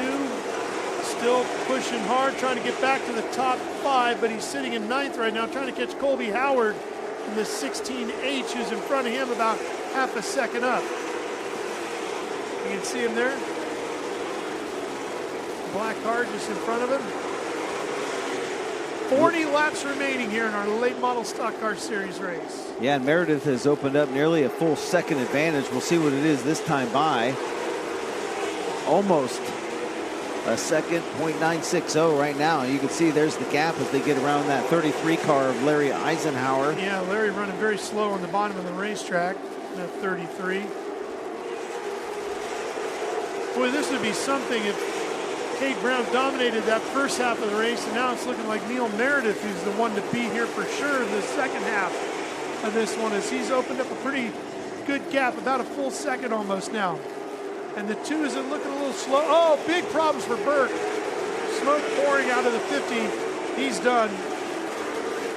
Remember at Cordeal for Cade Brown, the points leader, yeah, overheating right there, spitting out quite a bit of fluid. But for Cade Brown, he led to take the white flag, and Fogelman was able to get by him. They were beating and banging coming off turn 4 to the checkered flag. Oh, the 2 is on pit road. It looks like he's done as he's headed to the back of the garage. So now he had to deal with Meredith, who drove right around him. That's a tough break for Ryan Wilson, because he was really having a pretty good night in that red number 2. There's Lane Woods slowly reeling in Nick Loden. Yeah, he has definitely closed the gap there for sure. There's about half a second between the 2. Less than that now, 2/10 as they cross the line with 34 to go. This one winding down quickly. Scheduled for 125 laps here tonight. And he is on him.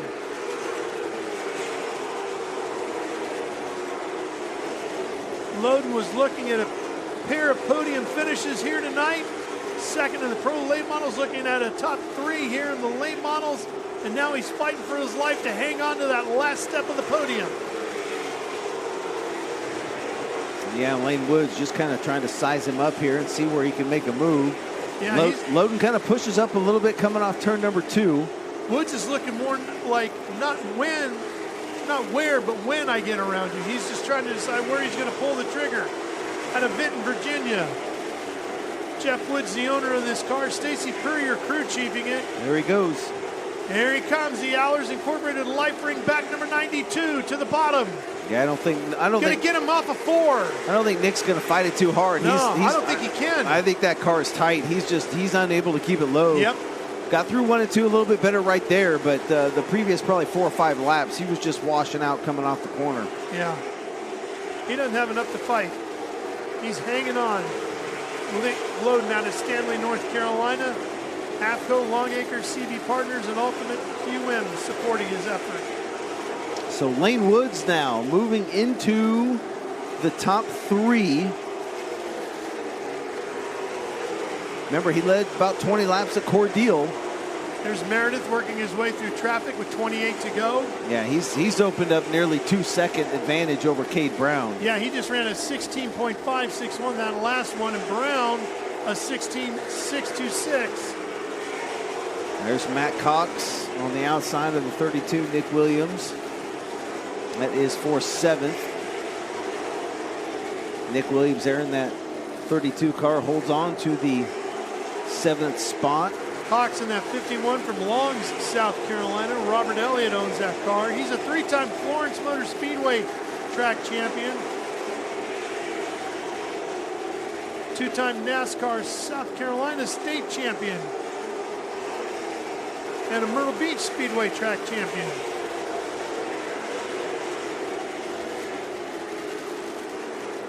That was always a fun racetrack to go to, Myrtle Beach Speedway. Yeah. Good racing, and you got the beach. It always made for a good time.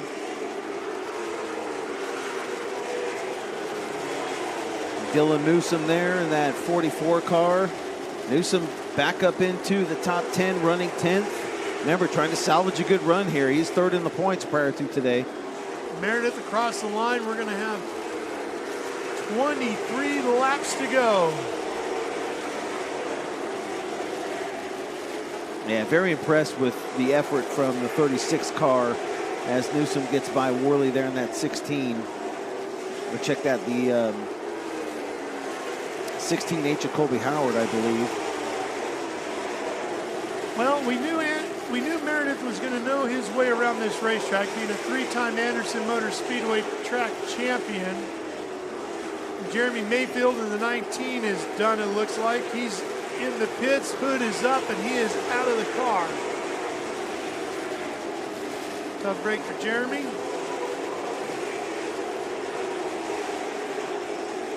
Coming up on 20 laps remaining as he crosses the line. He was a heavy favorite coming into the night here, and you can see why. Yeah, I mean, just so smooth around this racetrack, you know. I mean, made moves when he needed to make moves. He was able to go around the outside of Cade Brown. Knew his car would work around the outside. You know, when you have a lot of laps of the racetrack, you know kind of the intricacies of the track, where you can go, what you can do, what the track does with more rubber, less rubber, sun up, sun down, and you can set your car up accordingly. And well, he's got over 50 career wins here. Dillon, Florence, and Greenville Pickens, all legendary venues here in the Southeast. So he's had a lot of experience on racetracks like this, where you've really got to figure out how to make your car last to get the most out of it. And he's doing that again here tonight. Yeah, and he's got no pressure whatsoever. I mean, almost 2.5 seconds ahead of Cade Brown. And he's still running great lap times. 16.794 last time by, with 16 to go now. Sarah, what happened to Jeremy Mayfield? Well, Ralph, I just went into the hauler to speak with some of their crew guys, and he said they lost power steering, completely went out. So once again, the number 19 car driven by Jeremy Mayfield, after 63 laps, is no longer in the race. This would be a really tough place to get around without any power steering. Yeah, as tight as it is. Chandler Gallman there almost into the back bumper of Kyle Campbell. But yeah, as tight as this place is, no power steering would be pretty rough. You better bring some forearms with you. Yeah. Probably for a little while you could do it. And then you're like, that's enough. And you can just imagine, you think of the legends who probably raced here back in the day, and you just see Cale Yarborough just manhandling his way around here with Pearson filling his mirrors up. Lane Woods. Go. Fight for second right here. Lane Woods in that 19, giving Brown everything he can handle now. Brown probably thought this might be a fight for the lead, but it's not. It's just to get up onto the second step of the podium here. As the man leading this one, Neil Meredith, has started to pull away significantly from these guys. He's 3.5 seconds in front of this fight for second now. I'll tell you what, Lane Woods' laps pretty close to what Neil Meredith is running, within a 10th. Yeah. And he's racing now with Cade Brown. Boy, Lane Woods is going to be a good one, isn't he? Yeah, kid's got a lot of talent for sure. I mean, to be 15 years old and battling with these drivers as good as he has been over the first couple races. Not the best of luck, some decent finishes, 10th in the points prior to today, but today really showing them that he can run. And right there's kind of what we heard from Mark Day. Drive it in hard, and then all of a sudden that guy in front of you has to tap the brakes. Look how much lower on the racetrack Lane is running right now. And you can see Brown 17 sliding around a little bit through the corners. Yeah, I don't know if we'll see Lane try the outside. 8 to go. I think it's he might loosen him up at the end here. Just stay right with him, and then I think it's so much harder after a long run to try and run around the outside of someone as opposed to on a restart. But with the 17B, running just a little bit higher, if he gets a good run and can poke his nose in there, he might have a chance. Yeah. I mean, Cade's not off the pace or anything. He's just not as quick as he was in the beginning of the race. Yeah. And Meredith hasn't slowed down at all. 16.796. Brown is 16.9. Woods is 16.9. Yeah, I mean, he's still almost 0.2 quicker than second, third, and he's got 5 to go this time. Pace has just been furious here, hasn't it?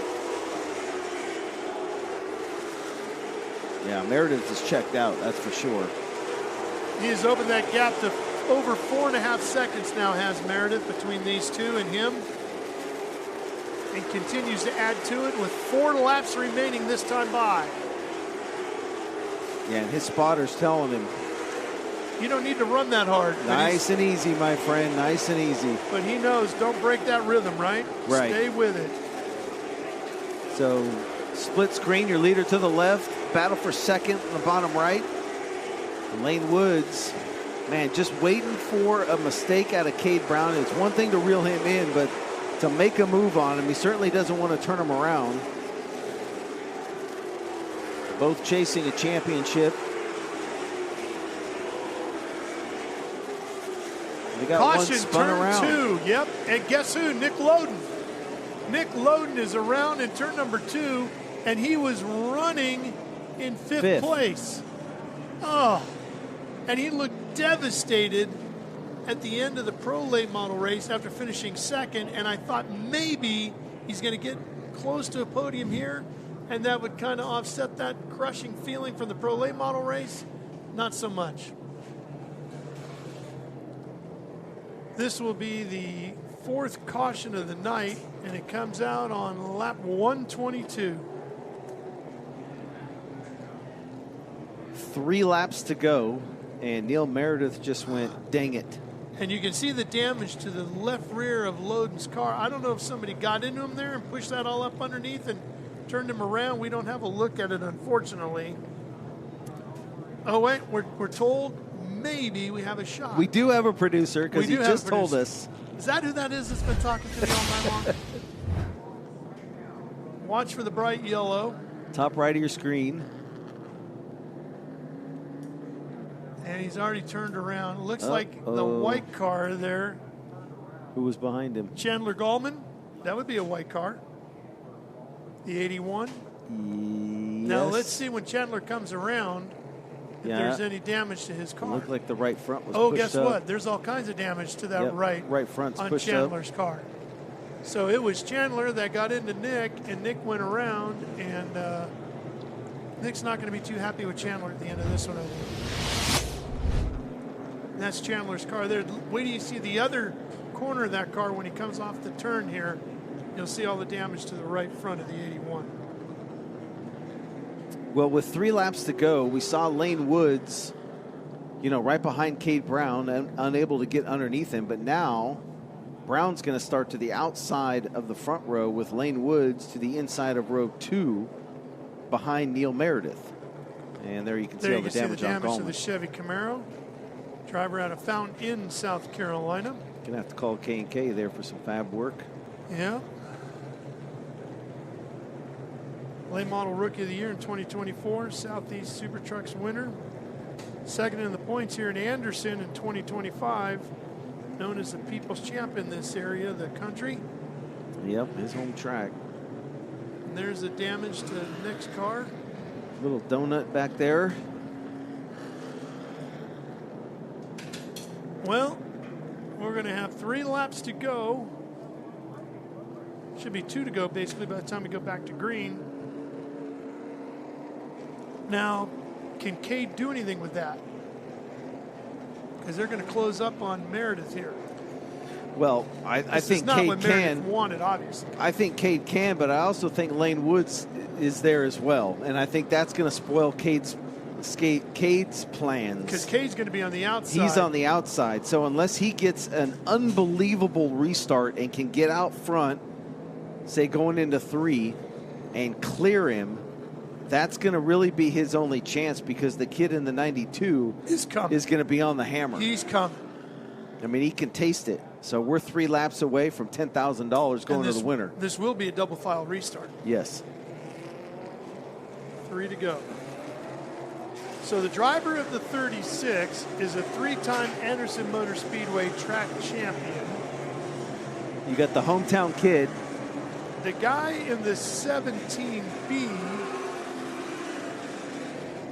Cade Brown, he's won track championships all over the Southeast at Florence, Hickory, Well, and he and won everywhere else. He won the Marty Ward Memorial here last year. Yep.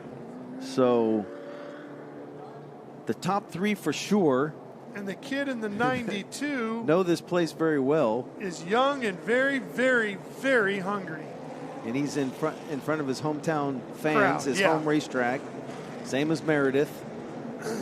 Newsom's up there trying to spoil it. They're in that 44 car. And he's just thinking they're all going to take each other out, and I'm going to take the win here. Well, I'll take the money back to North Carolina, he says. And he's got to go back to Goldsboro, and he's a 2-time track champion at Carteret. And he's County chasing the Speedway. championship, 3rd in the points prior to today. So Yeah. a lot of crazy storylines going on here in the final 3 laps. Man, I love these IHRA stock cars, don't you? They put on a great show. Every one of our races so far this year has just been spectacular like this. Chandler Goldman with the right front jacked up right behind the 92. Glad to have you watching with us live here on Speed Sport 1. We will have every round of the 2026 International Hot Rod Association Stock Car Series for you live all season long. Don't miss a lap.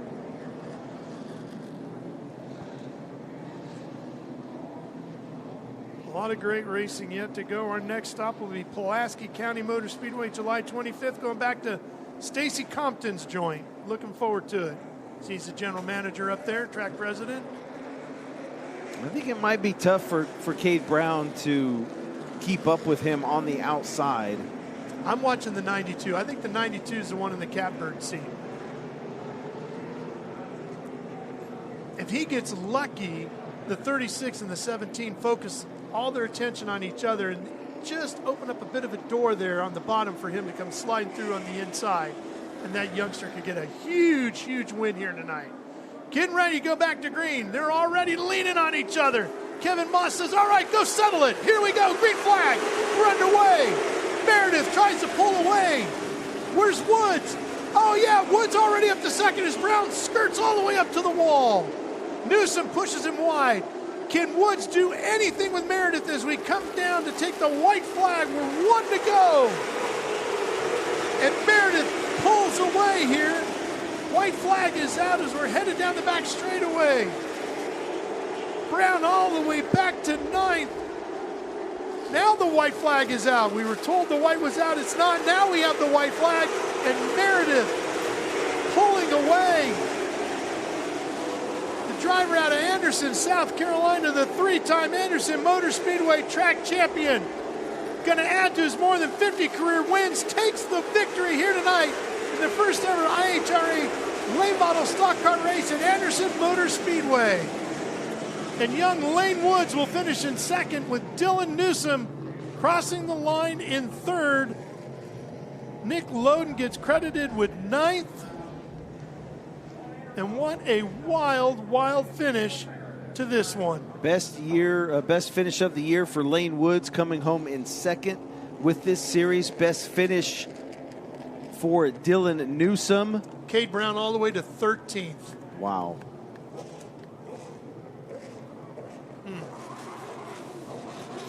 You know, it just, that car wasn't turning well before, and being on the outside, if he got pushed up at all or couldn't get that thing rotated on the restart, you know, these guys are going to pounce with 3 to go, and that's just kind of what happened. He got shuffled out of the mix, and he ran it deep into 1 and 2 and just slid nothing up the else he could do. There's you know, nothing there to bite.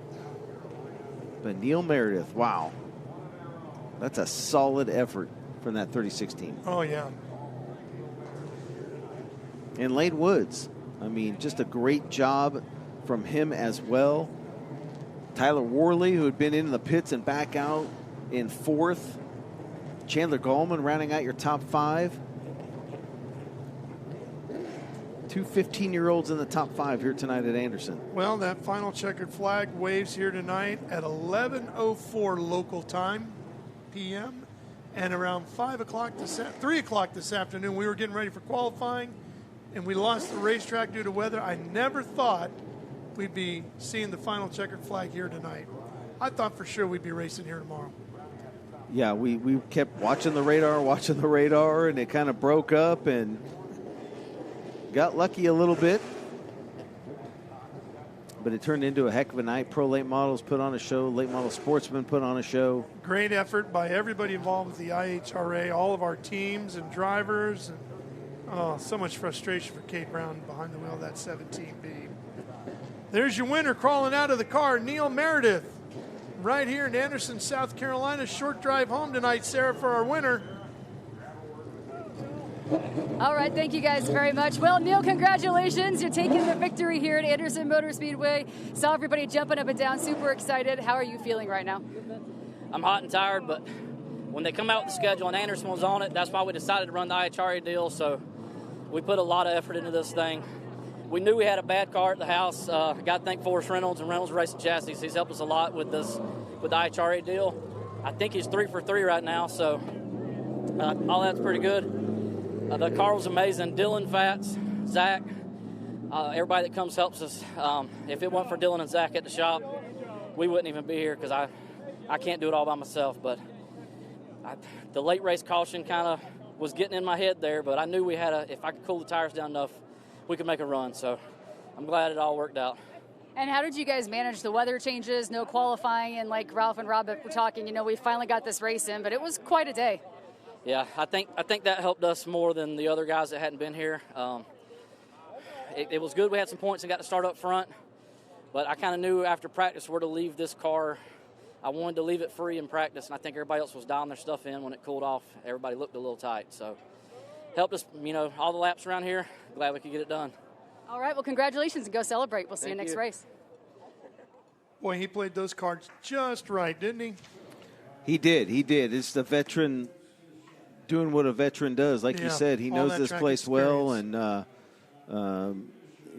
rained on it. Sure, no problem. I'll just wait around when we go. We'll go. And he picks up a nice paycheck tonight, doesn't he? Yeah, $10,000. I mean, that's a healthy. good payday. That's a good healthy. payday. That's one good thing about this series is the money that they have put into it, the effort they have put into it, and it pays off. And that's why we see guys like Neil Meredith decide to chase points. And there's a championship yet to be won in this series, too. Neil Meredith could be getting a really large payday at the end of that. Here's the way this one came to the finish line. And at the line, it was Neil Meredith by, little over, it was 0.6 of a second between him and Lane Woods. At the line, under the checkered flag from Kevin Moss, right there. And the 36 adds to his more than 50 career victories. Look at it one more time as he worked through 3 and 4 for the final time, coming to the checkered flag. And look how planted that car is. After 125 laps of racing on a slick racetrack, that thing was rock solid all the way dialed to the finish. in. Rock solid. Well, he's got a little time to think about it before we line him up and do it again. End of July in Pulaski County Motorsports Park up there in Virginia. Stacy Compton will have the place ready to go. Let's go hear from more of our top 3 finishers with Sarah. All right, thanks, Ralph. Lane Woods, congratulations, a top 3 finish here, and one of the youngers, at 15 years old. How'd you feel out there racing with the big guys? Man, I tell you, it was hot. But we started 9th off of points, and we drove our way up. We stayed for the first 75 laps, and we drove our way up. Everybody else started to fall off there, and we just had enough rubber on the rears to get up to P2 here. I'm glad that late caution came out so we could get up here. I don't think we're going to pass Cade there, but I can't thank all my sponsors enough. I got to thank Allars Incorporated, ASC Warranty, Northwest Ace, go donate to Life Ring Foundation, Fighting Kids Cancer. I got to thank Stacy Puryear Race Parts, Eugene, Charles, Thomas, everybody that helps around, gets his car week out and week here. Just can't thank enough, and we'll be back for race number 4. All right, well, you look exhausted, so I'm going to let you go get some rest, but nice job. Well done, sir. Thank you. You know it's tough when the 15-year-old's tongue is hanging out. Yeah, he should be the one that's ready to go for another 125. Yeah. No, just a tremendous effort from him and that entire team. Like you He said, is I don't gonna know. be good. I don't know if he would have been able to get by Cade there had it gone green, but put him up on the good restart area for him on that restart, and just a good finish. Let's get it back down to Sarah. Lane's got something else? Yeah, he actually has a very special message for someone special in his life. Yeah, I got to thank my mom for helping me travel here week out and learning as a person. It's her birthday coming up this coming up week, and I just can't thank her enough for all she does for me, and I love you to death. All right, see you guys, we have a special message. Back to you. We'll go catch up with number 3 here in a second. That is the smartest thing Lane Woods has done all day today, right there. 100%. Great That's job. going to get you a long way, Lane. Anytime you can say that and it's not Mother's Day, It's a really smart you're move. scoring Yep, points. He learned well. Here's your top results. Neil Meredith, Lane Woods, Dylan Newsom. We've talked a lot about them. Tyler Worley, comes across the line in 4th. Chandler Gallman, another youngster there in 5th. Matt Cox, Austin Peters, Nick Williams, Nick Loden, and Colby Howard close out the top 10 here for our late model Sportsman 125 lapper. Cool to see Colby Howard there in the top 10. Let's check in with 3rd place. He's down with Sarah. All right, thanks, guys. Well, Dylan, climbing the ladder, getting some points here tonight here in Anderson. Walk us through what your process was throughout this entire race. The rain delay, no qualifying, kind of a bit of a different beast out here this afternoon. Yeah, I didn't really know what to expect starting 4th. I knew we were going to get hung out. I didn't think it'd be that bad. We just started going backwards, and then as soon as we got to the bottom, really started making up time, started putting cars lap down. I just get ran over by a lap car. That's my only comment. That's terrible, but we had a great car. Greg Peterson had this thing on a rail. I mean, before we got took out, it was by far the baddest race car out here. I mean, just an absolute missile. But it was hot, humid. I want to thank all the fans for sticking out through the rain. My sponsors, R.H. McCrae's Electrical, Pennington Automotive, Big Kahuna Pools and Spas. Man, there's tons of people to help out in this thing. I can't thank them enough. Well, I know it's hot. Everyone's been exhausted, so I'm not going to keep you too long. So go enjoy your night. Congratulations, and we'll see you at the next race. All right, thank you. Well, here's where we're going next. Going back to Pulaski County Motorsports Park, July 25th. I know our buddy Stacy Compton's looking forward to hosting everybody once again. He's going to get 2 more cracks at it with us. We'll be back there in October. The season has been lengthened a little bit. We won't wrap up till November now.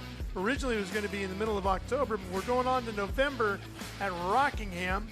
Could be a little chilly there in Rockingham in November. Bring your jacket with you, Rob. I'll have it with me.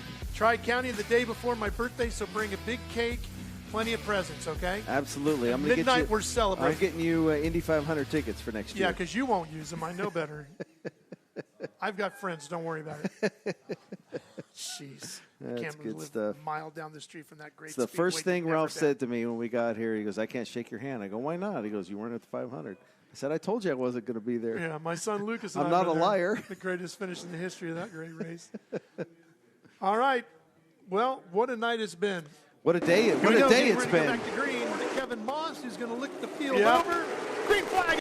Pro Late Model Series put on a whale of a show, and our Late Model Sportsman put on a fantastic finish. And we got a great season ahead of us to look forward to, huh? Yeah, I'm looking forward to getting over to Pulaski next month.